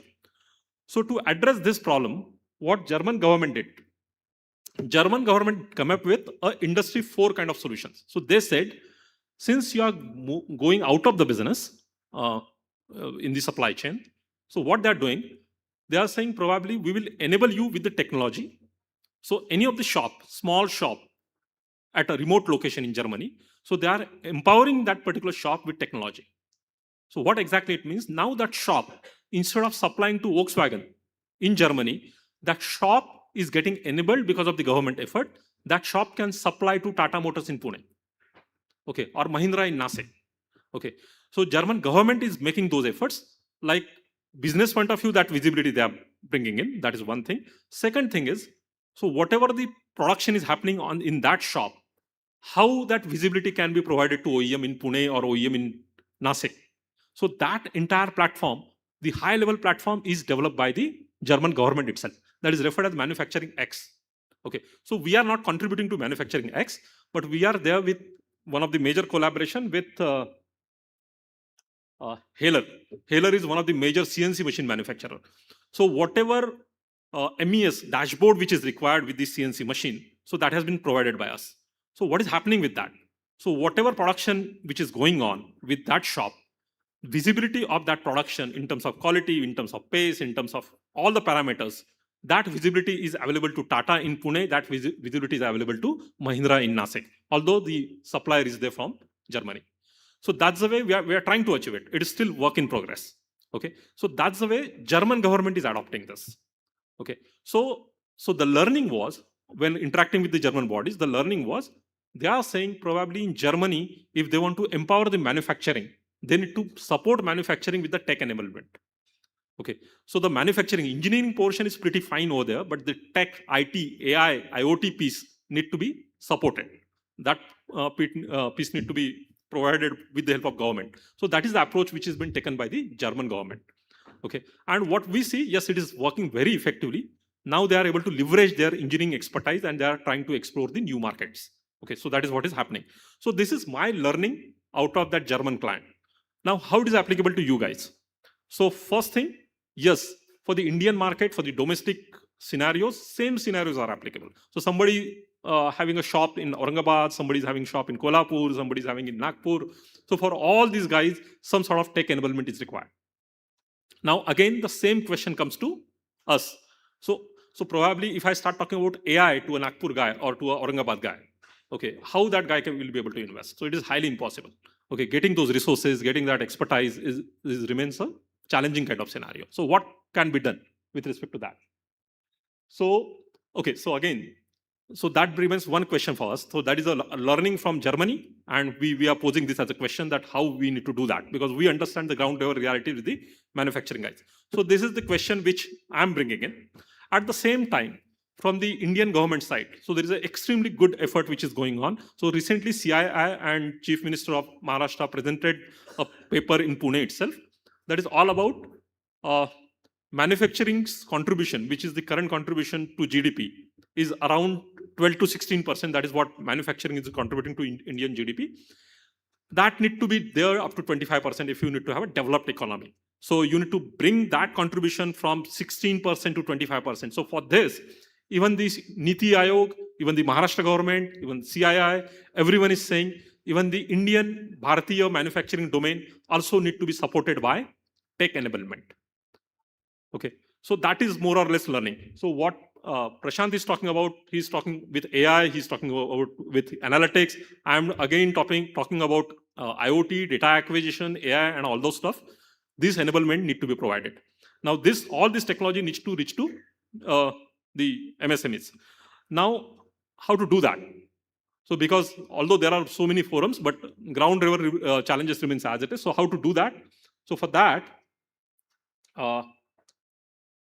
So under the leadership of Deepak Karanjikar sir and Harsh Gune sir, basically we are trying to establish. So this announcement is already done in the CII forum. It has been already done by the Chief Minister of Maharashtra as well, that there is a Frontier Tech Institute can be formed.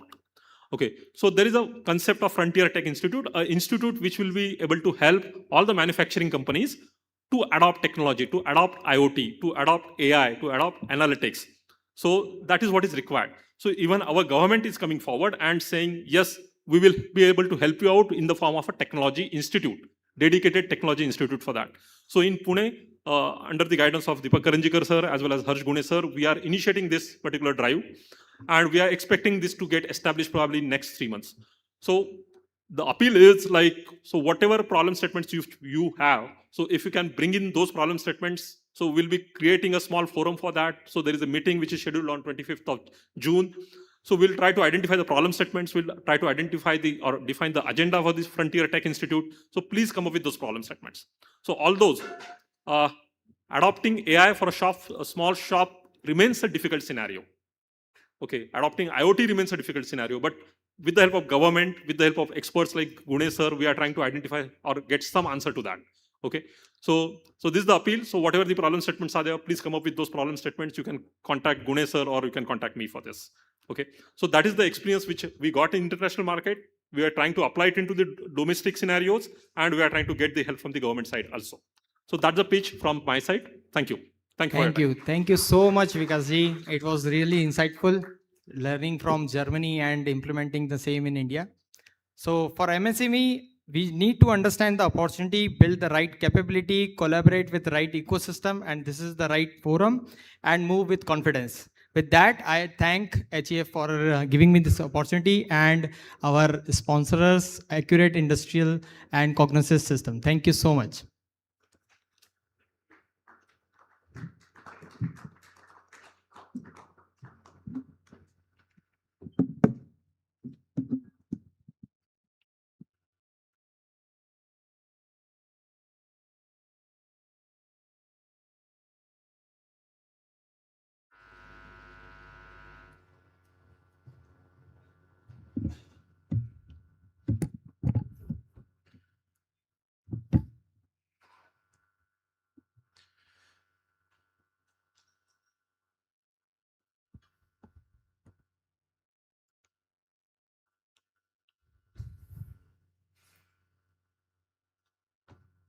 Hello, everyone.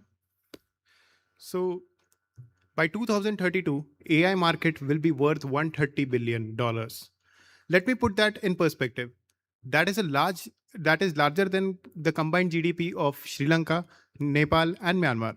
And almost none of it is flowing into defense, healthcare, or manufacturing, the sectors that actually determine whether a nation is strong or not. That gap is exactly what this fireside is about. The A in Shakti is artificial intelligence. AI in the place where India cannot afford to be second: defense, healthcare, manufacturing, and sovereign digital infrastructure. The government has committed, the talent is here. The question is whether the capital and conviction in the room matches the opportunity. I am Ghansham Sharma, co-founder and CTO of AugmentWorks. We built AI and immersive technology for strategic sectors.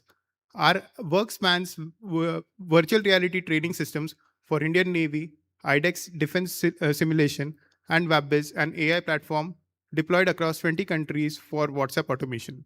I lead this track because I have built in this space, and I believe what happens in the next hour matters a lot. So I would like to introduce our speakers now. When an adversary uses AI to forge evidence, clone voices, and manufacture reality, what do you use to fight back? For Indian law enforcement and defense agencies, the answer is PILABs. Deepfake detection, voice verification, digital evidence integrity, patent granted in India, and clients in the field today.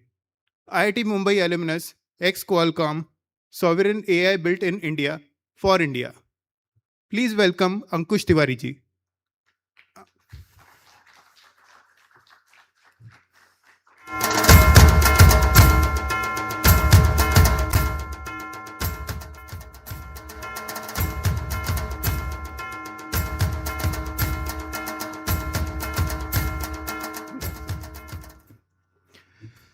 Our next speaker. India has official 22 languages. Most AI systems speaks one. Our next guest is fixing that at a national scale. BharatJan is India's sovereign AI initiative, 1200 crores of government investment, anchored at IIT Mumbai, and with a model that already speaks all 22 languages. His conviction, India does not need to outscale the world. It needs to outpurpose it. Please welcome Rishi Balji, CEO of BharatJan.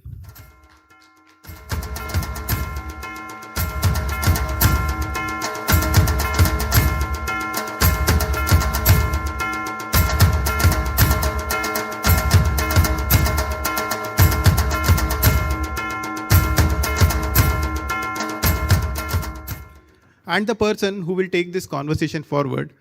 Built from Pune, 45 patents, 30 global pharma partners. The world calls his company the German AI champion in life sciences. His work uses AI to compress the 15-year journey it takes to bring a single medicine to the world. Proof that the world-class deep tech can be built in India. Please welcome Gaurav Tripathi ji of Partex AI.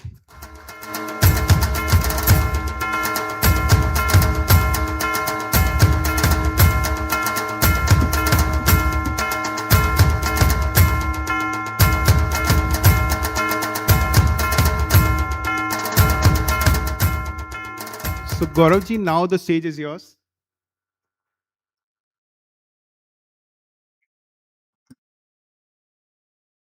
Hello. Yeah, audible, right? Thank you. It's great to be here with people who are very much at the forefront of what I call building AI. Not using AI, not consuming AI, but building AI. And what a proud moment for us that when we can say here, AI not just is being built very much in Bharat, is being built very much here in Pune. So please have a big round of applause for our guests here. So just before getting here, Rishi ji, Ankush ji, we were on the lunch table and we said, okay, what are we going to talk about? And he said, oh, let's have what nowadays people call the fireside chat. Although there is no fire here. But idea is that we talk about what are the opportunities around AI in these strategic sectors. Right? We have been talking so much about strategic aerospace, defense, Hindu temple economy, infrastructure, technology. Where are the opportunities that are around AI? So that's what we are going to largely talk about. Yeah, and I think Rishi ji, Ankush ji, we can keep it so we can ask questions to each other, of course. Yeah, and if you give me your kind permission, I'll start with the first question. Yeah. Okay. So Ankush ji, first to you. You have been a serial entrepreneur, exited and then got into the new AI avatar. And here the focus has been around security. I think Ganjam ji mentioned, but very few people still know about the real stuff that you are doing. My straight question is this only, that the sector of your choice, like you chose security to working. Why did you choose to get into such a complex, I'll say challenging, as well as maybe not so immediately rewarding sector, right? Why did you choose that? And why not to do something, for lack of a better word, easier, like digital marketing? No, thank you, Gauravji, and good evening, everyone. Thanks, HEF, for having me here. We are not the poster boys. We are doing a lot of back-end work on cybersecurity, national security. So our work is a little different. To answer your question, last company I built was, we used to build secure phones. And we built world's first secure phone in 2012-13. And my largest customer was US Department of Defense. And I did pilots in India. I'm son of an army officer. We did pilots in India with our departments, our agencies, which passed 2015 June. I still have that letter. And our tech was blocked to ship to India because we raised all the capital in US. And we were blocked under ECCN. So we couldn't supply the tech even though we were approved. And I can tell you for a fact that Indian defense and our agencies still do not have a secure phone as close to what we shipped in 2013-14 timeframe. So that's one of the reasons, I would say. Being an Indian citizen, I was living here, whatever I am, thanks to my dad was in the army and what education he could give me from there. We wanted to build here. Second thing, I believe, I'm an entrepreneur, we want to make money. It's very rewarding. It tests your patience, but it's very rewarding. Now we have been building Pi Labs for 3+ years since we have out of stealth. So the idea is to build native Indian stack, which is for our forces. And I strongly feel it's a tough field, we all say, but I ask guys, even enterprise is tough. Tell me an enterprise AI, anyone who is implementing, who has got a PO in less than 12 to 18 months, I will bet any money on that of a significant scale. So it's very similar. And second thing is, when I look at the market, the spend, if you see the biggest spend, look at any budget of our year, right? Remove the interest and all that we pay. The biggest spender is defense. And if you look at how many Indian players are playing in that field and how many products that our folks are given, they can understand that product. And I can tell you for a fact from the field, I think we entrepreneurs have not done enough justice to our forces. I think it has to be built here. It has to be built in this context. If I tell you, we work a lot in intelligence space as well. So if I look at some of the adversary language, and Rishi is one who is doing a great job on that, we have Pashto, we have Kashmiri. There's no outside company that has any need to build those languages, but they're causing a lot of problems to us. You are seeing we have a lot of problems in the Northeast. The languages that are spoken there, Metis, Kuki, how many models are serving to that? How many frontier models are going to cater to that, right? So it has to be built natively. It has to be built by the people living here for their forces. I think we all are doing great business, as you said, about digital marketing. We are very happy doing 10-minute dhania, pudina, nimbu delivery. I think great business is nothing against that. But if you have to build a strong nation, I think a strong nation is built on a foundation of what is your power to hurt your adversaries. If you look at any country which is strong today, it is defined by the power they have to hurt their adversaries. And to use that to make people sit across the table and talk diplomatically or rubbishly, we are seeing that happening all across the globe right now, is diplomacy or bullying, right? And we are seeing all examples of that. But a second does not happen unless you have that. And if we need to build, we are surrounded with various adversaries. The innovation has to happen locally. And mark my words, it's rewarding. It tests your patience, but if you build the right stuff for our people, it's very welcoming and it's very rewarding. I'm on one mission that, I'm going to be on the mission of strengthening, giving products that what our forces need. And in the journey, I'll tell you, I think India can afford 10 more Pi Labs and still all 10 doing great business. There is great value. There's great ROI on the investment that you do. And the second thing I believe is the tech is built, if you build for defense, a 10% lower version works in enterprise. And another 10% lower version works in consumer world. I'm not saying they need bad products, but the amount of error handling a defense or an intelligence or a policing stack needs versus an enterprise. So once you build there, the journey to enterprise is easier. We'll come there. That's how I have been doing in my career. But it doesn't work the other way around. You build for enterprise, you think you can go and build in defense. It doesn't work the other way around. So I think it's great business. The opportunities are great. There are tons and tons of problem our forces are facing, which they need local help, innovation on. And last point I want to mention is there's a tectonic shift on the platform side that is happening. That is from which we said we used to live in a software-defined world. I think we are living in a software-controlled world or algorithmically controlled world. And defense and all always used to be hardware-defined, software-controlled. And I think it is going to move to software-defined and hardware-controlled. And that's a massive opportunity on both sides, where a lot of things are going to change. We have the ecosystem. It's up to us whether we can play it.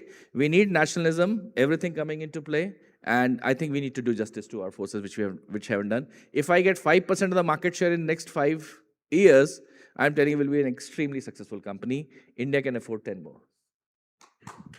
Thank you, Ankushi. Rishiji, to you as well, very straight question. Why to get after all this struggle of building foundation models and especially again for Indian languages, why to take that difficult route, and is it rewarding? Yeah, no, that's a great question. When we started building this AI, so by the way, I represent a company called BharatGen, which is building foundational models as a non-profit in AI in India. We actually have a team that sits inside of IIT Bombay, and we collaborate across 9 different IITs, IIMs, IIITs to be able to put together the talent pool. A few months after we started work on this, Sam Altman from OpenAI came on stage in Delhi and said, basically told the world, "Ke, you cannot build AI, we'll build it. And you all should just build applications." Right? The courage of the guy to come to Delhi and to tell us that we cannot make AI. That's when we knew even doubly sure that we were on the right track. Right? So I think the journey is tough, but I think the journey is worth it. Here's what I believe. AI is going to transform pretty much all aspects of our lives. As consumers, it's already changing it. As businesses, it's going to change it. Government, military, everything, it's going to change. When something is as deeply fundamental to the future as AI is going to be, it's very important to have a degree of control and local manufacturing over it, right? Otherwise, you become a net importer and don't have any control. Now, I think there's a few different aspects to what that looks like, right? You don't have control over the supply chain. You have no guarantee of access. You have no guarantee of pricing. And you have no guarantee of control over that supply chain, right? So what can happen to you in oil can happen to you in AI. And you'll end up spending a lot of money when you're trying to import this. And it's something as fundamental as intelligence. You don't want to be 100% reliant, right? I think there'll be a world where we'll use foreign intelligence also and Indian intelligence, but it should not be exclusively one. That's one. I think the other thing is, if you rely on an AI that is built somewhere else in the world, it'll always sound and speak like an AI that's built somewhere else in the world, right?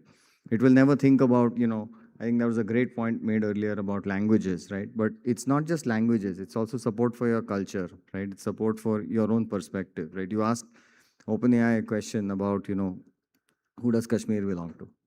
right? You all have this in your hands, but I think you start to get different types of answers, and you have to ask the question, what would an Indian AI answer to that question, right? And do we want, we have our own media, we have our own news channels, we have our own history books. Do we want the story that's told in AI to look significantly different, right? So that's the second thing. And the third thing is, you really have to think a lot about AI differently in terms of cost inside of India, right? We fundamentally operate in India at a completely different cost point, right? 1.4 billion people, about 300 million people are roughly like Western Europe, right? So they'll be able to afford the AI that is available and at the price points that it's available. But the rest of India is not going to be able to operate at that price point. So if you don't create an AI that is able to operate at a fundamentally lower price point, right, you won't be able to bring product, services, and the value of AI to all the people that deserve it. That's why the journey is worth it, right? The scope and impact and opportunity is worth it. Of course, the hill is tall to climb in trying to build this AI in India. Oh, great. I think what the people now call the Sam Altman moment, and that was a trigger point, for us as well. And we also, although I have been saying that this is the best time to build, I think the moment when he's made that statement, I doubled down on it and I said, see, now it's validated. Because why he made that statement, and I told people, is specifically he was just trying to buy time by by not letting others get into his way. That's all. He wanted to just make you feel that no, this is not something which you should build or you can build. Right? He just wanted to buy time. That's all. And now we see, what happened after that. Right? The massive amount of funding and everything.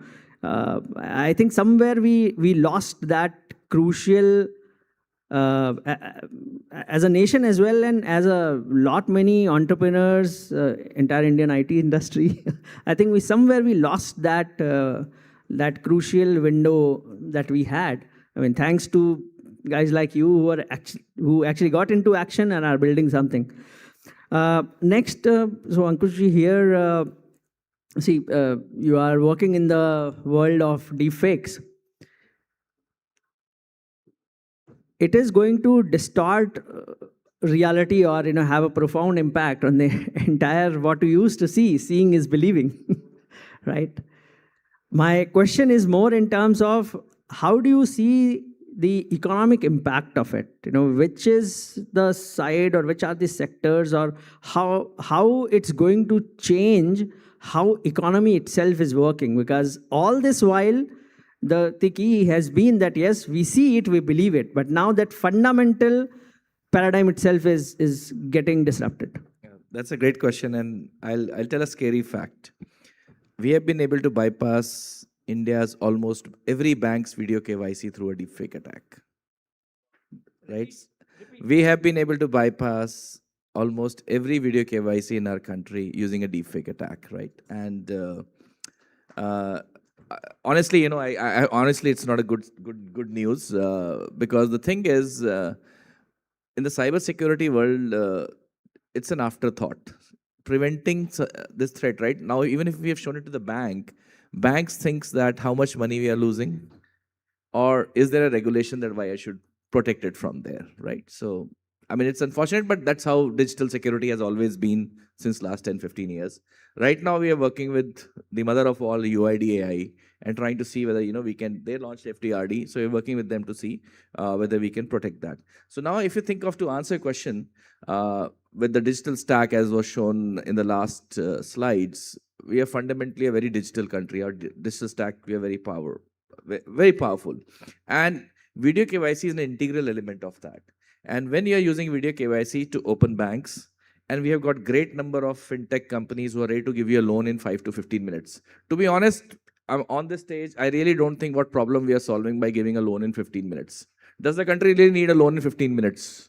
Let's say to buy a scooter or to buy a Hero Honda, right? I don't think we need a loan in 15 minutes. So I don't know what problem we are solving by giving a loan. But we are exposing to us ourselves to a lot of threats by claiming I want to deliver a loan in 15 minutes. Okay, medical emergency, I can understand, but other medical emergency, I don't think why somebody needs a loan in 5 to 15 minutes. Now you combine that, a deepfake attack, an account opened, which is a new category of mule account.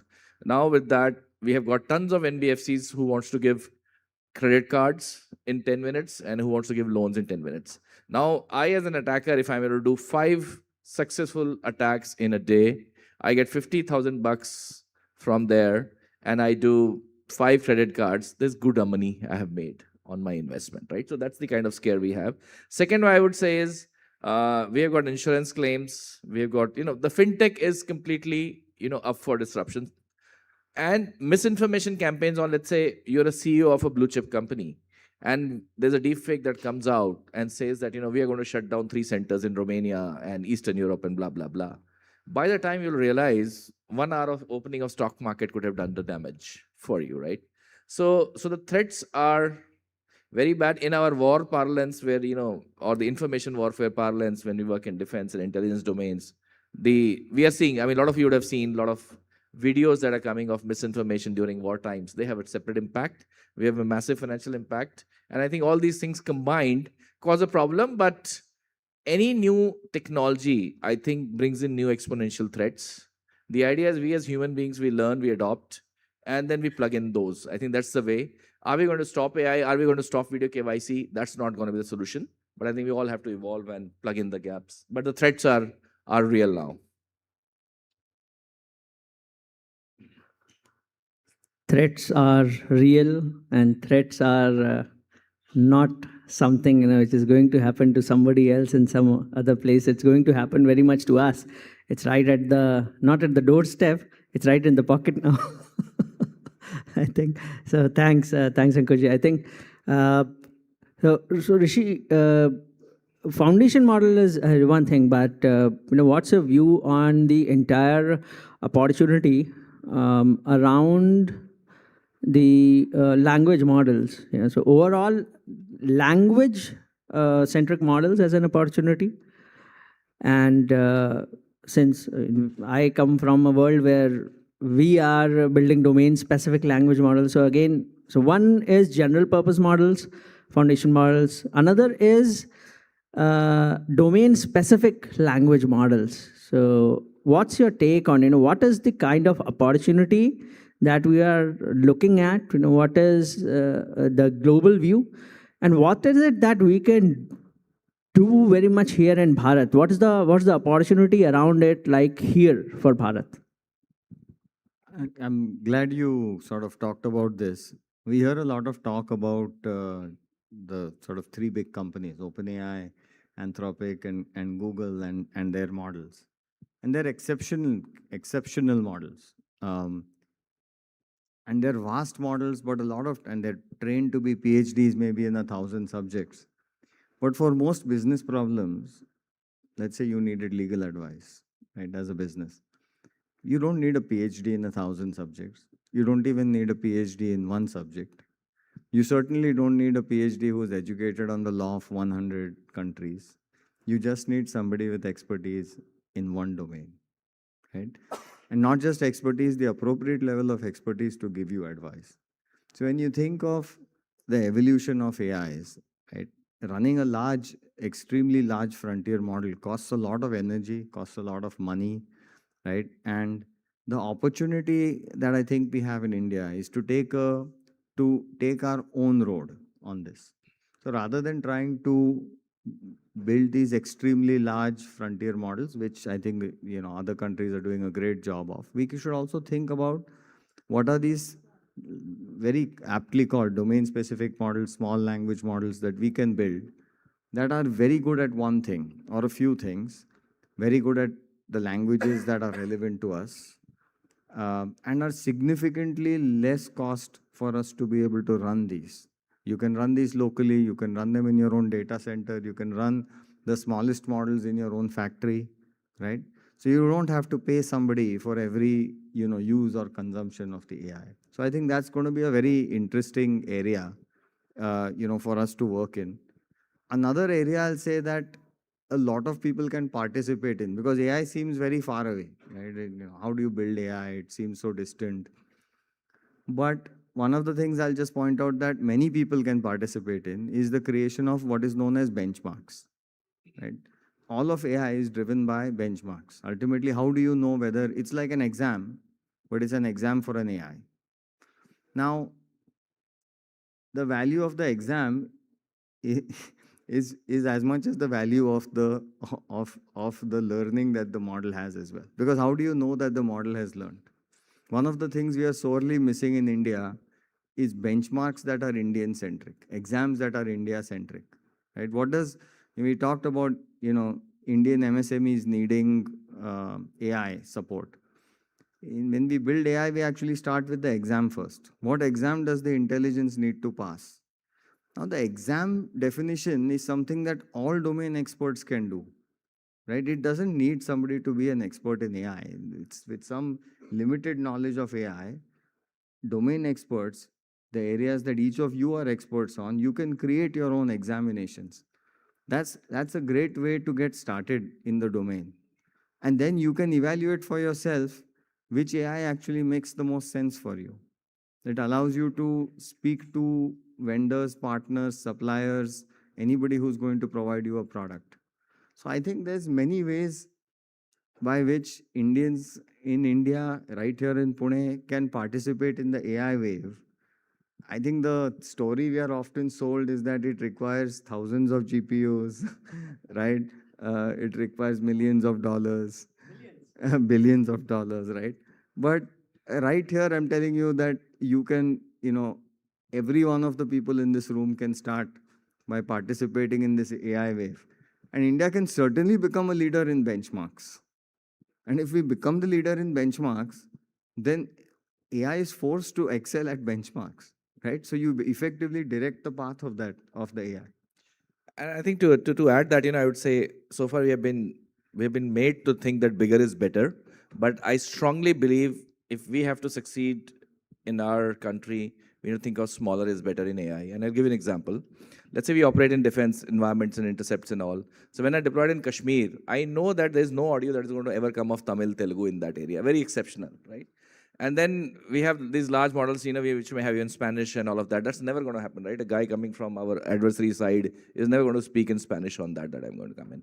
So if you're having all those weights into your model, if you're not distill that, basically what you're doing is you're giving significant portion of the GDP of our country to the hardware providers, and we don't make any of those hardwares, right? We know that we don't make the inference chips.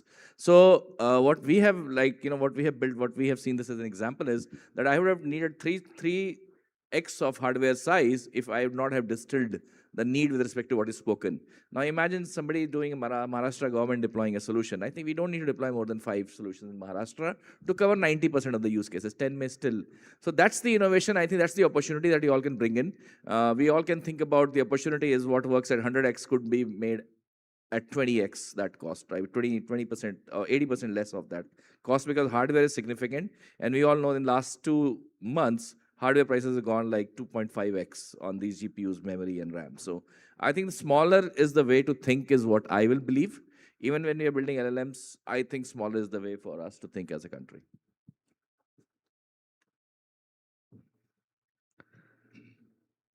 I think the time is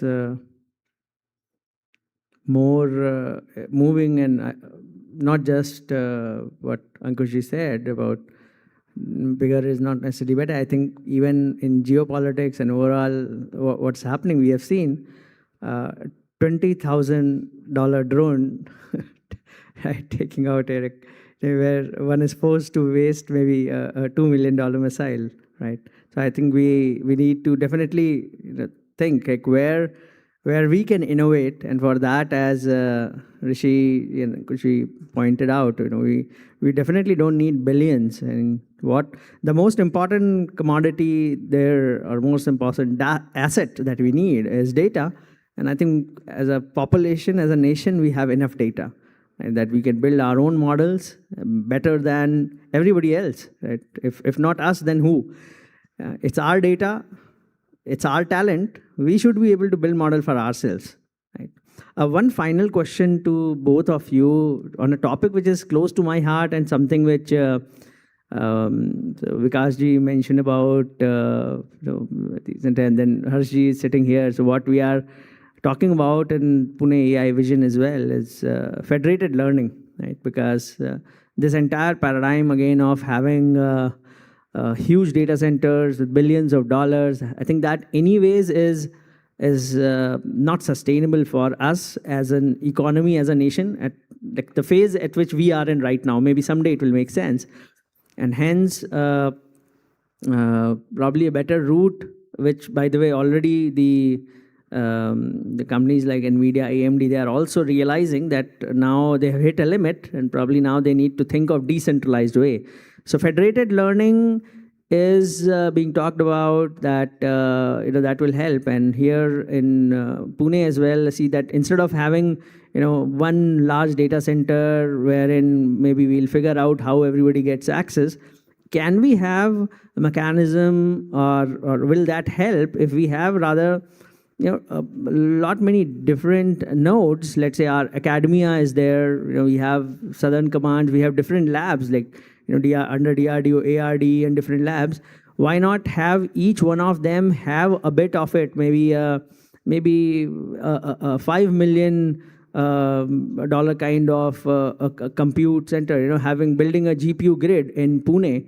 Do you think, federated learning in this way will be of help in helping our startups getting access to the compute, our academia getting access to the compute and being able to build something useful fast? No, 200%. I think one of the major bottlenecks that we face, I mean, any company would be facing is today GPUs. And when we started, what price we are buying today, we are buying at 4x of that, right? So it's unless you have the GPU, it's like you can't do anything. It's like you have a Mercedes but no fuel, then it just. So I have a brain which is the top brain, but I don't have GPU, I can't do anything, right? So I think that's something at a fundamental level we have the challenge, but I think that's where everybody's trying to see other opportunities, right? So I'm seeing solution people have been able to move models to CPUs. There's decent progress that has happened on that. I was just talking to Rishi, he's exploring TPUs. So necessity is the mother of invention. I think we all are going to find our shortcuts, but this should definitely, the federated learning should definitely be there. Only challenge that we face is like some of these sensitive organizations, they will never going to come and allow that, like what you mentioned, like, amongst themselves, they definitely that should be there, data sharing should be there. And one thing that I strongly feel is, we always talk about, we have a lot of data, right? But what quality of data we have once we take a look at it, you will be shocked to see that, how much time will take to clean up that data. And that's a significant activity that we all have to do to make sure that we get the right quality intelligence built on top of that data. And one off-the-topic point I want to mention, because when you're talking deep tech is, we always chase perfection in anything that we do, but deep tech specifically, perfection doesn't happen on day one, right? And हम लोग बड़े हुए हैं, हम लोग आत्मग्लानि में बड़े हुए हैं, अपना है तो खराब है, right? So अपना भारत जैन है तो हम सोचेंगे नहीं यार, Bharat Jain is nowhere close to open AI. But we never think that unless we give chance to Bharat Gen and start using it, we will never see Bharat Gen becoming better than OpenAI on the needs that we need, right? So we have to come out of that, apna hai to kharab hai, na maatmglani bade hona. And perfection doesn't happen on day one. We have to, when OpenAI came out, how many of you found 500 issues with OpenAI? But nobody gave up on OpenAI. But the day our Bharat Gen will come out, you all will say, no, it is nowhere close to OpenAI. I think that thought process has to change unless we stand with our builders and initial imperfection days, we will never hit that. We'll always be dependent on import. So I think that's a key point that I strongly believe we need to learn. वो ideal Sharma ji का बेटा हमने सबने सुना होगा, right? एक शर्मा जी का बेटा who has never failed. मतलब मेरी माँ भी वही गाली देती थी कि शर्मा जी का बेटा देख कितना अच्छा है, तू बेकार है. I think that Sharma ji का बेटा definition has to change in the country, because I need that ideal Sharma ji का बेटा जो कभी fail होता है, कभी पास होता है, फिर आगे बढ़ता है, फिर गिरता है, फिर आगे बढ़ता है. Always pass होने वाला बच्चा is not the ideal. And that's not how deep tech happens, because our 10 experiments fails, then 2 pass. And that's how our journey has been. And that's how a deep tech journey would be. And we all have to patiently build and use those things, is what I strongly feel.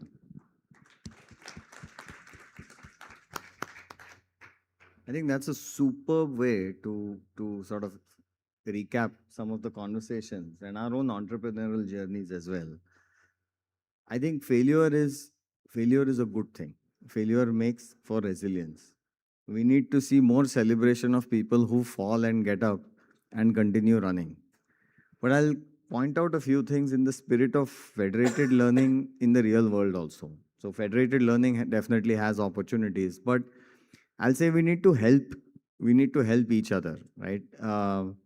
Every startup I've built by actually working with the customer and actually signing up the customer before I even had the product fully ready. Every startup requires a patient customer who is willing to be first, who's willing to say, I have a need. If you solve it for me, I'll open the doors and let you come in here, right? And oh, by the way, if you're successful at solving my problem, you're welcome to go solve it, for another 100 companies as well. We need much more of that. We need much more of that from other enterprises in Pune, but also larger enterprises. Large companies need to do a lot more of that. The military needs to do a lot more of that, right? The military, part of the reason why we are still buying so much of tech in the military from Israel, for example, is because the Israeli military has a degree of participation from startups and companies who are actually working very closely with it. But for our startups also, we need the same kind of access to problem feedback.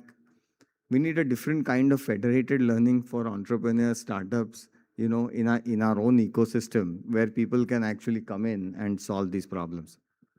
But back to the original question, I think from a technology perspective, federated learning is a great solution to a certain class of problems where data should not leave the premises. And so people with similar data sets, similar problems can definitely come together to be able to create better business, machine learning models, business solutions using federated learning. We actually did this, the Google keyboard. I worked on that many years ago. Actually uses an approach to federated learning. Previous keyboards used to, simple description maybe of federated learning for everyone is that the data doesn't leave, your core data does not leave your device. So when you type something on your Android phone, if you're using another keyboard, the data goes to a server. And say 1% of everything that you type goes to a server. And then you update the learning model so that it can type better on the server. Now that's a little sensitive because you may be sending messages that you don't really want to have sent to a server. So federated learning as a solution allowed for solving that problem without your data ever being sent elsewhere. So I think that's definitely an area where India can innovate and compete in.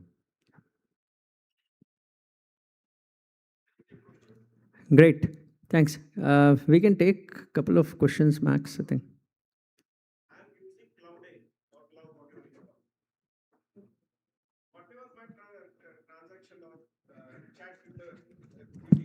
Can I give all that to you so that your models can also get trained if at all you are similar to Cloud?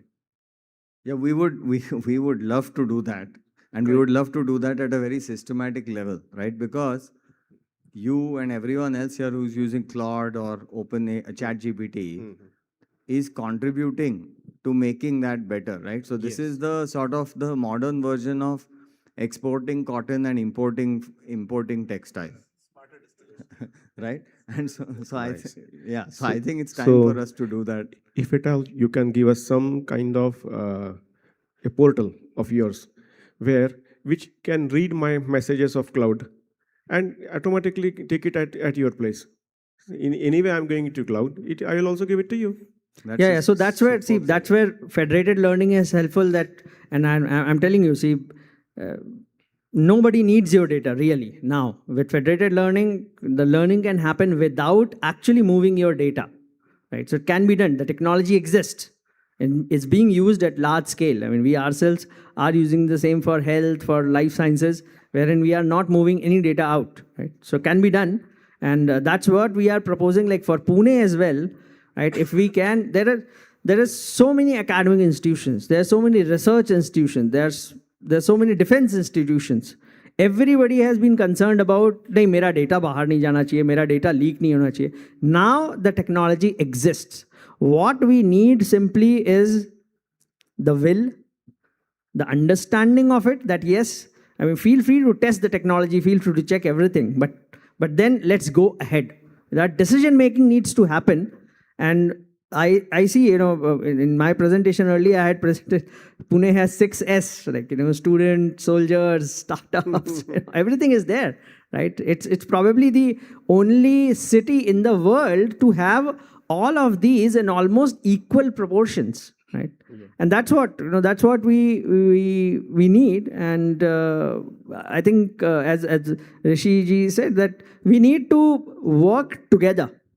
Right. The ecosystem, if we look at, everybody says Silicon Valley and so on. It's not just because of the access to capital. All of it happened because people were willing to come together and move together, towards a shared goal. That we all have to work towards being the best in the technology. Right. That, I think, that mode of being able to work together, that is somewhere missing as an ecosystem. I just want to give one example here is, we know Kashmir is an integral part of India, right? Without any doubt, everyone agrees. We were trying to train Kashmiri model. I have been doing it for now almost 18 plus months with a 21 people team in Kashmir generating data for us. And we were seeing why the data generation is so slow, right? For the first 2 months, I was trying to figure out. First thing I figured out was, there is no Kashmiri keyboard. Can any one of you know? I don't know if there's any Kashmiri in the room. There's no Kashmiri digital keyboard. We have Hindi, Marathi, all of that. There's no Kashmiri keyboard, right? That's the first problem we got hit. So we created a Kashmiri keyboard, and we have open sourced it actually, because we said, let's open source that. Now, when we created the keyboard, I said, now the data speed should increase. The speed was like 10% more. Then I was like, why again, guys, it is so slow? Then like, where to see? There's no previous trainer. So everybody's learning where the Kashmiri words are. Then we said another problem. Then what we did, we created an AI-based autofill Kashmiri keyboard. Now, so to create like a model, right, we went through the steps of, these fundamentals were not there in the language. Now, if you ask me, is that an opportunity? Ask anyone in defense. If you solve Kashmiri at a great level, it's a phenomenal opportunity. Price is not a problem at which you will sell, but can you solve it? So the idea is, can you solve the harder problems? And there are harder problems that nobody in the world is solving. And that's what I want to say, the entrepreneurs here sitting in the room, when I say, we have been unfair to our forces. I think this is what we so we are loving delivering 10-minute dhania pudina now. I see 10-minute maid is also there to come and cook at your house. I don't know how many security problems we are creating with that, we don't know. But these are the real problems that is going to strengthen the position of the country on the global map, right? I mean, if you have to strengthen that. So these are the opportunities that I think I want more entrepreneurs to come in. We are ready to back those entrepreneurs as a company with funds, with our GPUs and all of that. But I'm dedicating our future work to all of these things. Would like to have some like-minded individuals in this. Super, great. Thank you. I think we can close. Yeah? Super. No, sorry. We are out of time. Yeah. Learning from all the three of you. So just to recap, 1 or 2 pointers, like we should start small. The data can be federated. It could be residing on the local area. You can work on local small machines and small models. And you should focus on being Atmanirbhar instead of giving money away to OpenAI, ChatGPT, or any other sources. Let's support our local LLMs and local systems, and let's grow India together. Thank you, everyone. Thank you. Thank you, sir.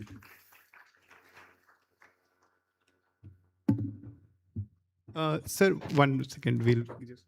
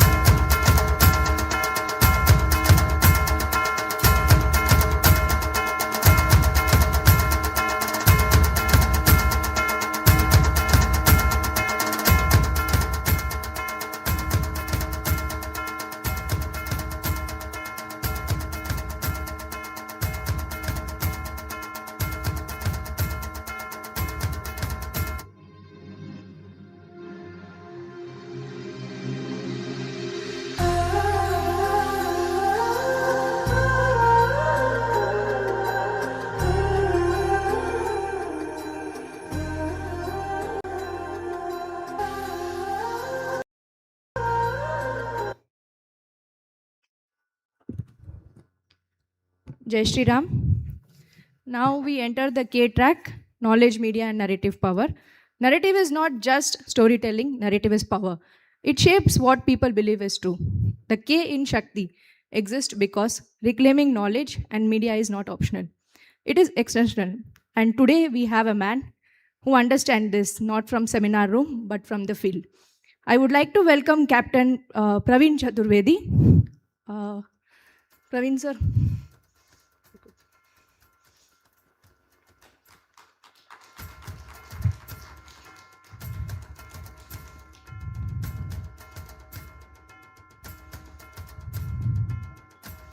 Praveen sir, ex-marine officer turned filmmaker, deeply noted in Bharatiya Sanskriti and Parampara, founder of Pashyam Studio, the world's first Hindu OTT platform. Dedicated for making films on Bharatiya culture, heritage, history, tradition, made more than 450 films under Pashyam. Sir, stage is yours.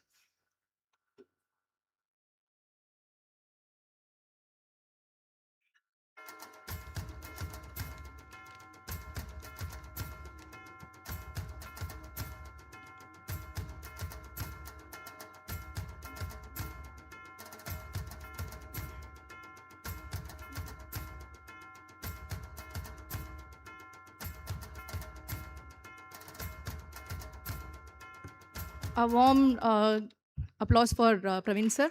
The stage is yours. Sir. Jai Shri Ram. Thank you so much, the organizers of Shakti Summit from the HEF. It's a great honor to be here. I have been given very little time, just 10 minutes, to speak about 50,000 years of Bharatiya civilization and 500 films that I have made on it. But anyway, I will try to do the best. The presentation is going to be in 3 parts, very simple. What we became is the first part. You know, what we became. So is the, can I have, the remote? Oh, thank you. So as you know, I am Captain Praveen Chaturvedi. Just to tell you very shortly the intro, I was in US, I studied filmmaking there from USC and UCLA, and I was working in Hollywood. And around that time, I noticed that the films and media was being weaponized against Bharat, against Hindu Dharma. And it pained me to see that very little was being done about this, although there were so many wonderful filmmakers and studios in Bharat. So I thought, and I was inspired, and I was given Adesh by my gurus to come back and to do what I can do in the space. So that's how I came back, and I founded world's first Bharatiya Sanatani Hindu OTT platform called Pashyam.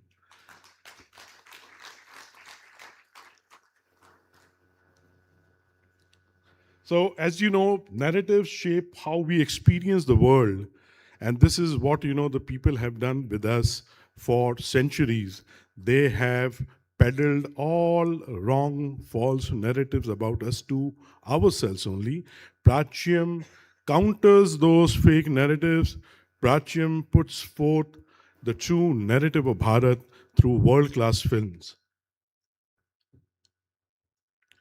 So what we became is the first part, So I'll just show you that what is the power of cinema. 50,000 years of our civilization, more than that, I'm making a film, which proves with hard evidences that our civilization is at least 50,000 years old. In 2 minutes, I'm going to show you what we became.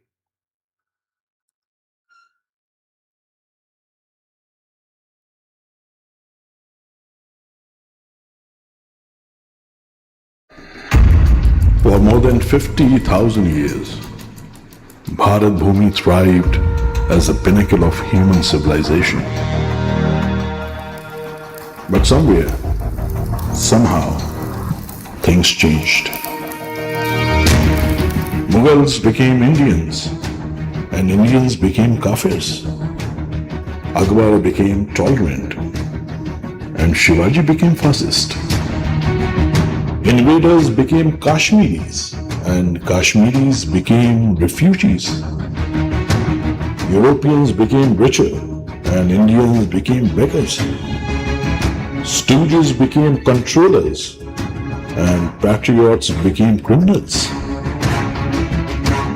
Maoists became intellectuals and intellectuals were labeled bhakts. Terrorists became activists and soldiers became persecutors. Conversion became secular and reconversions became communal.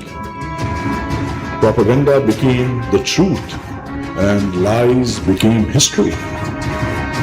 Yoga became scientific and yogis became unscientific. Jai Shri Ram became conservative and Bharat Tere Tukde Honge became liberal. Journalists became prostitutes and honesty became hate-mongering. Our philosophies became global and our country became primitive. Appeasement became inclusive and Sabka Saath, Sabka Vikas became fascist. So, for the sake of your motherland, act now and learn to be unapologetic.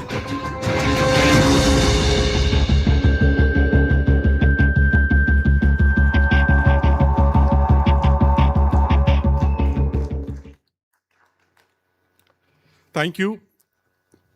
So when we founded Prachiam, the first thing we thought was what we should do is to come up with a series of 10 films, which we call 10 Indic films. 10 very important civilizational films to do the civilizational corrections which had been distorted for many decades before independence and post-independence. So we came up with these 10 films. Aryans never invaded India, dating the Mahabharata, dating the Ramayana, 50,000 years of Indian civilization, Sahibs who never left. India's gifts to the world, the whole world, the modern advancement stands, on the ancient Indian wisdom, and they owe us this, although they never gave us the credit. The Guru Shishya Parampara, healing the world, and the Swaraj warriors. So the first part was what we became. The second part is that how we became this. So we made a film, called Sahibs, Sahibs who never left.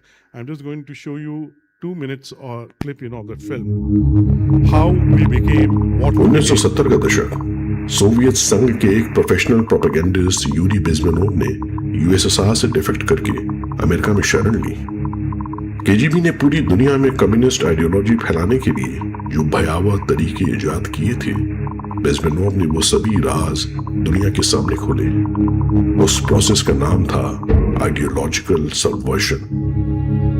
Subversion की बात दुनिया के सामने भले ही 1970 में आई, पर उन techniques का इस्तेमाल विश्व के कई साम्राज्य हजारों सालों से करते आए हैं। ब्रिटिश साम्राज्य भी उनमें से एक था।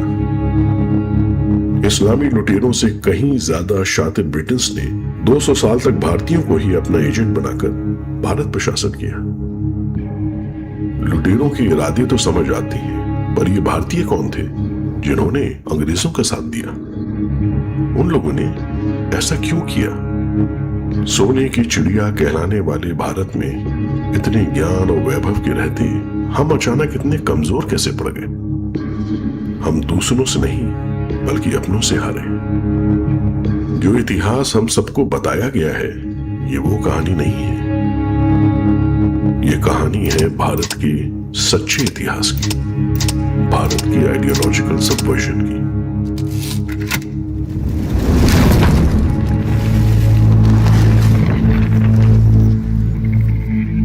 स्वतंत्रता आखिरकार, क्या ये सच था?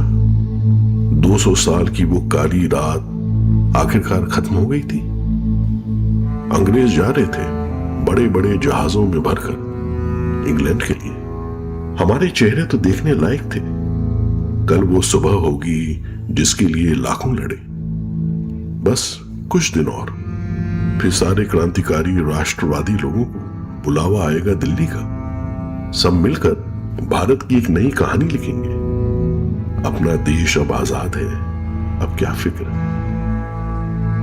पर वो बुलावा कभी नहीं आया। बंद दरवाजों के पीछे न जाने किन किन समझौतों पर साइन किए गए। फिर अचानक से शोर हुआ कि 10 हफ्तों में देश हिंदू मुसलमानों में बांट दिया जाएगा।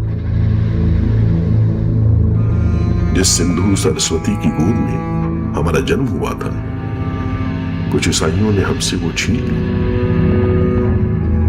हिंदू मुसलमान एक दूसरे को काट रहे थे, लाशें गिनने वाला कोई नहीं था। मगर अपने नेता क्या कर रहे थे? इन सब ने गोरों को ये करने क्यों दिया? इन सबसे बहुत दूर वॉइसरॉय आवास पर उस शाम शैंपेन खुली। माउंटबेटन ने इंडिया के नाम टोस्ट किया। नेहरू जी ने हंसते हुए जाम उठाया और कहा, टू किंग जॉर्ज VI। हमें लग रहा था कि 1947 में गोरे साहब चले जाएंगे। हम गलत थे। कुछ साहब ऐसे भी थे जो कभी गए ही नहीं।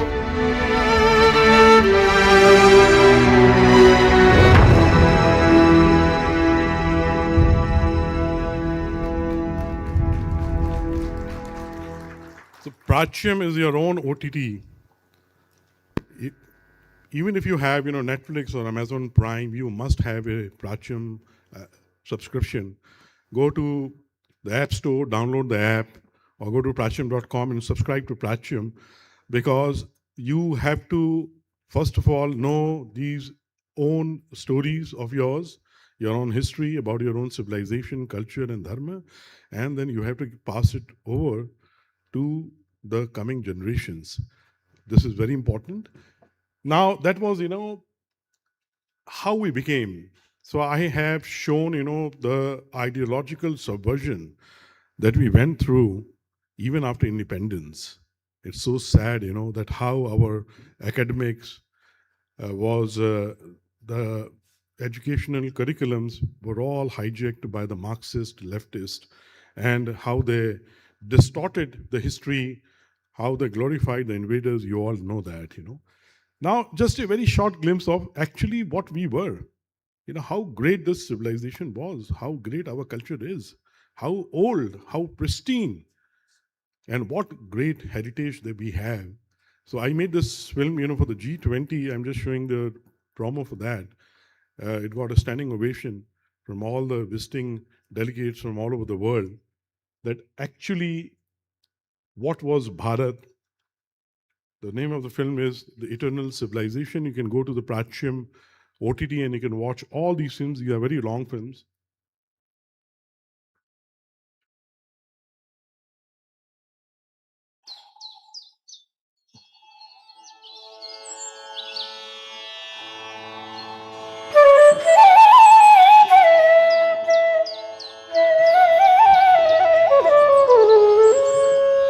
Most stories are about lost civilizations. This is about a living one.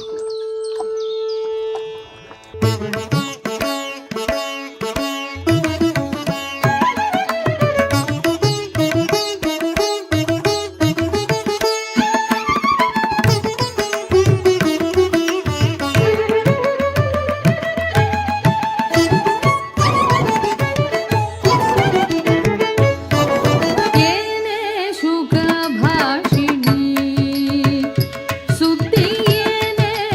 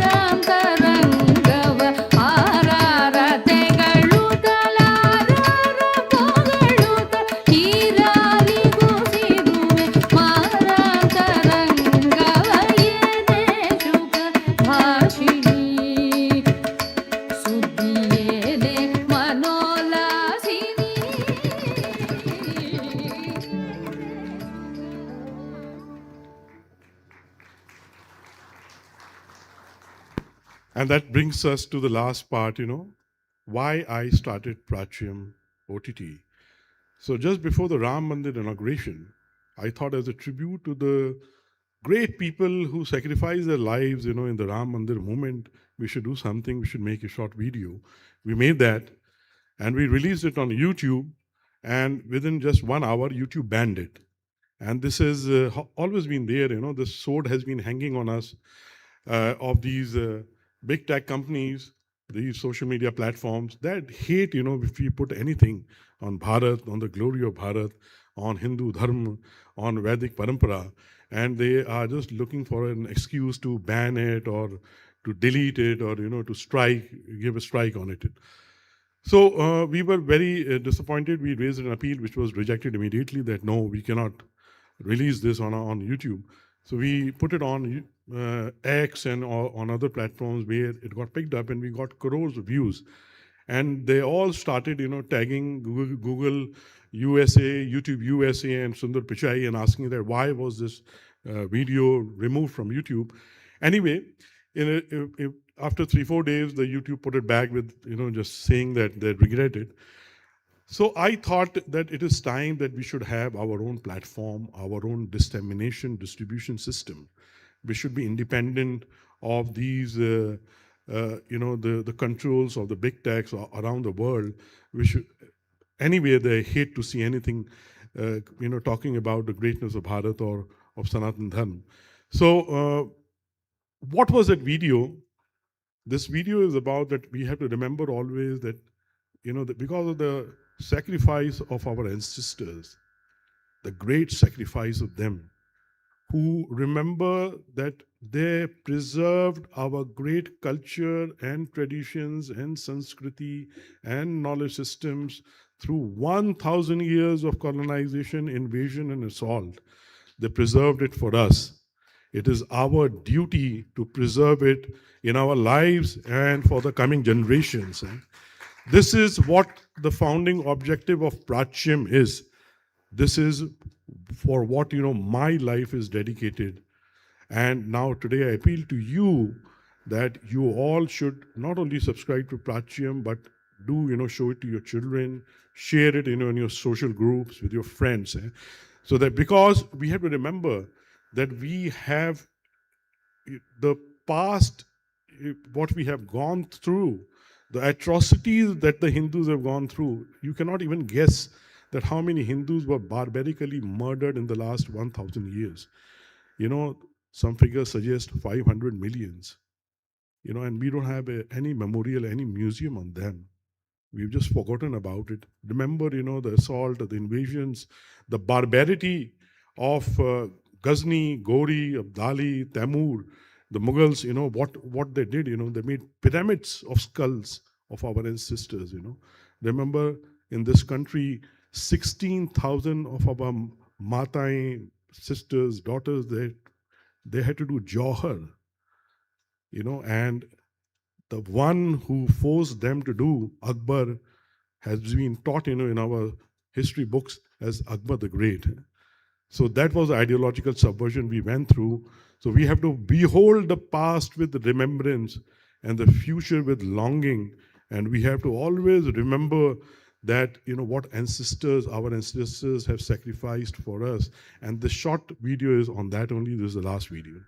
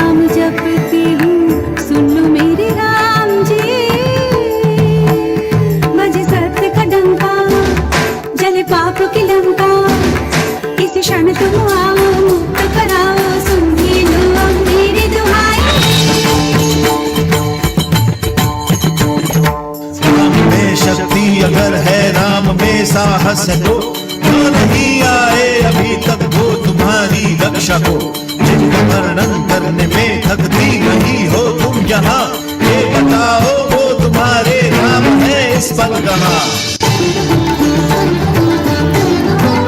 मैं आपको बता नहीं सकती और बयान नहीं कर सकती कहाँ कहाँ से किस किस तरीके की धमकी मुझे।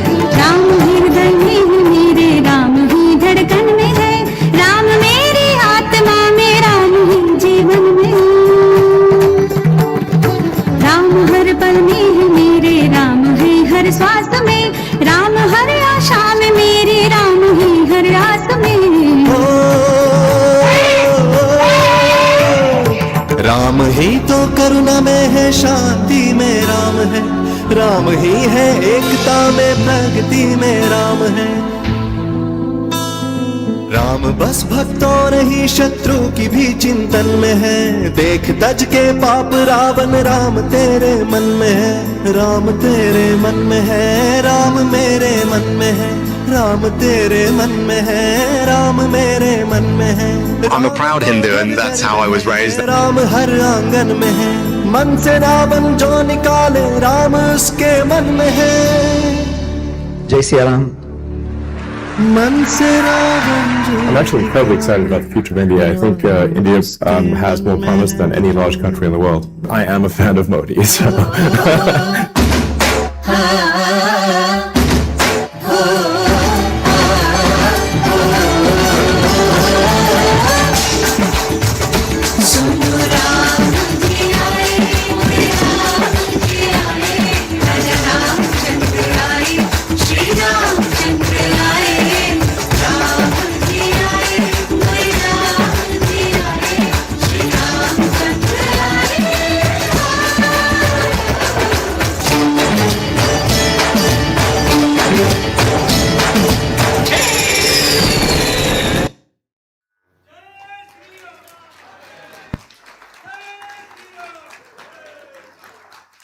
Jai Shri Ram, thank you so much. Let us all come together and work for this Hindu resurgence, for this Indic renaissance. We all belong to this great Bhumi called Bharat. It is the Bhumi of rishis, of great saints. Let us all work together to rejuvenate our culture, our Sanskriti, and to establish it globally all around the world. Thank you so much.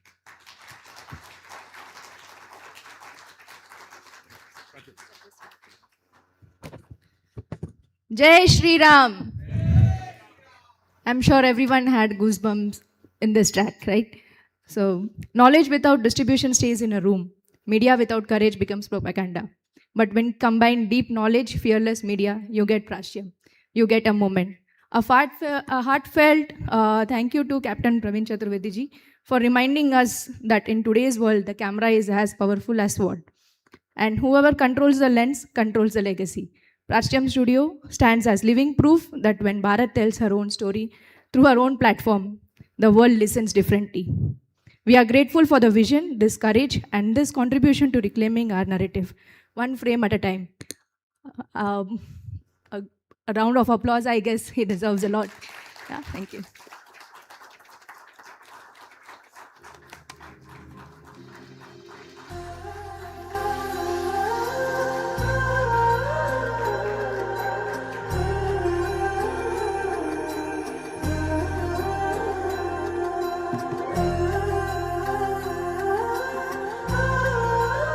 We are sorry for whatever disturbance was in between the track. I'm sure you all understand that there is a governor who's coming here, and we request you all to put your phones on silent, and so we can start our program. Thank you.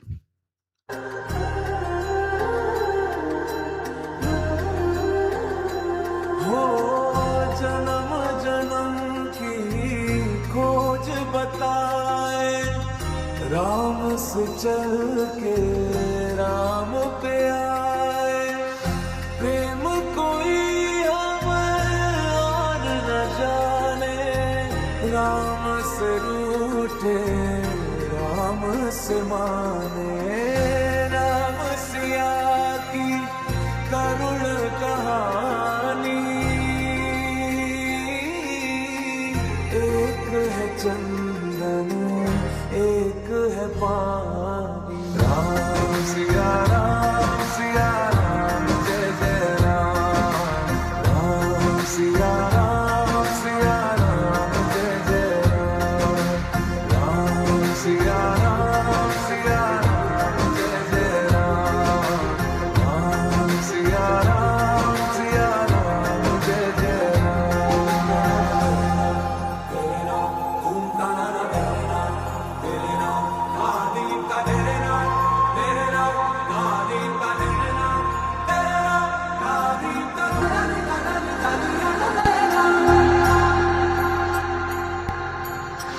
Hari अनंत हरि कथा अनंता, कहहि सुनहि बहु विधि सब संता।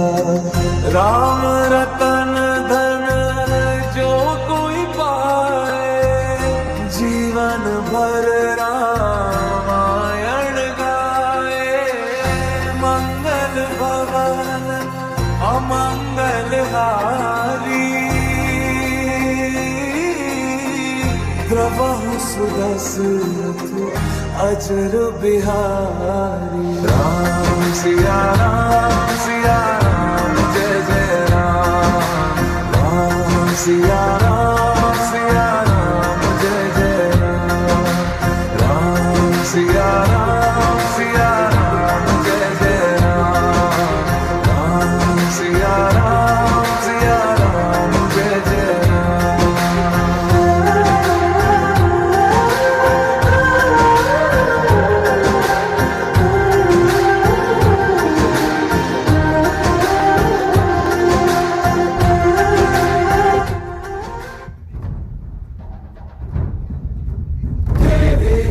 भरोसे हैं हम तेरे ही सहारे। दुविधा की घड़ी में ये मन तुझको ही पुकारे। तेरे ही बल से है बल हमारा, तू ही करेगा मंगल हमारा। मंत्रों से बढ़ के तेरा नाम। जय श्री राम जय श्री राम जय श्री राम राजा राम। जय श्री राम जय श्री राम जय श्री राम राजा राम। जय श्री राम जय श्री राम जय श्री राम राजा राम। जय श्री राम जय श्री राम जय श्री राम जय श्री राम। तेरे ही भरोसे हैं हम तेरे ही सहारे। दुविधा की घड़ी में ये मन तुझको ही पुकारे। तेरे ही बल से है बल हमारा, तू ही करेगा मंगल हमारा। मंत्रों से बढ़ के तेरा नाम।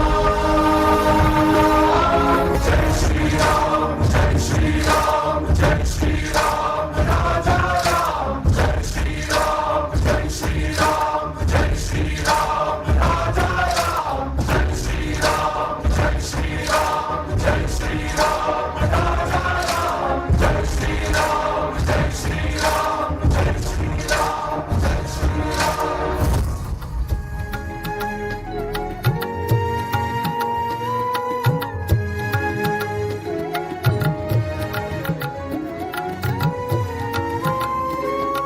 शककर्त्यांचा मेरुमणी तू, राजर्षींचा राजा।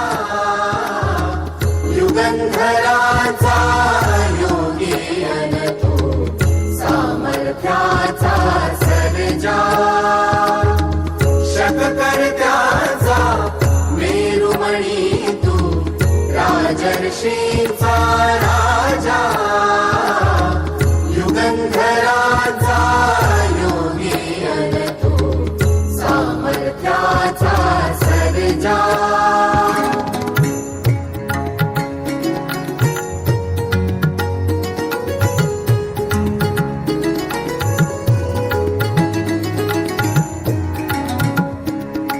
महान मंदिर महाराष्ट्राचे, सुफलित संचित सह्याद्रीचे महान मंदिर महाराष्ट्राचे सुफलित संचित सह्याद्रीचे संजीवन हो जनामनांचे संजीवन हो जनामनांचे रयते चारे तारणहारा पावित्र्याच्या तेजा युगंधरांचा योगी तू सामर्थ्याचा सर्जा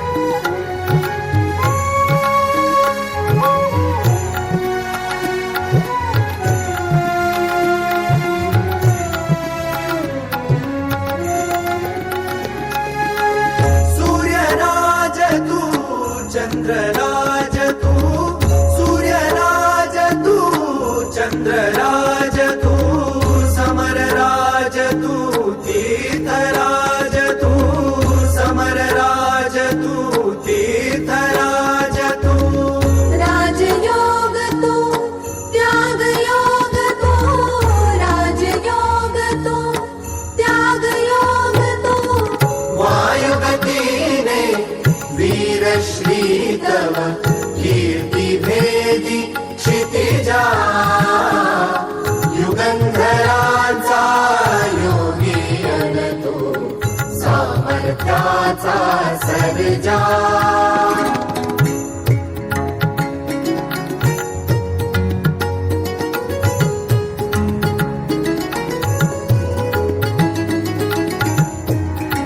तू रयतेचा रे कैवारू तू पतितांचा रे तारू तू रयतेचा रे कैवारू तू पतितांचा रे तारू तू दीनाचा रे सहकारू तू दीनाचा रे सहकारू संतांची अन गुणी जनांची करशी तू पूजा युगंधरांचा योगी तू सामर्थ्याचा सर्जा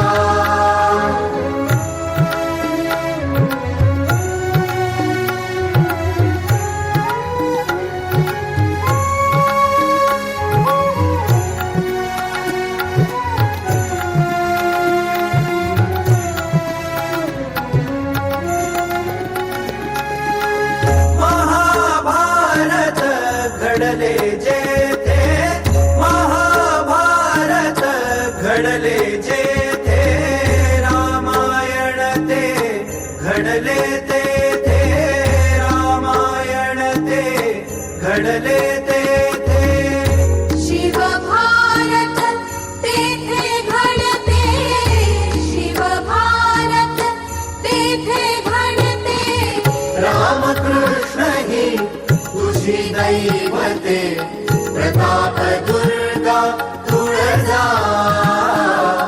युगंधरांचा योगी तू सामर्थ्याचा सर्जा शककर्त्यांचा मेरुमणी तू राजर्षींचा राजा युगंधरांचा योगी तू सामर्थ्याचा सर्जा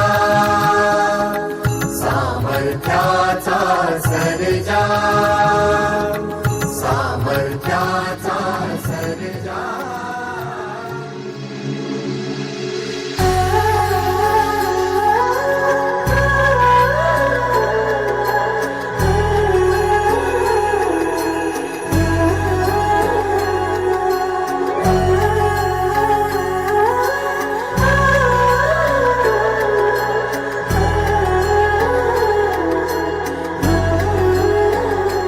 हो जन्म जन्म की खोज बताए राम से चल के राम पे आए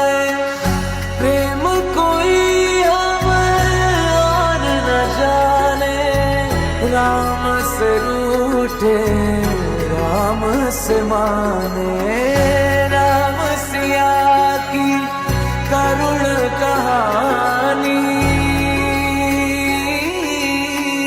एक है चंदन एक है पानी। राम सिया राम जय जय राम। राम सिया राम जय जय राम। राम सिया राम जय जय राम। राम सिया राम जय जय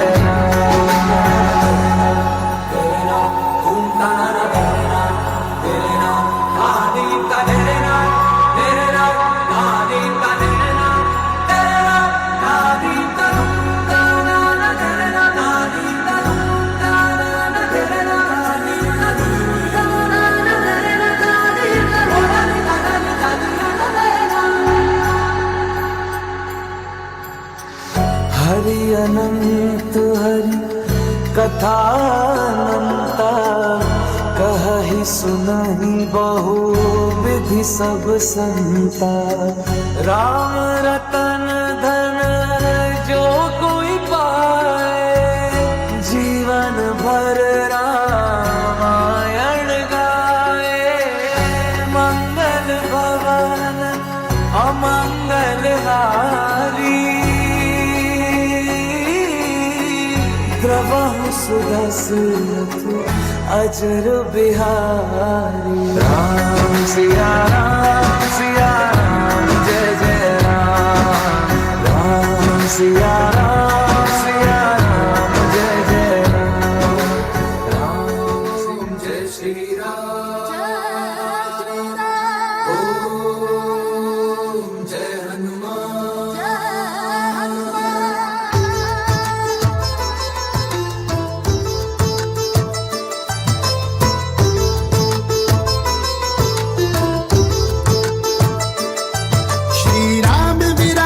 जन्मभूमि में सदियों का तप पूर्ण होगा। हर गांव गली से न हो आहुति महायज्ञ सफल कैसे होगा। श्री राम विराजेंगे जन्मभूमि में सदियों का तप पूर्ण होगा। हर गांव गली से न हो आहुति महायज्ञ सफल कैसे होगा।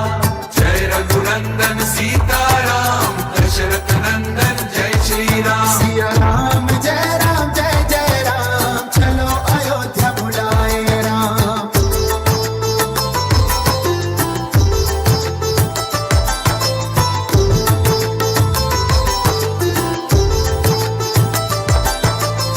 जय श्री राम जय हनुमान। सदियों से संग्राम हुए जाने कितने बलिदान हुए। सदियों से संग्राम हुए जाने कितने बलिदान हुए। कितनी सरकारें चली गई अब जाके मुक्त श्री राम हुए। कितनी सरकारें चली गई अब जाके मुक्त श्री राम हुए। प्राण प्रतिष्ठा किए प्राण प्रतिष्ठा की ये अप्रतिम झांकी। प्राण प्रतिष्ठा की ये अप्रतिम झांकी। अप्रतिम झांकी। जय रघुनंदन सीताराम दशरथ नंदन जय श्री राम। सिया राम जय जय राम। चलो अयोध्या बुलाए राम। श्री राम जय राम दशरथ नंदन जय श्री राम।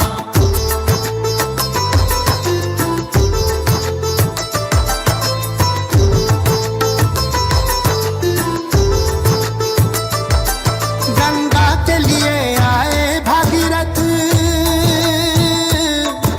अहिल्या है तू आए राम। गंगा के लिए आए भगीरथ। अहिल्या है तू आए राम।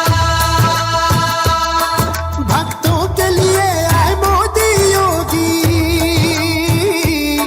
बनवाया भव्य राम मंदिर धाम। राह के सब अवरोध हटाए। नहीं बचा कोई संकट बाकी।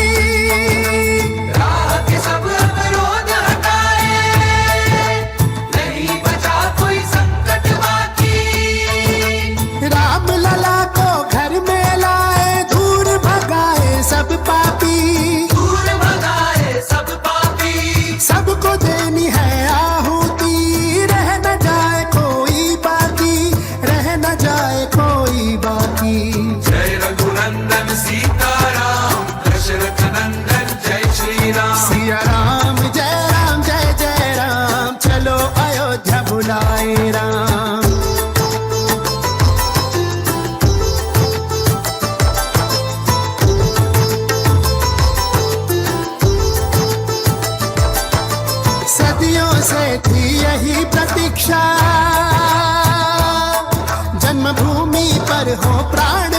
निष्ठा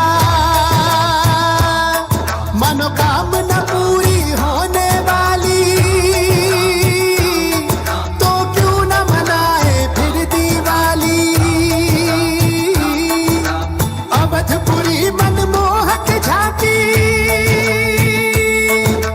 सजा दो सारा देश भी बाकी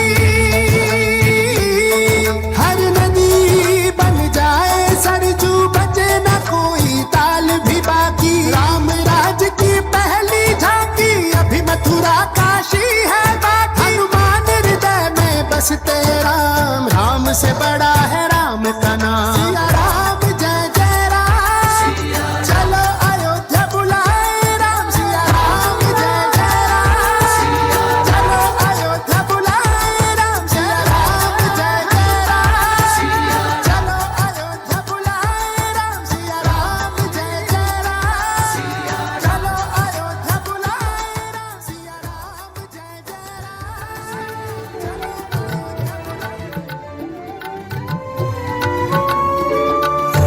शककर्त्यांचा मेरुमणी तू राजर्षींचा राजा युगंधराचा योगी अन तू सामर्थ्याचा सर्जा शककर्त्यांचा मेरुमणी तू राजर्षींचा राजा युगंधराचा योगी अन तू सामर्थ्याचा सर्जा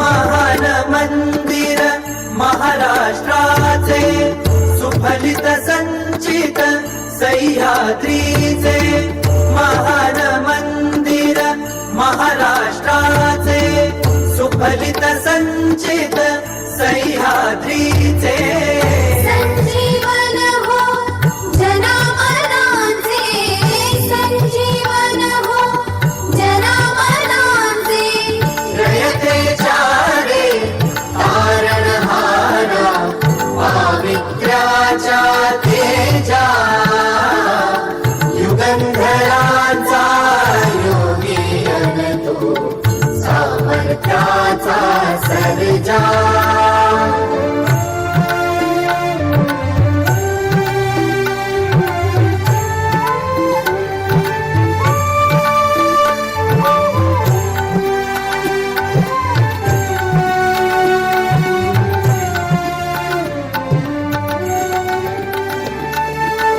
सूर्यराज तू चंद्रराज तू सूर्यराज तू चंद्रराज तू समरराज तू तीर्थराज तू समरराज तू तीर्थराज तू राजयोग तू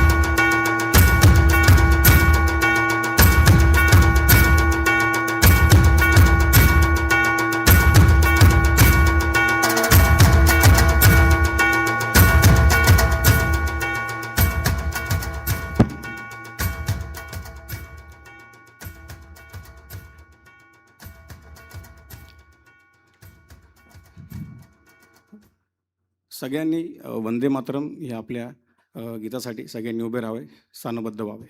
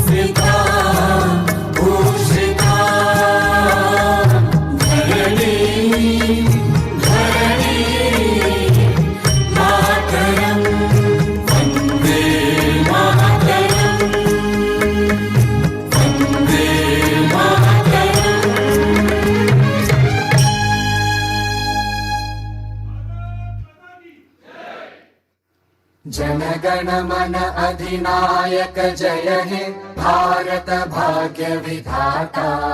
पंजाब सिंध गुजरात मराठा द्राविड उत्कल वंगा. विंध्य हिमाचल यमुना गंगा उच्चल जलधि तरंगा. तव शुभ नामे जागे तव शुभ आशीष मागे. गाहे तव जय गाथा जन गण मंगलदायक जय हे भारत भाग्य विधाता. जय हे जय हे जय हे जय जय जय जय हे.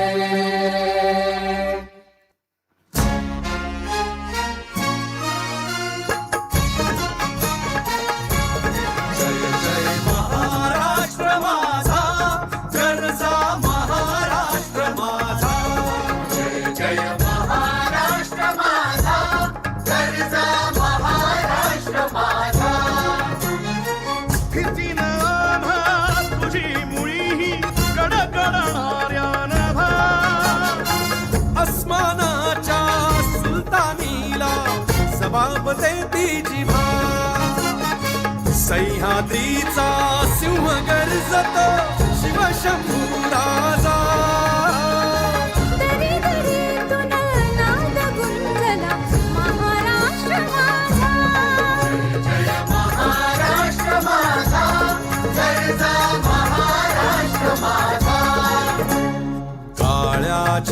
मातीवरी कोरली अभिमानाची लेणी ओलादी मनगटे खेळती खेळ जीव घेणी दारिद्र्याच्या उन्हात शिजला विठ्ठलाच्या घामाने भिजला देश गौरवासाठी झिजला दिल्लीचेही दस्त झाली महाराष्ट्र माझा जय महाराष्ट्र माझा गरजा महाराष्ट्र माझा जय जय महाराष्ट्र माझा भारत माता की छत्रपती शिवाजी महाराज की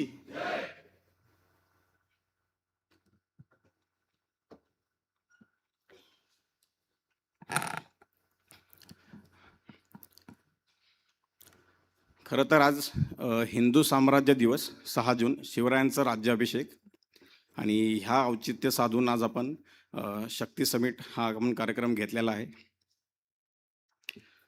सो introducing myself Shubham Katangale, secretary of HEF Pune district and director of Visito Envirotech Private Limited, an organization dedicated to creating sustainable environment.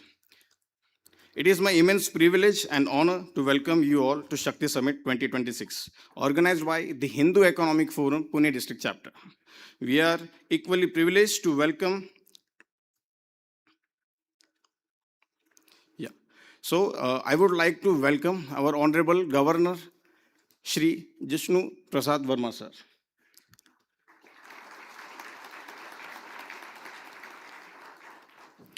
We are equally privileged to welcome, sir.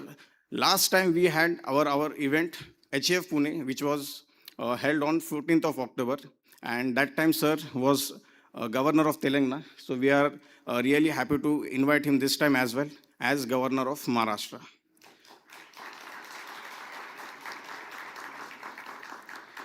We are equally privileged to welcome Lieutenant General Ajay Kumar Singh Ji, former Governor of Andaman and Nicobar Islands.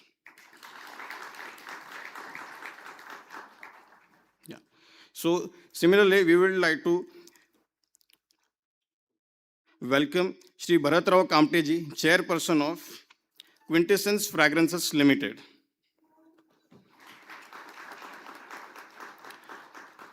We also welcome Shri Kiran Jadhav Ji, CMD of Accurate Group. Also welcome Shri Ramamurthy Ji, IS and Joint Secretary to Honorable Governor. And yes, our of course, Dr. Sanket Karkude Ji, Member TAC, Government of India. Yeah, so we welcome Shri Gaurav Tripathi Ji, President of Hindu Economic Forum, Pune District Chapter, and Group CTO, Partex AI. Your presence today brings together the strength of governance, entrepreneurship, innovation, and social leadership under one roof. The very spirit of Shakti lies in this collective commitment to building a stronger, self-reliant, and prosperous Bharat on behalf of the Hindu Economic Forum, Pune District Chapter. I extend heartfelt welcome and sincere gratitude to all our esteemed dignitaries, guests, entrepreneurs, professionals, and participants who have joined this evening. May today's discussion inspire new ideas and meaningful collaborations and impactful actions for growth of our nation. So once again, a very warm welcome to all of you. Thank you for your gracious presence.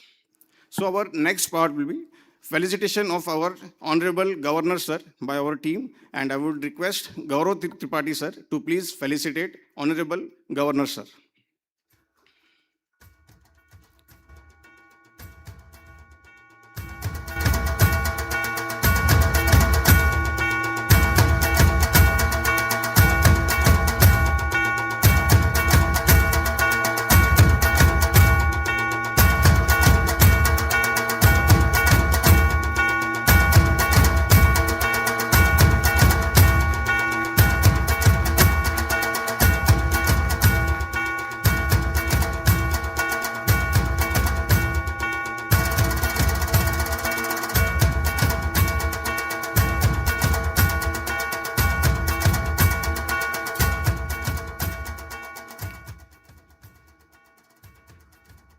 Now, I would like to welcome Bharat Rao Kamte sir to please address us. So, please give a round of applause to Bharat Rao Kamte.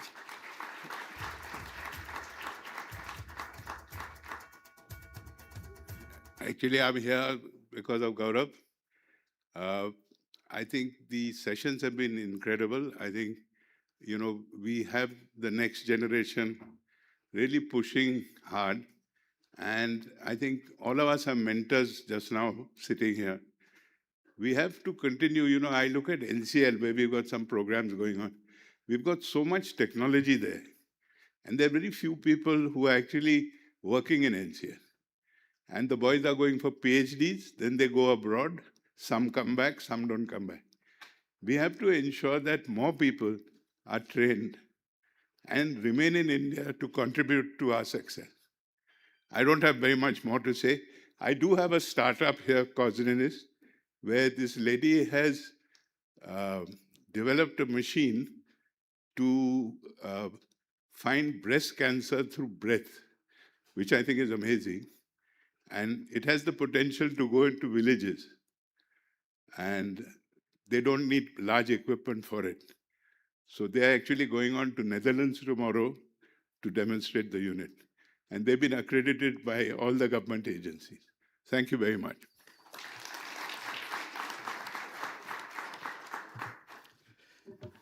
Next, I would invite Shri Kiran Jadhav sir to please address all of us. Yeah, please give a round of applause. Yeah.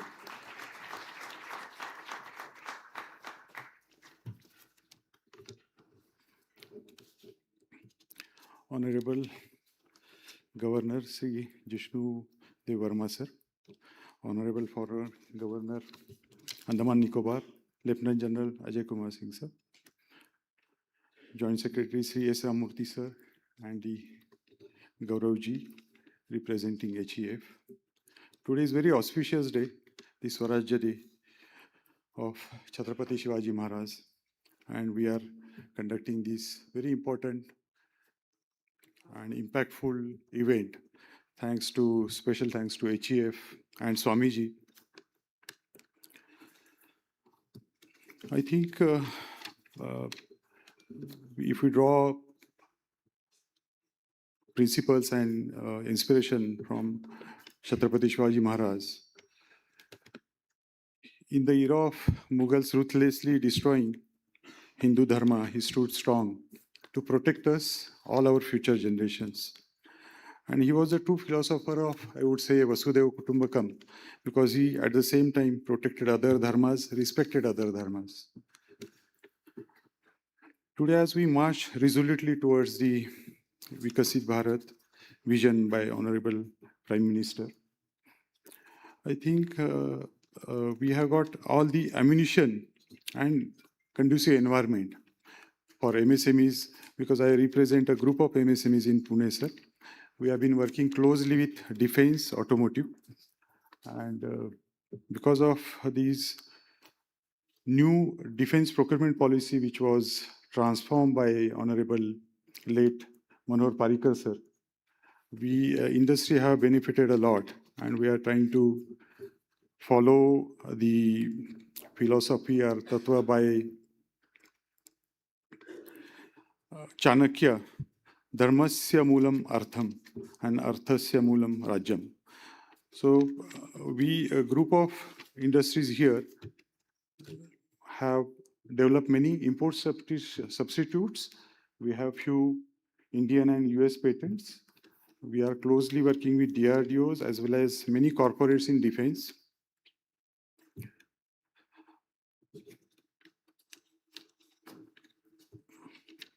We have got also, we are also got wings from the current government policies, ease of doing business, and that is why we are able to spread across geographies.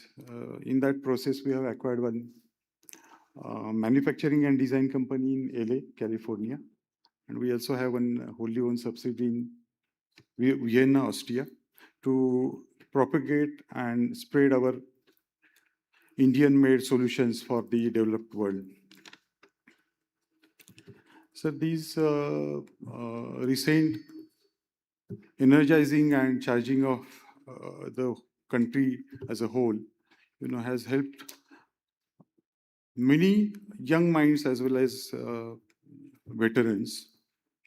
To give an example, sir, my AI domain CEO, who is sitting here, Dharmesh Gala, has left his managing directorship in one Austrian company, and he has joined us. And within 3 years, you see the autonomous boat which we have developed under IDEX with Indian Defense. Similarly, the president for our Europe business, Mr. Lalit Sharma, last 18 years, sir, he's working in Europe. He knows most of the European languages, but in Bharat at heart, he has proudly retained Indian passport for those 18 years. So we have got many such examples wherein, all the country as a mass is energized towards the vision of Vikasit Bharat. So I would like to conclude in beautiful words by Param Pujya Sane Guruji, who was a writer, philosopher, and which captures the very spirit of Hindu Economic Forum, Shakti Summit. बल सागर भारत हो विश्वात शोभुनि राहो विश्वात शोभुनि राहो. My gratitude to Swamiji, Gauravji, and Honorable Governor Sahab, to you also. Jai Chhatrapati Shivaji Maharaj, Jai Maharashtra.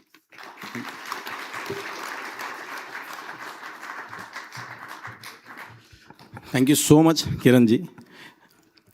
So next, I would like to invite our Lieutenant General Ajay Kumar Singh sir to please address us. Please give a big round of applause. Thank you. Honorable Governor, Maharashtra, Shri Vamaji, the eminent personalities who are seated on the stage, esteemed guests, ladies and gentlemen, I think it's a wonderful occasion because today is the day when Chhatrapati Shivaji Maharaj Rajabhishek was done. And I think the call that was given to him by his Guru of Swaraj, the forum like Shakti Summit are the one, because the Swaraj is not something, it is a dynamic thing. It is a continuation, and we have to continuously keep working towards it. And the Hindu Economic Forum is doing a marvelous work, and I must compliment the organizers and the people who are associated with it, who have given a wonderful platform for all the industrialists, the entrepreneurs, then the people who could give the capital, also the professionals and the leaders to come together, and come together for what? Primarily to collaborate, to cooperate, to coordinate, and make sure that people who are working in this field get the desired capital, and together we work for making this country economically strong. And I would just take a little time in, when you look around today in the world, after the First and the Second World War, maximum conflicts are raising today. More than 52 conflicts are raising across the world. And if you look at it, the Western construct of crass commercialization and capitalism, and the system, international governance system that came after the Second World War and the Westphalian system that was introduced seems to be collapsing, primarily because of this large number of conflicts that are taking place. And when something collapses and there is a vacuum, it's extremely important at this point of a time that something else fills up the vacuum. And in my assessment, there are only two civilizational power today who possibly could fill this vacuum. One is China and one is India. China has got the economic might, the military might, and the technological might, but does not have acceptability, universal acceptability. Not only that, China has also veered away and weaned away from its civilizational values because they have introduced communism. That leaves only India, our country. And hence, it is very important on all of us to work together to make sure that our civilizational values which are absolutely in crass contrast with the capitalist kind of a system which talks of Vasudhaiv Kutumbakam, which also talks of Sarve Bhavantu Sukhina, Sarve Santu Niramaya, Sarve Bhadrani Pashyantu, Ma Kaschit Dukh Bhag Bhavet. Such exalted values, such spirit of that when India grows, it is not only that India will grow, the world will grow together with India.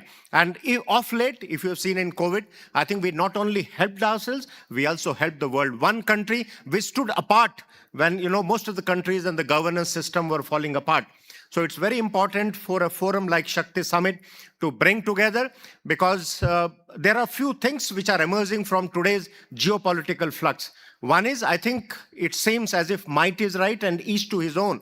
And if might is right and each to his own, then we as a nation have to develop our technologies. We have to invest in the R&D, because nobody is going to give us the cutting edge technology. You have seen how the character of the war has been changing, while the nature of war, which is, unleashing of violence, does not change. But the character of war is changing, and technology is playing a very important role. You have the artificial intelligence, you have the dronery, you have the autonomous system, the cyber, the IoT, and quantum. So these are the things that are changing. So it's very, very important for us to be at the leading edge of the technology. Not only that, I think the supply chain redundancy and the resilience also have to come in. And most importantly is the civil-military fusion and the whole of the government approach. I think it is not that when the nation goes to war, it is not just the armed forces that go to war. It is the complete nation that goes to war. And that's why I say that every one of us, like I'm a soldier in uniform, I think each of us who's present here is also a soldier, maybe out of uniform, because each of us has to contribute. The industrial capacity has to contribute in sort of whenever there is a war or there is a conflict in scaling up the productions. The academia has to contribute because they have to look at the over the horizon technologies. Apart from that, the startup culture, has to make sure that the new ideas and the innovations come about. Hence, I think Shakti is fulfilling a great time, and the word itself is fantastic. And I would like to end, because I am a Gurkha and we have this Navratra. So there is a beautiful Navaran mantra, Om Eng Ring Kling Chamundaya Viche. And that is what Shakti represents. And it represents, He Brahma Rupini, He Mahashakti, Mujhe Brahma mein sthit kar, Gati, Mati, Nirmalta, Shanti aur Sthirta pradan kar. He Shama Murti, Mujhe Maryada mein rakh, Shilvan, Vinamr aur Vijay bana, Dukh, Rog, Bhay aur Sankaton se meri raksha kar. He Anandmayi Ma, मुझे मधुरता, प्रेम, प्रसन्नता, उत्साह, भावना, सिद्धि, संपन्नता प्रदान कर. हे आनंद रूपिणी, मुझे अजय बना. So, these are the values that comes with Shakti. I also would like to, make a small correction. I am thankful to the organizers for making me the ex-Lieutenant Governor of Andaman and Nicobar, but I am not. He's my senior, who's Lieutenant General A.K. Singh, and such kind of changes do happen. I am a member of the National Security Advisory Board. Thank you. Jai Hind.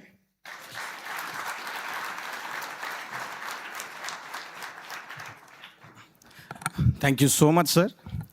So now I would like to invite Shri Honorable Governor of Maharashtra, Shri Jishnudev Verma, sir, to address all of us. Yeah, please give a round of applause, please.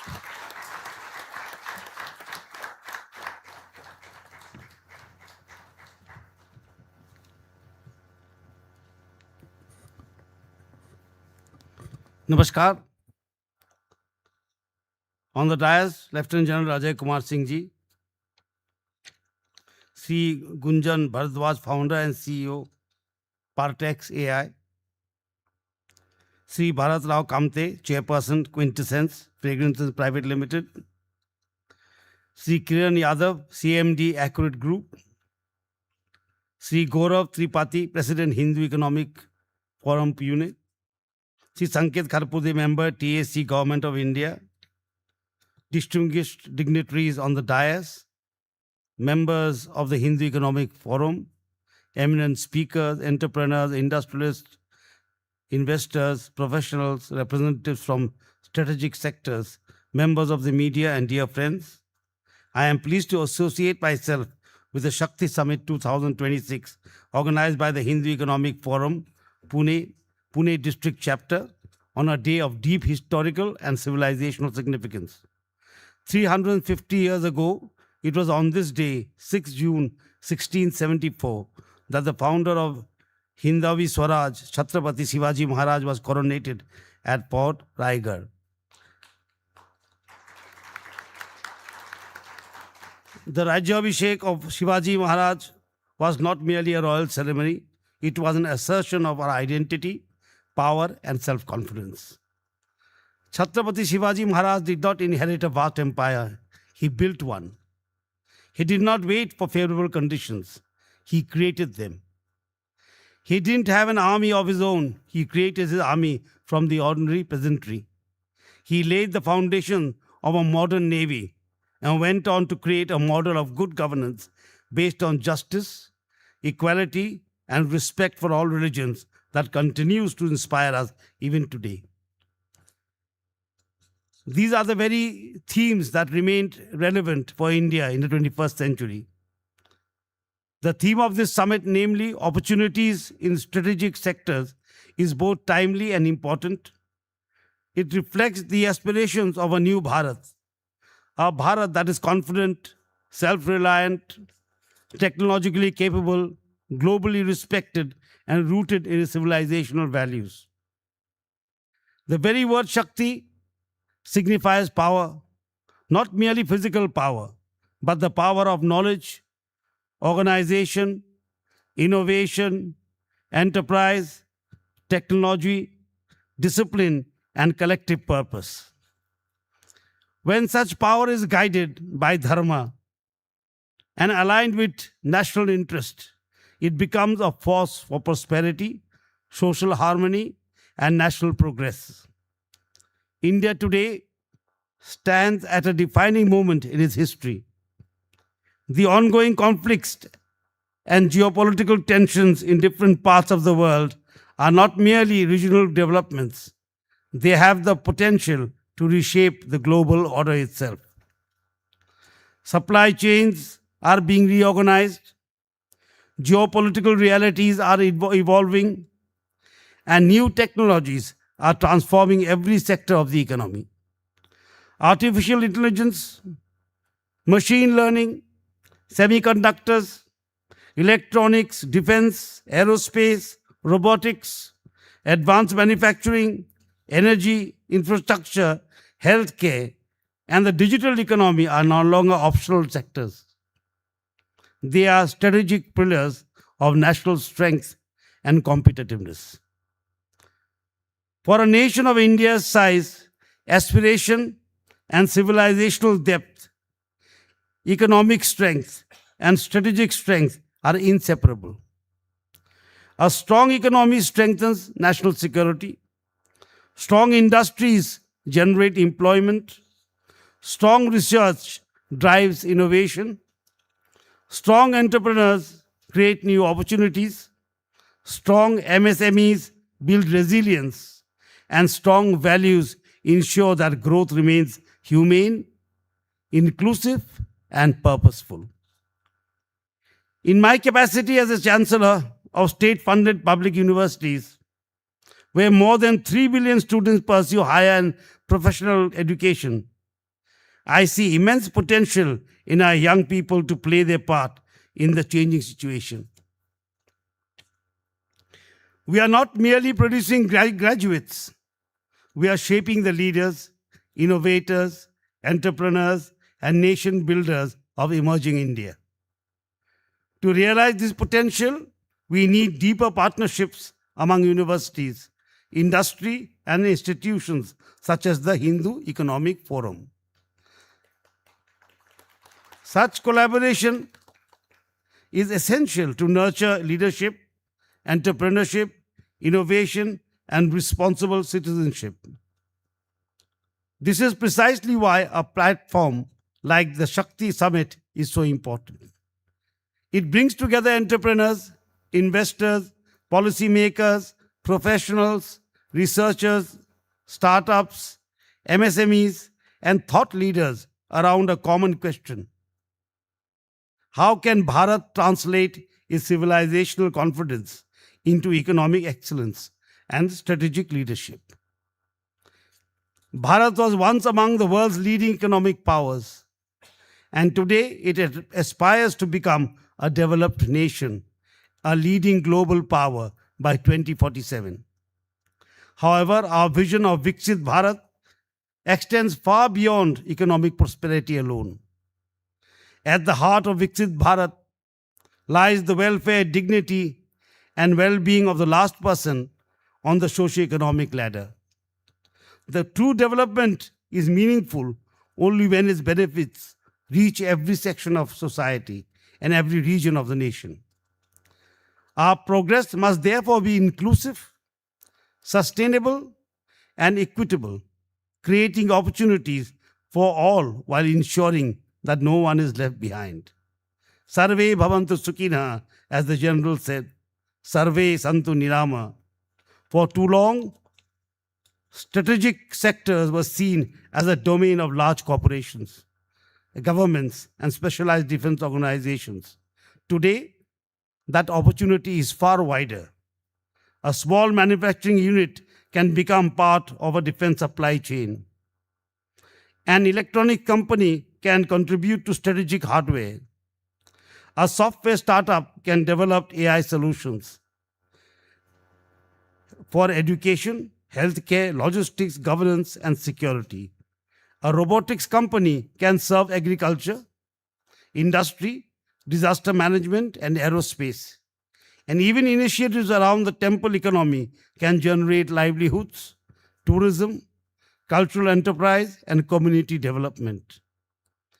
The future will be built not by any one of these sectors, but through collaboration.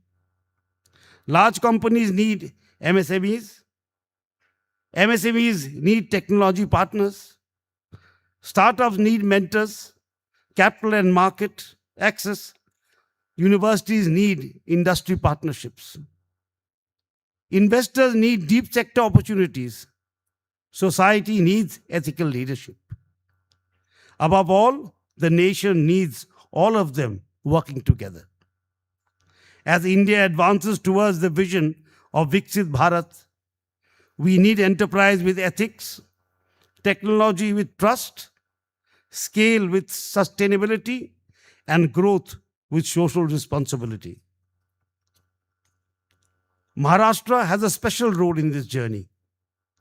The state has produced saints, social reformers, warriors, industrialists, scientists, thinkers, and entrepreneurs who have shaped the nation. Pune, in particular, has long been a center of knowledge, culture, education, industry, and national thought. It has nurtured institutions and leaders who have made significant contributions to Maharashtra and Bharat, including a remarkable number of leaders of the freedom movement. With its strong manufacturing base, educational institutions, IT capabilities, automotive ecosystem, defense establishments, research centers, pharmaceutical industry, and entrepreneurial energy, Pune is naturally positioned to emerge as a major hub for strategic sectors. That is why today's summit is important. It creates awareness, encourages partnerships, and inspires action. I would especially like to address the young entrepreneurs, startups, as MSMEs present here. Never underestimate the value of your contribution. Every major national capability is built through thousands of small and medium contributors. The world respects nations that build, innovate, and protect their interests, and also create technologies rather than merely consume them. India's demographic strength, market size, cultural heritage, and technological talent provide us with an extraordinary opportunity. But we must move from aspiration to execution. We must build products, not just provide services. Invest in research, not merely trade. Support innovators. Strengthen institutions. Encourage risk-taking while maintaining discipline. and celebrate wealth creation while upholding integrity. At the same time, development must be inclusive. More than 9% of our population belongs to scheduled tribes, many of whom continue to lag behind in health, education, employment, and entrepreneurship. We must raise the living standards of scheduled castes, scheduled tribes, other backward classes, nomadic tribes, and other vulnerable communities, making them equal stakeholders in growth. We must also empower women and youth to play a more proactive role as agents of change. Friends, India is ready for a larger role in the world, but that role will not come automatically. It will require organized effort, long-term vision, and national commitment. Events like the Shakti Summit help challenge that commitment into meaningful action. I congratulate the Hindi Economic Forum, Pune District Chapter, for conceptualizing this summit. I also compliment all partners, sponsors, volunteers, speakers, and participants who have contributed to making this platform possible. May this summit become an important milestone in building a stronger Maharashtra, a stronger Bharat, and a confident, globally connected Hindu economic ecosystem. I extend my best wishes to Shakti Summit 2026 and to all those working for the growth, prosperity, and strategic strength of our nation. Thanking you. Jai Hind, Jai Bharat, Jai Maharashtra.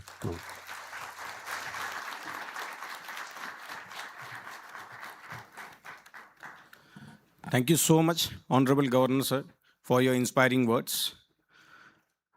Now I would request Gaurav Tripathi, sir, President, Pune District HEF, to please give vote of thanks. Thank you.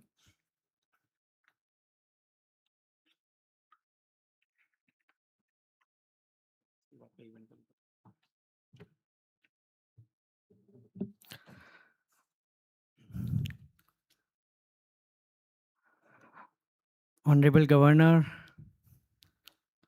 dignitaries on the dais, it's a personally a very proud moment. Again, to be on the same stage as Honorable Governor, I can say in the span of less than 12 months.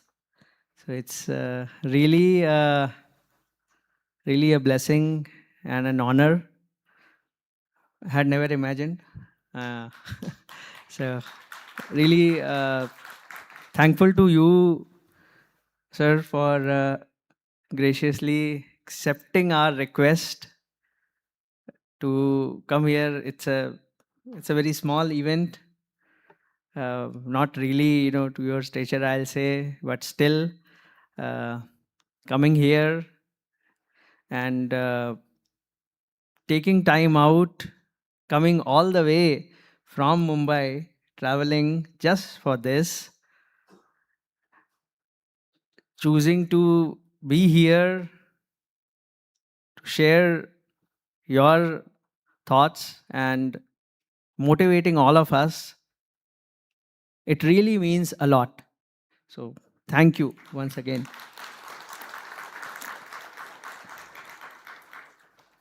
I would like to take a few moments to thank everybody who made it possible. Our sponsors, Accurate Control, Kiran Jadhav ji, Bharatra Kamte ji, who also is one of the supporters and investors of Partex as well. His blessings. Lieutenant General Ajay Singh ji for taking the time out. And dear friend Sanket ji for making this happen. And all of you who have taken time out to come here on a sweltering hot Saturday to spend almost your entire day here. That shows we in Pune. So one thing which I have often heard, हर क्रांति का आरंभ पुणे से हुआ है. So I really wish, hope and believe that this small gathering of Shakti Summit really grows, and we are able to realize, which I know is not just my dream, it's a dream of probably thousands or lakhs of people like me. We just want to do our small bit to put Pune on the global map. That's it. Very small ask, right? I'm sure with the commitment that I see, with the conviction that I see, and with the blessings of everybody here, we'll certainly reach there. So with that, I thank all of you again. Thank you.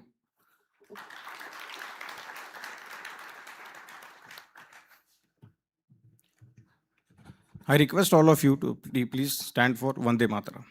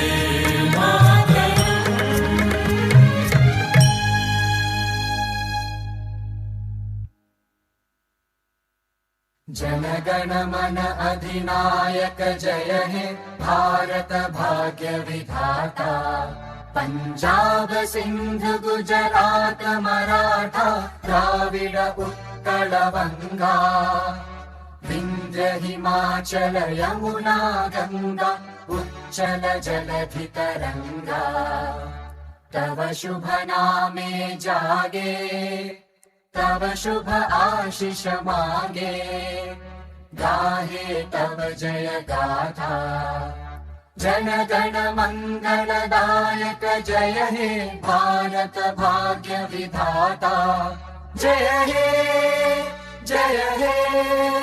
जय हे जय जय जय जय हे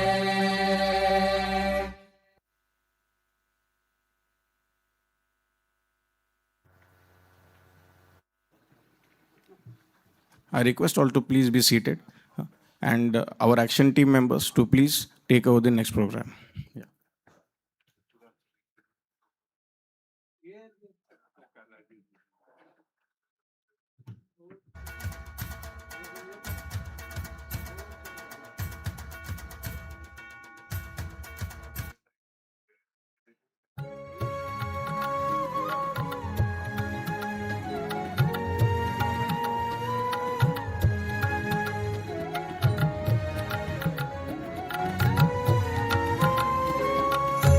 शककर्त्यांचा मेरुमणी तू राजर्षींचा राजा Rest all, I request please be seated.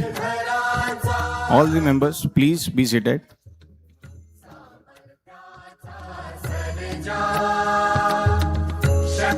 शककर्त्यांचा मेरुमणी तू राजर्षींचा राजा युगंधराचा योगी अन तू सामर्थ्याचा सर्जा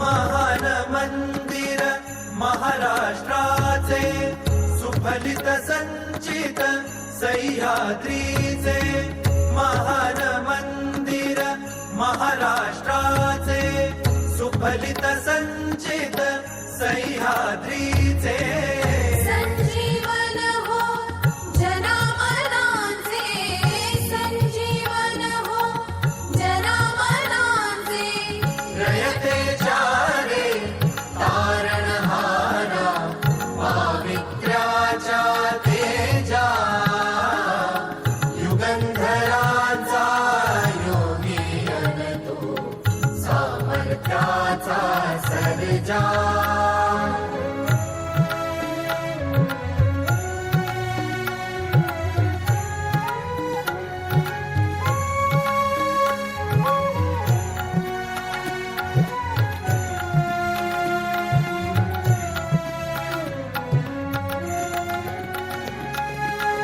सूर्यराज तू चंद्रराज तू सूर्यराज तू चंद्रराज तू समरराज तू तीर्थराज तू समरराज तू तीर्थराज तू राजयोग तू त्यागयोग तू राजयोग तू त्यागयोग तू वायुगतीने वीरश्री तव कीर्ती भेदी क्षितिजा युगंधराचा योगी अन तू सामर्थ्याचा सर्जा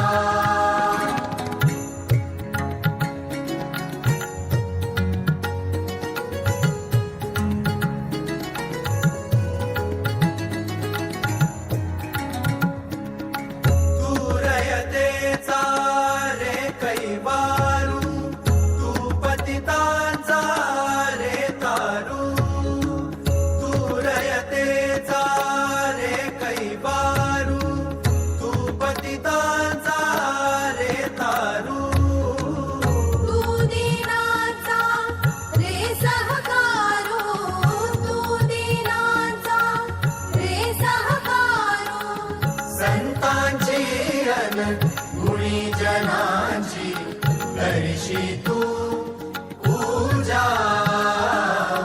युगंधराचा योगी अन तू सामर्थ्याचा Sarja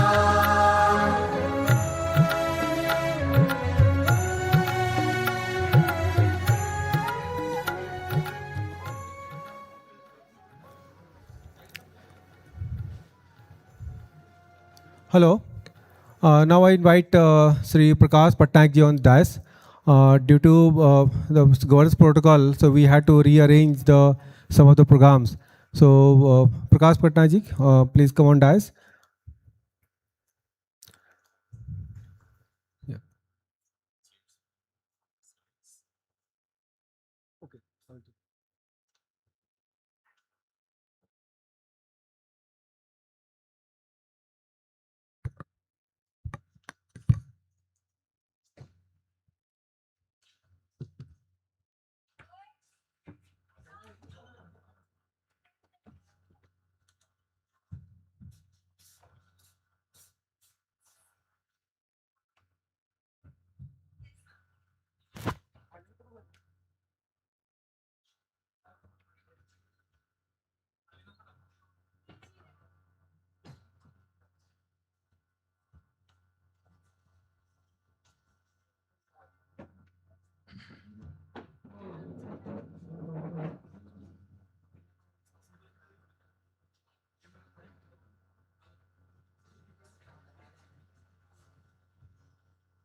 Just those two chairs.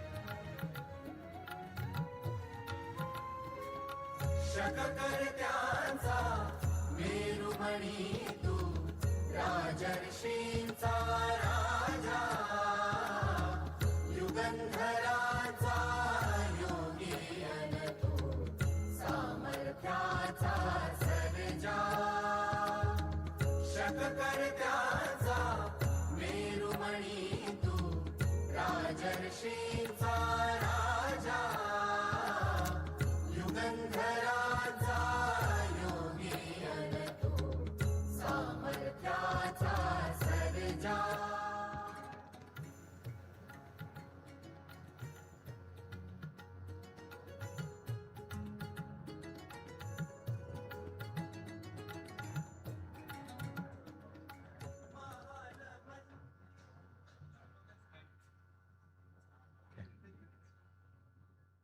Okay.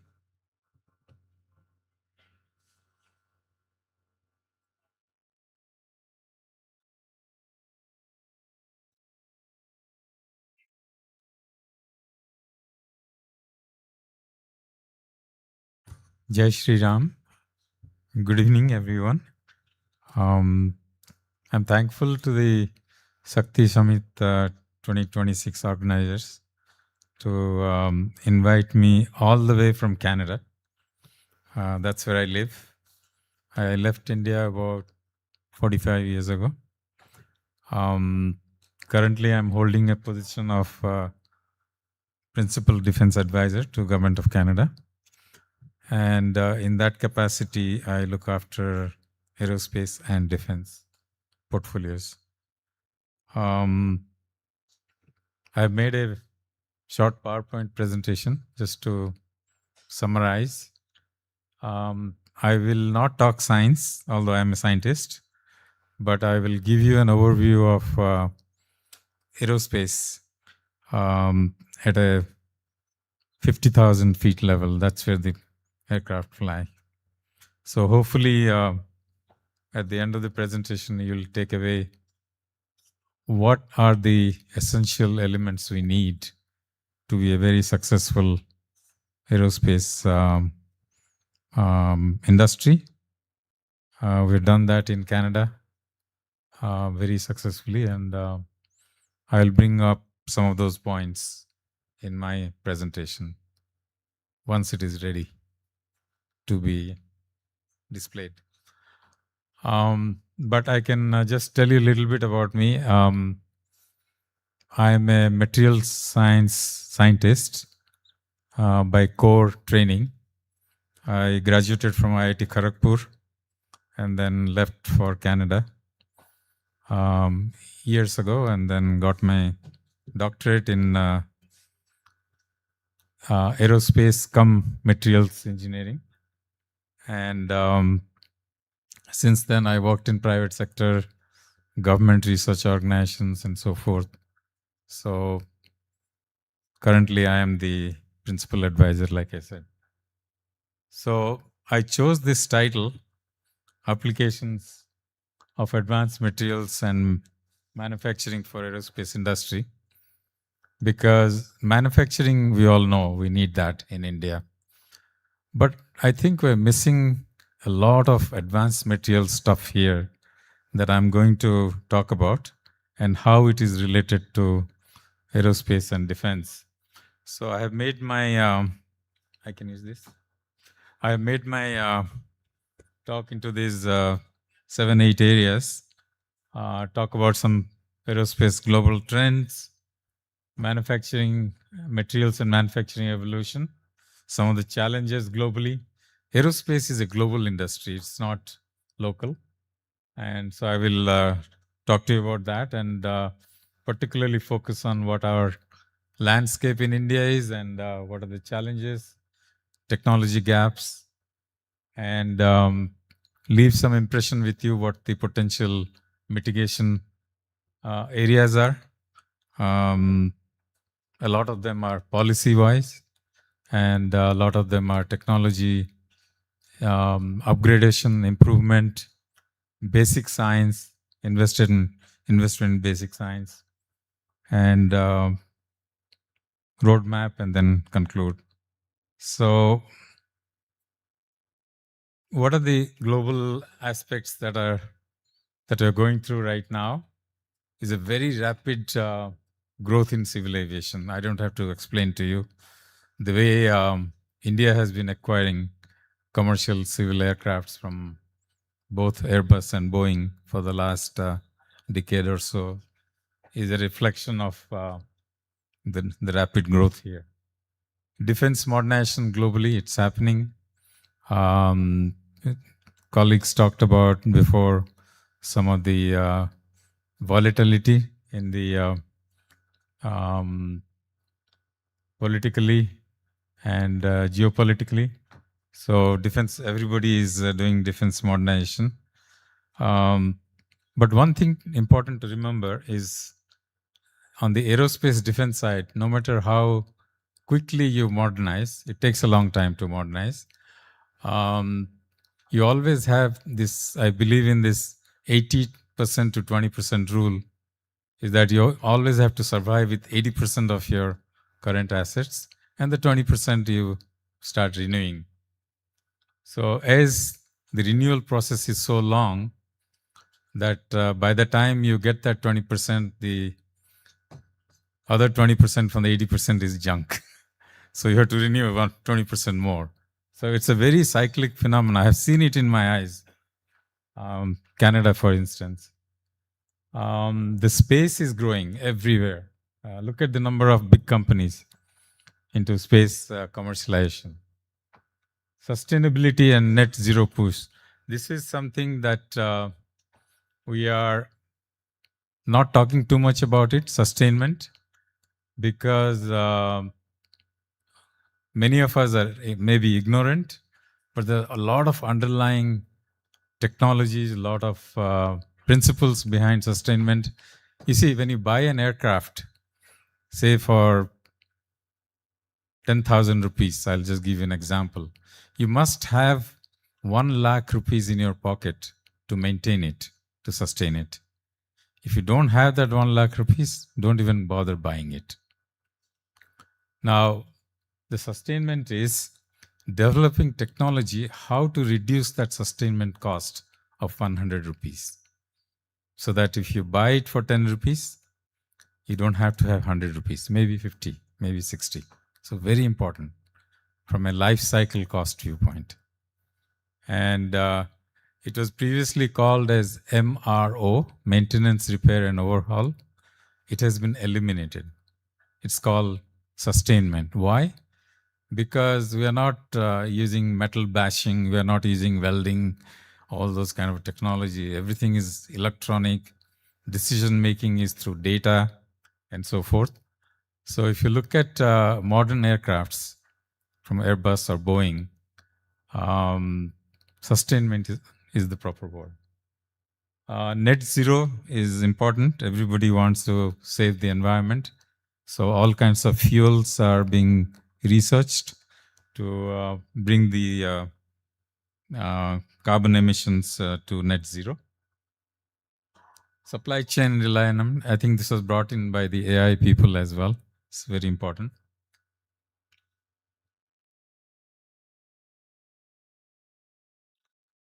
Quickly, if you look at the size of global aerospace market, it's about $1.2 trillion max. The civil side is about half of it almost. The defense is another half, and the space is growing right now. So these are just the numbers from public reviews.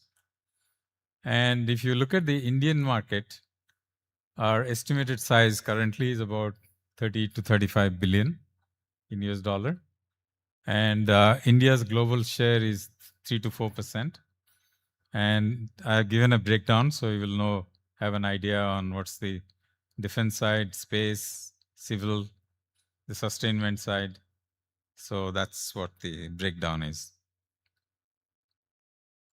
So we are, in India, we are only 1 to 2% in terms of actual manufacturing. And that needs to be grown to a substantial portion. And I talked about already the rapid expansion of civil aviation, defense modernization, space, drones, and aerial autonomous mobility is taking a big part, both in research and in usage. There is a forecast in the marketing documents that India will rise to about 5 to 7% of global share. How it doesn't explain, but there are limitations, especially in manufacturing. The gaps, and these are my personal opinion, are 4 areas. There are many areas, and I cannot talk about many of them. But the first and foremost is we need an indigenous gas turbine engine, and that technology is quite difficult to develop. We've been trying in India, but less success there, taking us more time.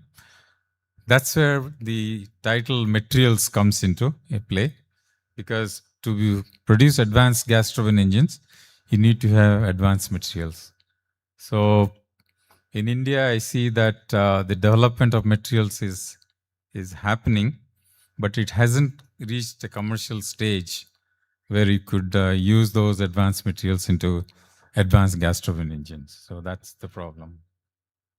Supply chain depth is no different, just like AI. As new things happen, as new manufacturing technologies start kicking in, we need to look at different supply chain, change in their manufacturing processes, deliveries, quality control, and in particularly aerospace, let's not forget, it's a very controlled industry. Why? Because everything has to be airworthy certified. So it's not an automobile. It's not operating on the ground. So everything that takes off the ground needs a certification. And your authority is DG Civil Aviation, DGCA. And so that is kind of very controlled scenario. The ecosystem on sustainment is very important, like I said. They need to be developed very, very strongly. And the way I see it currently, we have a little weaker system because of the advanced sustainment processes, technologies that we need in India. They are not in place now. You know, it's happening, but at a slower pace. So what are the opportunities for India? Global manufacturing hub. So that is the big picture that needs to be happening. Growth in export. And once that, the number one happens, number two will happen. Space economy expansion. ISRO is already in the process of doing that. At one point we will see, I think there's one company in India who is into space launch, but more should be coming in. Private sector scaling in manufacturing. SMEs can do as much as they can, but for the kind of revenue that we're talking about, we need very large scale manufacturing, and that needs to be a lot of the Indian manufacturers who should be playing a big role in there.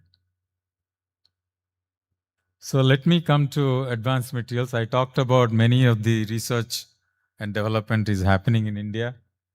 I will say to the left, bottom left, you see a single crystal turbine blade.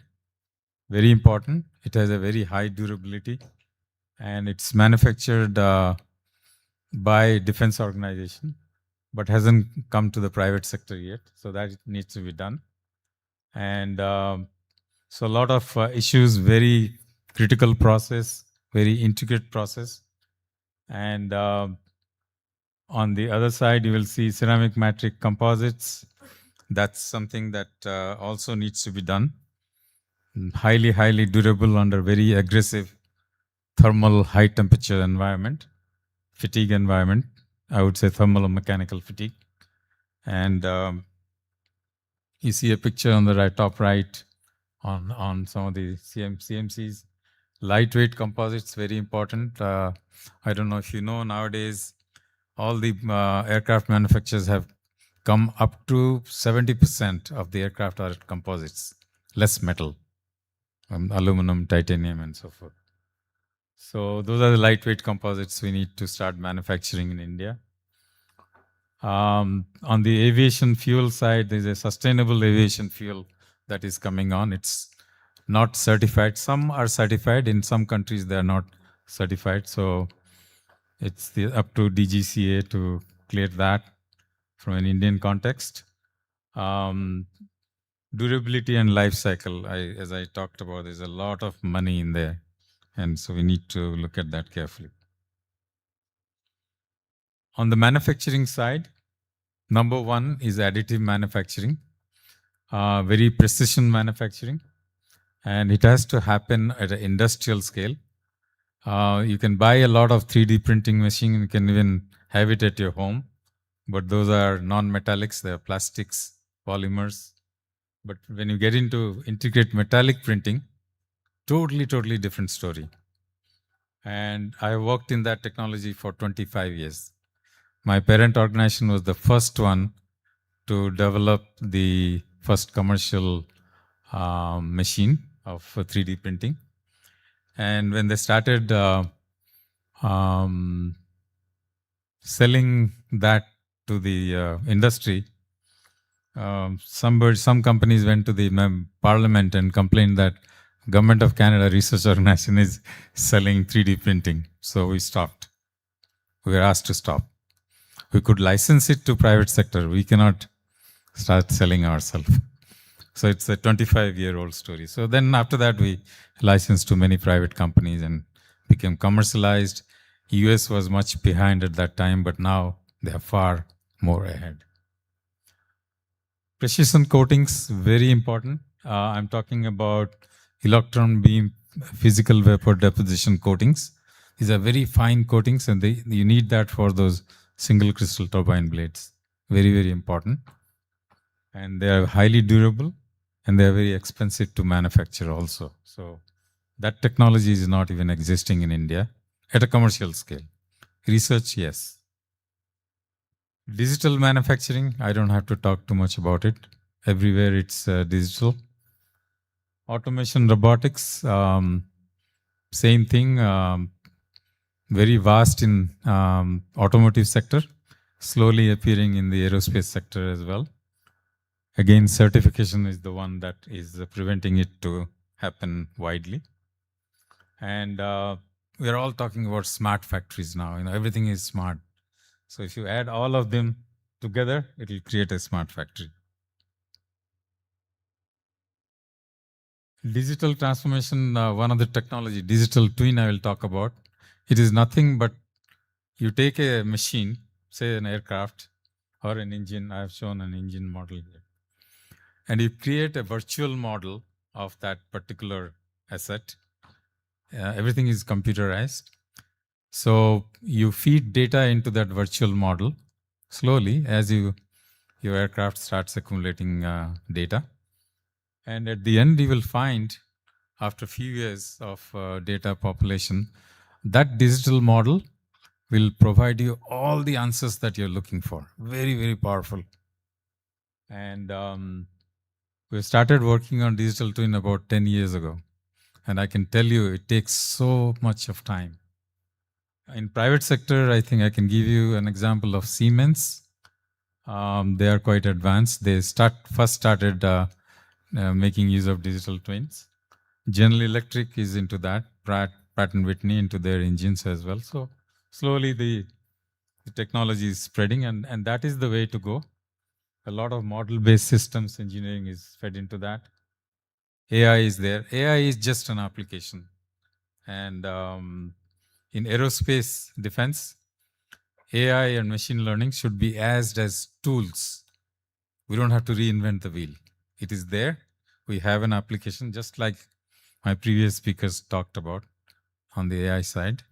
We just take it, tailor it to our needs, and utilize it. So we don't have to make a big fuss. Just like a new tool, AI is a new tool. Machine learning is a new tool. Data-driven certification, that's on the airworthiness side. We haven't reached that stage yet because the regulators are very picky. They are paper people. You give them a report, you give them a handbook, they can go through that. But if you give them a digital file, and talk about it, they're a bit reluctant, but they're coming along slowly. This little broadly explains what digital twin is. I'm not going to take a lot of time. I think I've explained. That's the gas turbine I was giving you the example. A lot of problem areas, very intricate and sophisticated. And we're started just like I said, we're using AI as a tool to learn a lot of problem areas in the turbine. So I'm giving you one example here, how we do that. There is a ceramic coating that fails. So this AI tool predicts that when it will fail, how it will fail. The microscopes are connected to computers, so the images are taken, analyzed, and results expressed. The digital manufacturing, like I was saying, is a vast subject, and I just wanted to broadly classify them. There's a lot of stuff in here, but that's what it is. It is not a single piece. So what are the challenges? The certification bottlenecks, lab to industry gap, supply chain fragilities, skilled workforce shortage, and geopolitical constraints. And some of the mitigant strategies are accelerated certification frameworks, public-private R&D partnership, digital validation methods, improve your supply chain, talent development. That's a very important thing. We look at universities, we go there, get a mechanical engineering degree, aerospace degree, electronics degree, and so forth. When you get these engineers into actual field now, with the complexity and the multidisciplinary programs we have in aerospace defense, it just doesn't cut through. So our curriculum needs to be changed. So I've been visiting many IITs, many top universities in India, and that's what I have been telling them, that you need to work with industry, change your curriculum, because they're reluctant because there's a course curriculum certification authority, and they're the bottleneck. They will not certify your program unless it is comes to a particular academic standard. So one thing I have highlighted there, CBVM, the Condition-Based Vehicle Health Management Plus, that is the new philosophy of sustainment. It was first introduced by US Air Force, US Army actually, for their air assets. But it's slowly getting into civil side, so that's something futuristic. You need to have a total infrastructure change to introduce the CVHM. You can see very clearly on board the connectivity, the spares, logistics, skilled workforce. So you can have the design, operation, sustainment all in one line. So what are we, right now we see in India, strong growth in civil aviation, defense indigenization push, private sector is coming out, space sector is liberalized, and the Make in India policies are coming into play. But there are gaps. I have already talked to you. A big gap is the mid-TRL, technology readiness level, 4 to 6. So we are coming with the Maharashtra government with a organization in Canada is coming up with an MOU, has already signed. And there is going to be a workshop in about, a few days, I think next week, that workshop will happen and so forth. So these are some of the priorities that I could think of for India. And I'll skip that slide. Academia has a strong role, like I said. A lot of focus on applied research needs to be done, industry-linked curriculum, develop aerospace centers of excellence, private, public, together, joint research programs. And the role of industry, R&D investment in industry, I still don't see a lot. Back in Canada, there's a tremendous amount of 3 to 4% of any company's revenue must be invested into R&D. That is the rule of thumb. So I don't know how that applies to India. Technology absorption, global partnership, mid-TRL development, and government has big role, policy support, which they're doing. Funding, I hear a lot of new funds coming up, regulatory reforms, and I'm coming to my end. So these are the strategies that I can think of on my own. And so that's the workshop that I was talking about next week here in Pune itself with COEP and CANAS. So that's the roadmap, capability building, scale your manufacturing, global leadership, and focus on sustainability. So in closing, I would say aerospace is a very strategic sector in India. I don't know if it is defined already. I heard a lot in the previous by the previous speakers. Focus on materials and manufacturing. India has very unique opportunity, but it needs a lot of coordination. Education, training, talent gap, integrated aerospace system engineering, and sustainment development curriculum, and emphasis on net zero. Thank you for your attention. Any questions?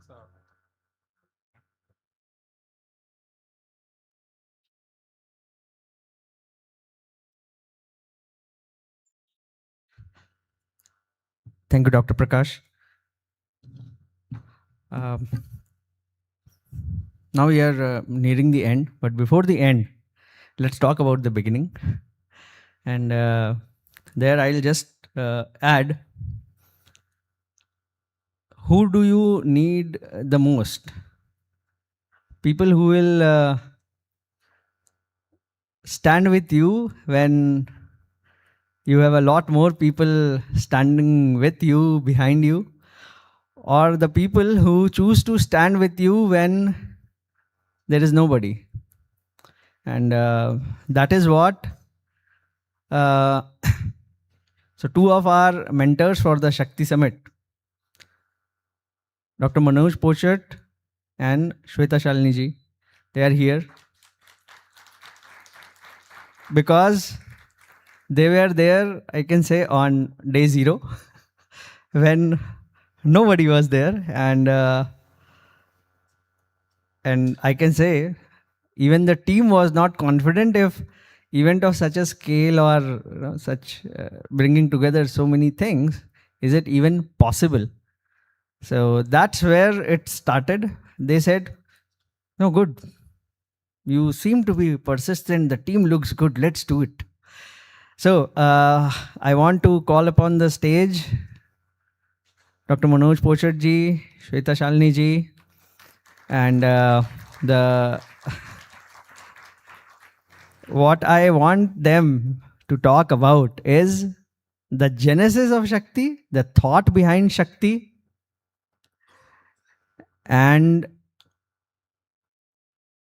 what they see for Pune, right? If we have to put really Pune on the global technology map, AI map, how can Pune as an ecosystem play a role? And to build that kind of an ecosystem, how can Hindu Economic Forum Pune chapter play a role, and how can such events play a role? So, over to you, Shweta ji, Manoj ji, please start from the start. You know the story, how we started preparations for the event, and even before this event, what all went. So, please, over to you. पहले किसको बोलना है? वो क्या अंग्रेज बोलते हैं ना, लेडीज फर्स्ट. सो गौरव जी, जिस इवेंट का नाम आप शक्ति रखेंगे वो कभी अनसक्सेसफुल हो सकता है क्या? तो इसीलिए Shakti has to start. So I will start. Thank you Manoj ji. Gaurav ji, congratulations, it was fantastic. I just heard the honorable governor praising you. मैंने अभी डॉक्टर पटनायक को सुना. देखिए, 2-3 चीज़ें जो बहुत महत्वपूर्ण हैं, जो हम शुरुआत से ये बात कहते हैं और अभी भी कहना चाहते हैं. ग्रोथ ऑफ इंडिया, हम एक ऐसे मुकाम पर हैं आज के दिन जहां पर हमारी रेस लग रही है. We are in a middle income trap. So race इस बात की है कि हम देश को अमीर पहले बनाएंगे कि हम बूढ़े पहले होंगे. So is India going to age first और is India going to cut out from this trap? So let's understand. मैंने ऑडियंस पहले भी देखी थी, अभी भी देख रही हूं. Average age of this audience is going to be about 30 years. In 30 years, till 2040, from 2035 to 2040, 145 crore में 100 करोड़ लोग employable होंगे. उसके बाद we will decline. Which means यहां जितने लोग बैठे हैं उनके पास गिनकर 15 साल हैं या मैक्सिमम 20 साल हैं, जहां पर हमें जो करना है देश के लिए वो अब करना है और आप ही को करना पड़ेगा. Because this is the audience which has the next 15-20 years. Second point that we need to understand is that the replacement threshold of any population is 2.1. We are right now at 2 and we are decreasing, which means replacement to nahi ho raha hai. So we will always have aging issues, and hence there are two kinds of ways that we need to look at the entire opportunity that India has. The current opportunity, अगर आपको आज शुरुआत करनी है और zero से शुरुआत करनी है, because on an average we are all middle class. हमने जब शुरुआत की थी, मैंने अपनी पहली कंपनी की शुरुआत अपने पीएफ में से 30,000 रुपए निकालकर की थी. So We are all middle class. So if we have to start, then what are the opportunities? And beyond 20 years, what is going to be the opportunity? So what should we do right now that can continue for the next 25 years? So Manoj ji, मैं आपको बोलने का मौका दूंगी, इसलिए मैं जल्दी से दो तीन चीजें कहना चाहती हूँ. फॉर एग्जाम्पल, आप महाराष्ट्र का एग्जाम्पल ले लीजिए, पूना, क्योंकि क्वेश्चन में पूना था.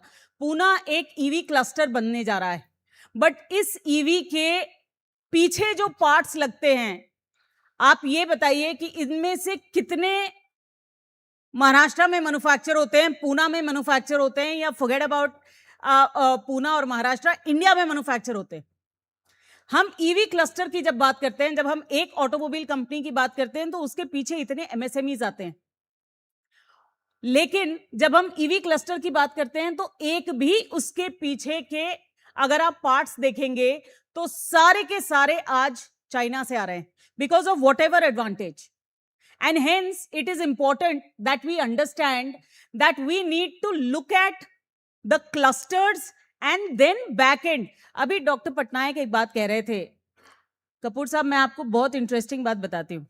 Indian entrepreneurs are today thinking.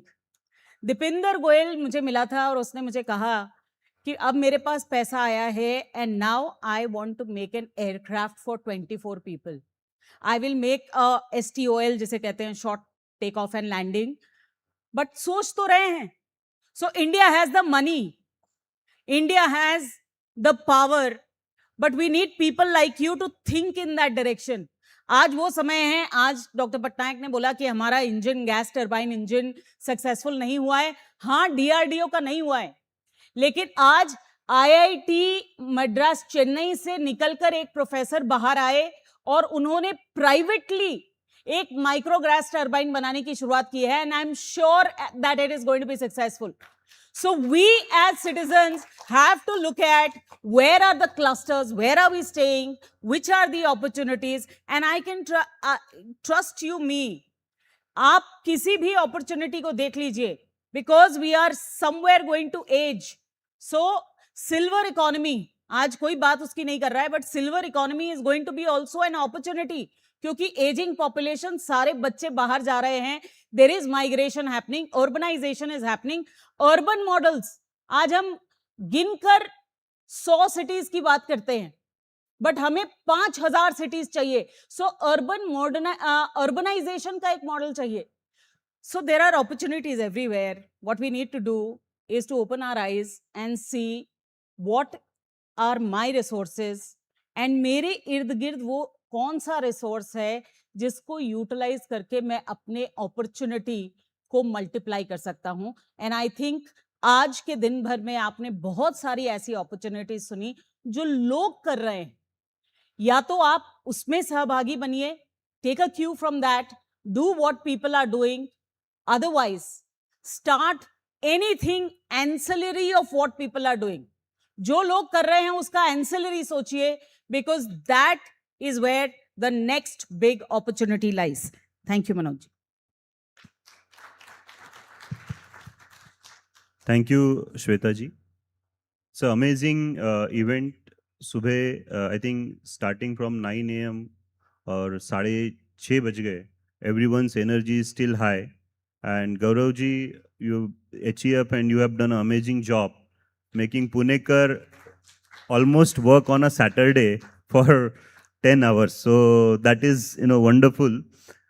Saturday, and that too the new PIC campus. So amazing atmosphere I see, and I agree with Shweta ji and Gaurav ji. Thank you very much for making me sit with Shweta ji, because we have been talking to meet since last 1 year and we could not meet. But thankful to you that we are actually meeting today. So I'm very glad to be here. And when you presented this idea of HEUP, and I've been, we are all connected with Swamiji, and wherever Swamiji asks us, we are all there and always there to support because he has been, thought leader in creating this World Hindu Economic Forum.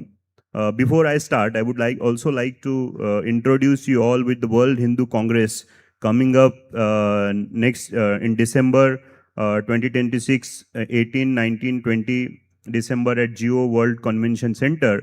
And I would urge all of you to register, be part of it, and also become sponsor of that, because it is going to be the conference, World Hindu Congress, where people for almost 80 plus countries, about 4,000 delegates would be there.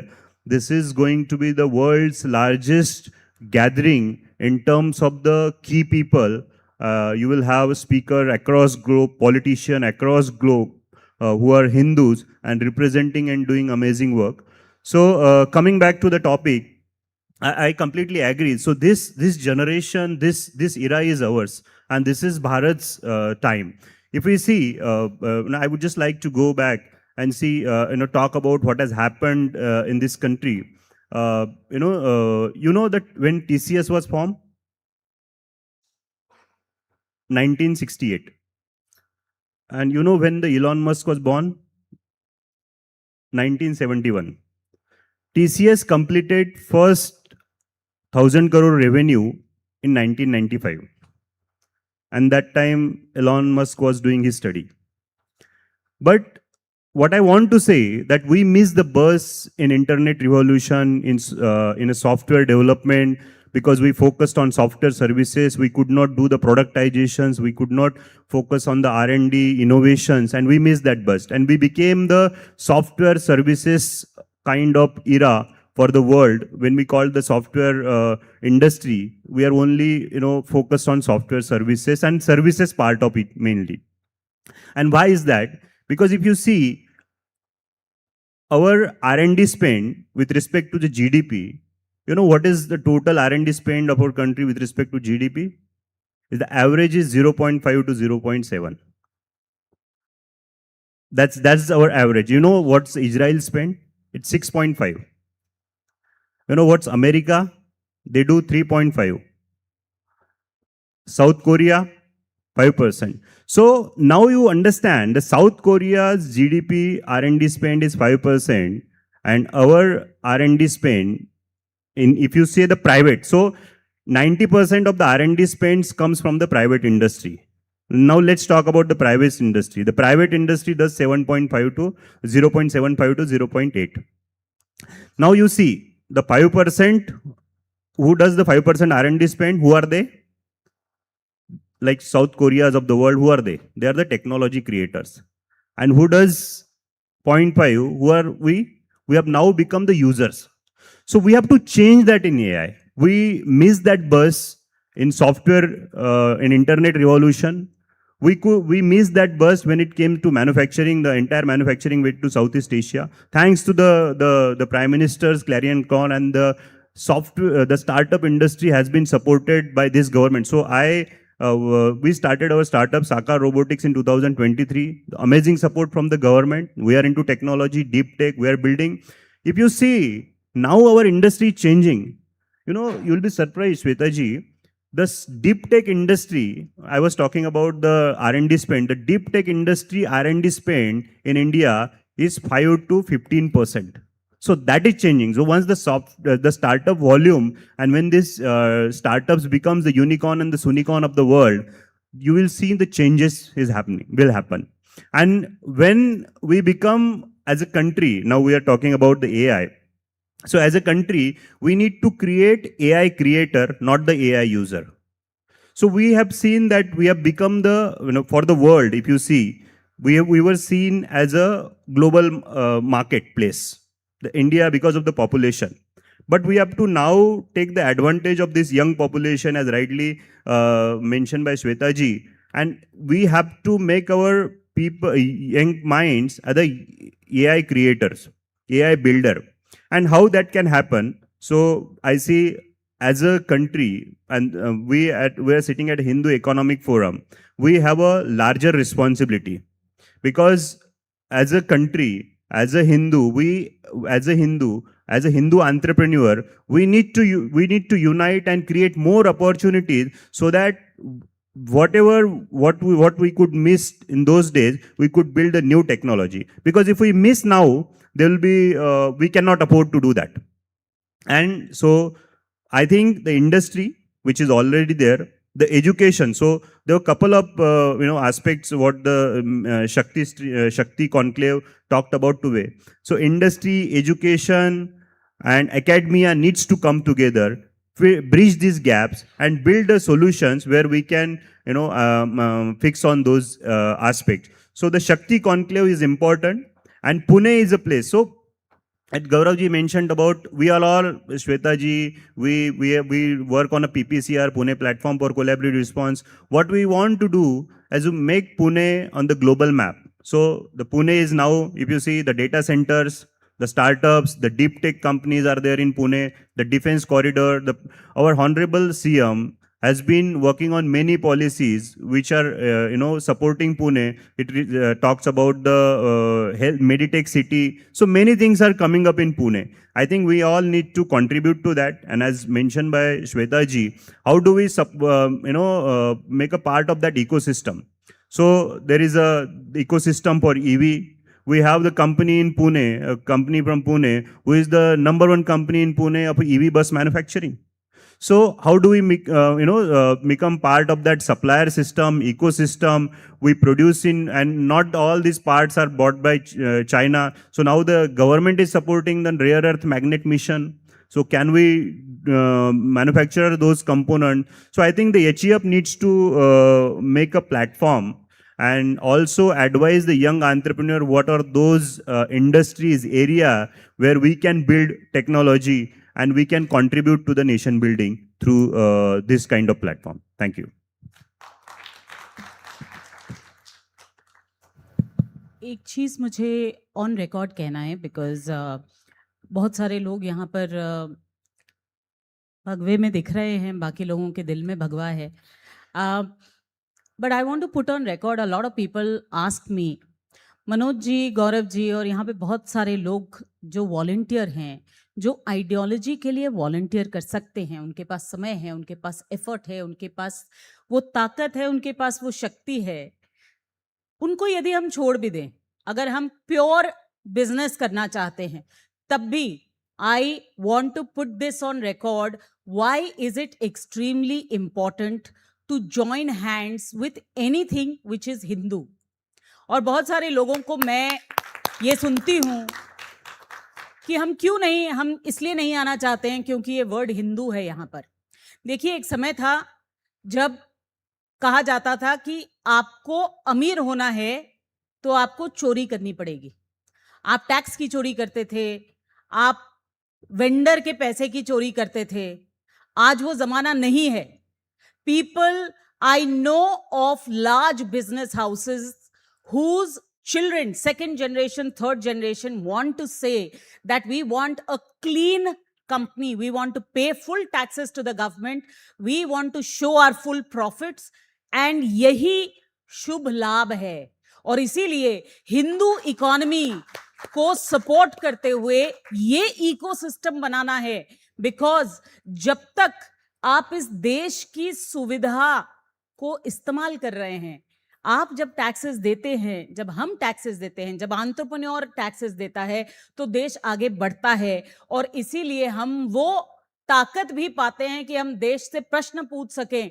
जब हम देश के लिए करते हैं, तब हमारे अंदर वो जज्बा आता है, और यही शक्ति है. आई थिंक द ट्रू शक्ति is, and that's why Shiv needed Shakti, because Shakti is creation. And that's why Manoj ji said, we are and we have been a services economy, but real creation is in innovation. And whatever you do, even if you are doing services, I think it is important to do innovation in services. And that's how GCC came. Today we have become the GCC capital of the world. So ideally, the thing which I think Gaurav ji cracked is Shakti. Let's all look for that Shakti within us and within this ecosystem. Thank you, Gaurav ji.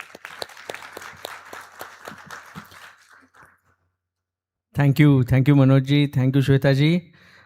Please be on the stage. We are going to have just few pictures with you. And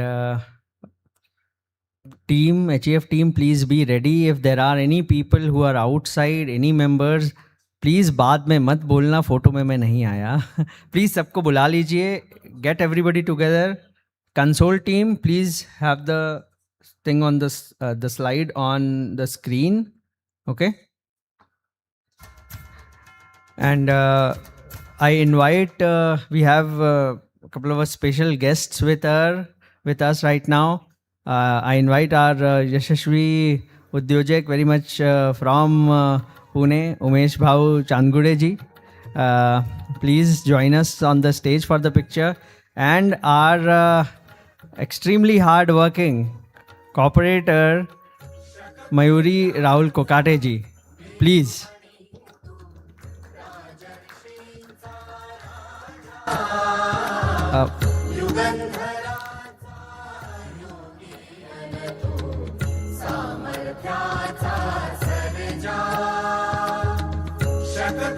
So we have some special recognitions. See, entire team worked hard, and I can tell you how hard.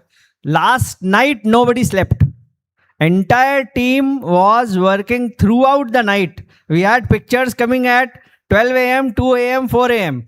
and 5:30 a.m. And by 6 a.m. the team was here again. Okay, I was the one who came late, but it's all possible because of the team. ये हिंदू शक्ति है. It is because of this. And हमने जो organising committee है उसका नाम भी रखा था एक्शन टीम, क्योंकि यहाँ सिर्फ एक्शन होता है. So everybody who participated in the action, everybody who made this possible, please come on the stage. It's really because of you that all of this became possible. And in this, there are just few special names. Okay, everybody is here. Slide बाद में change करेंगे. Okay, I'll join.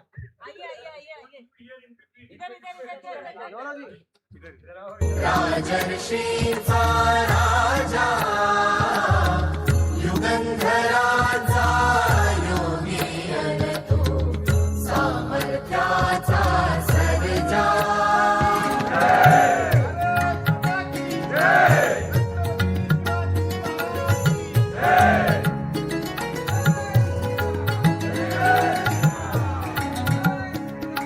महान मंदिर महाराष्ट्राचे, सुफलित संचित सह्याद्रीचे.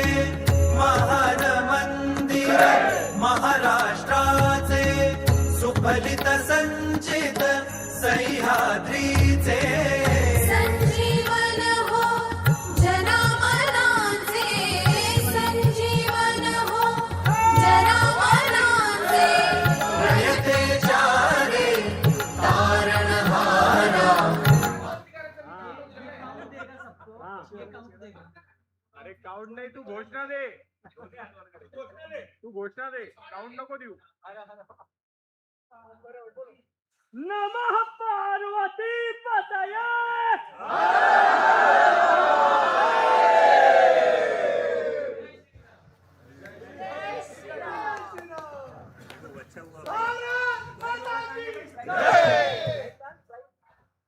युगंधराचा योगी अन तो, सामर्थ्याचा Sarja.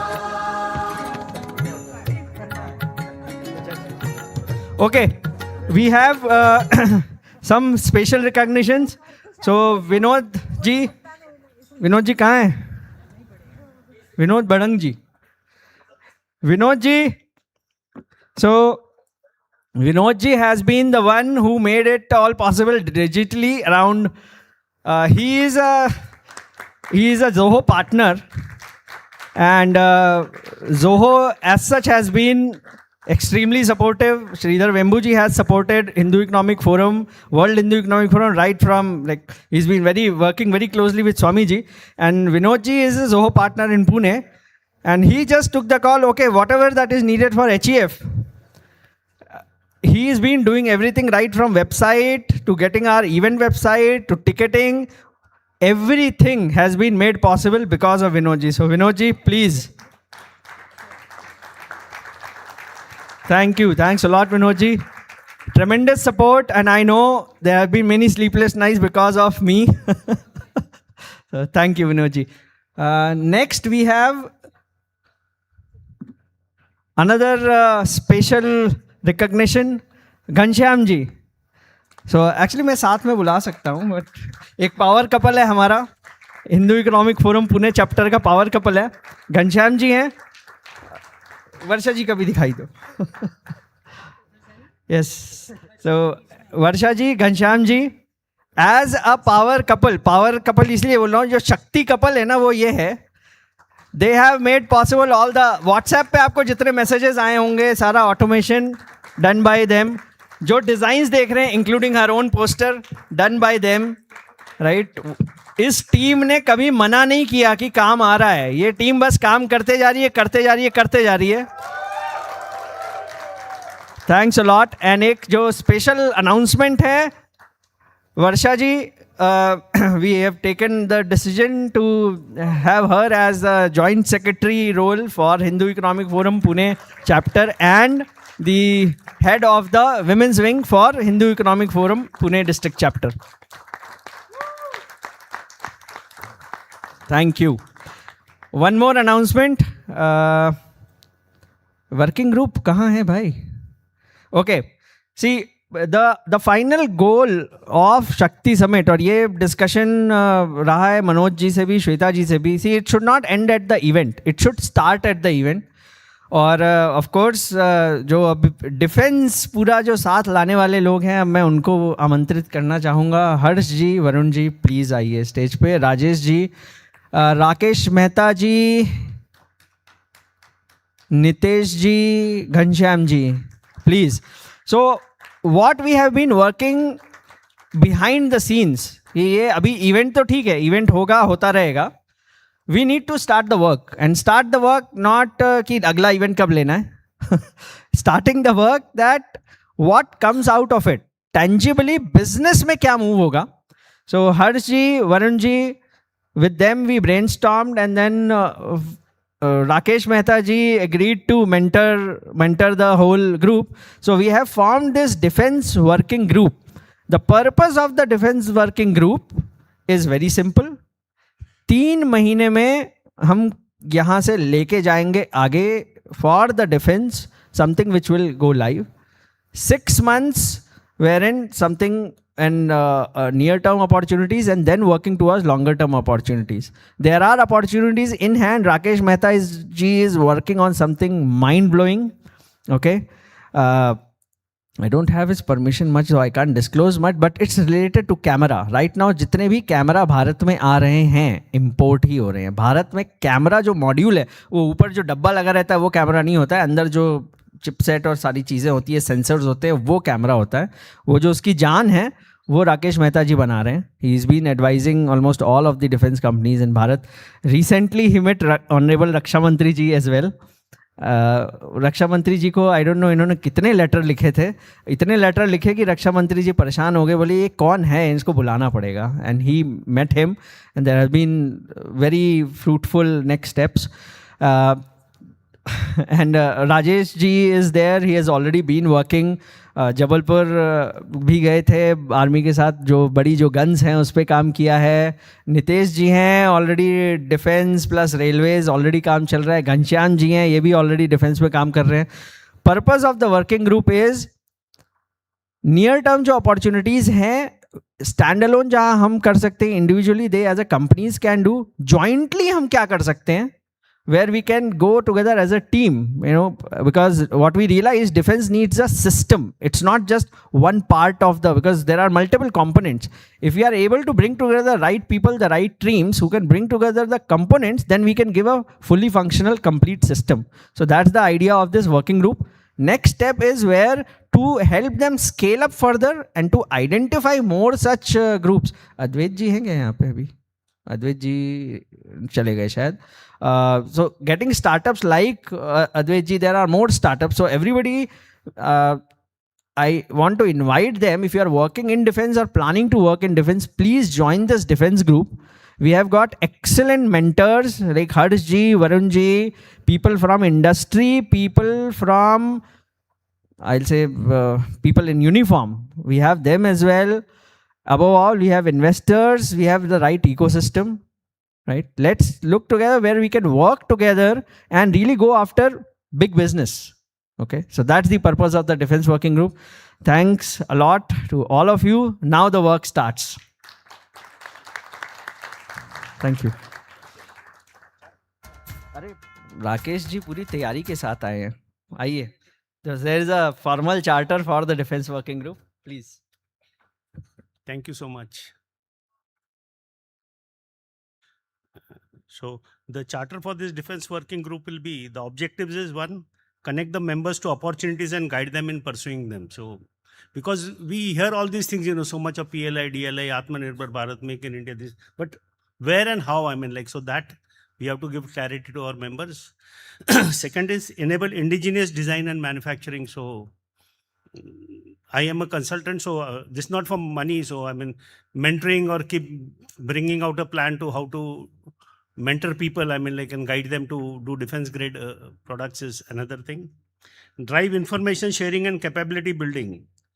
So what happens is, this is a long-term view that we can conduct seminars, workshop, webinars, training programs on different kind of compliances, SEMILEC, DGCQA, ESS, QT, and because making defense, making a product is one part and making it deployable is another part. So that is what is important in defense, And with Gauravji's help, we'll catalyze funding and partnerships for key projects. Because see, IDEX gives lots of projects. If you go to the IDEX side, there are millions of projects. And the main problem with IDEX is almost there is a 500% delay in all the projects that they have given. So that needs to be sorted out. So there are these are the basic 4 things that we initially plan to focus. Need everybody's support, and thank you so much.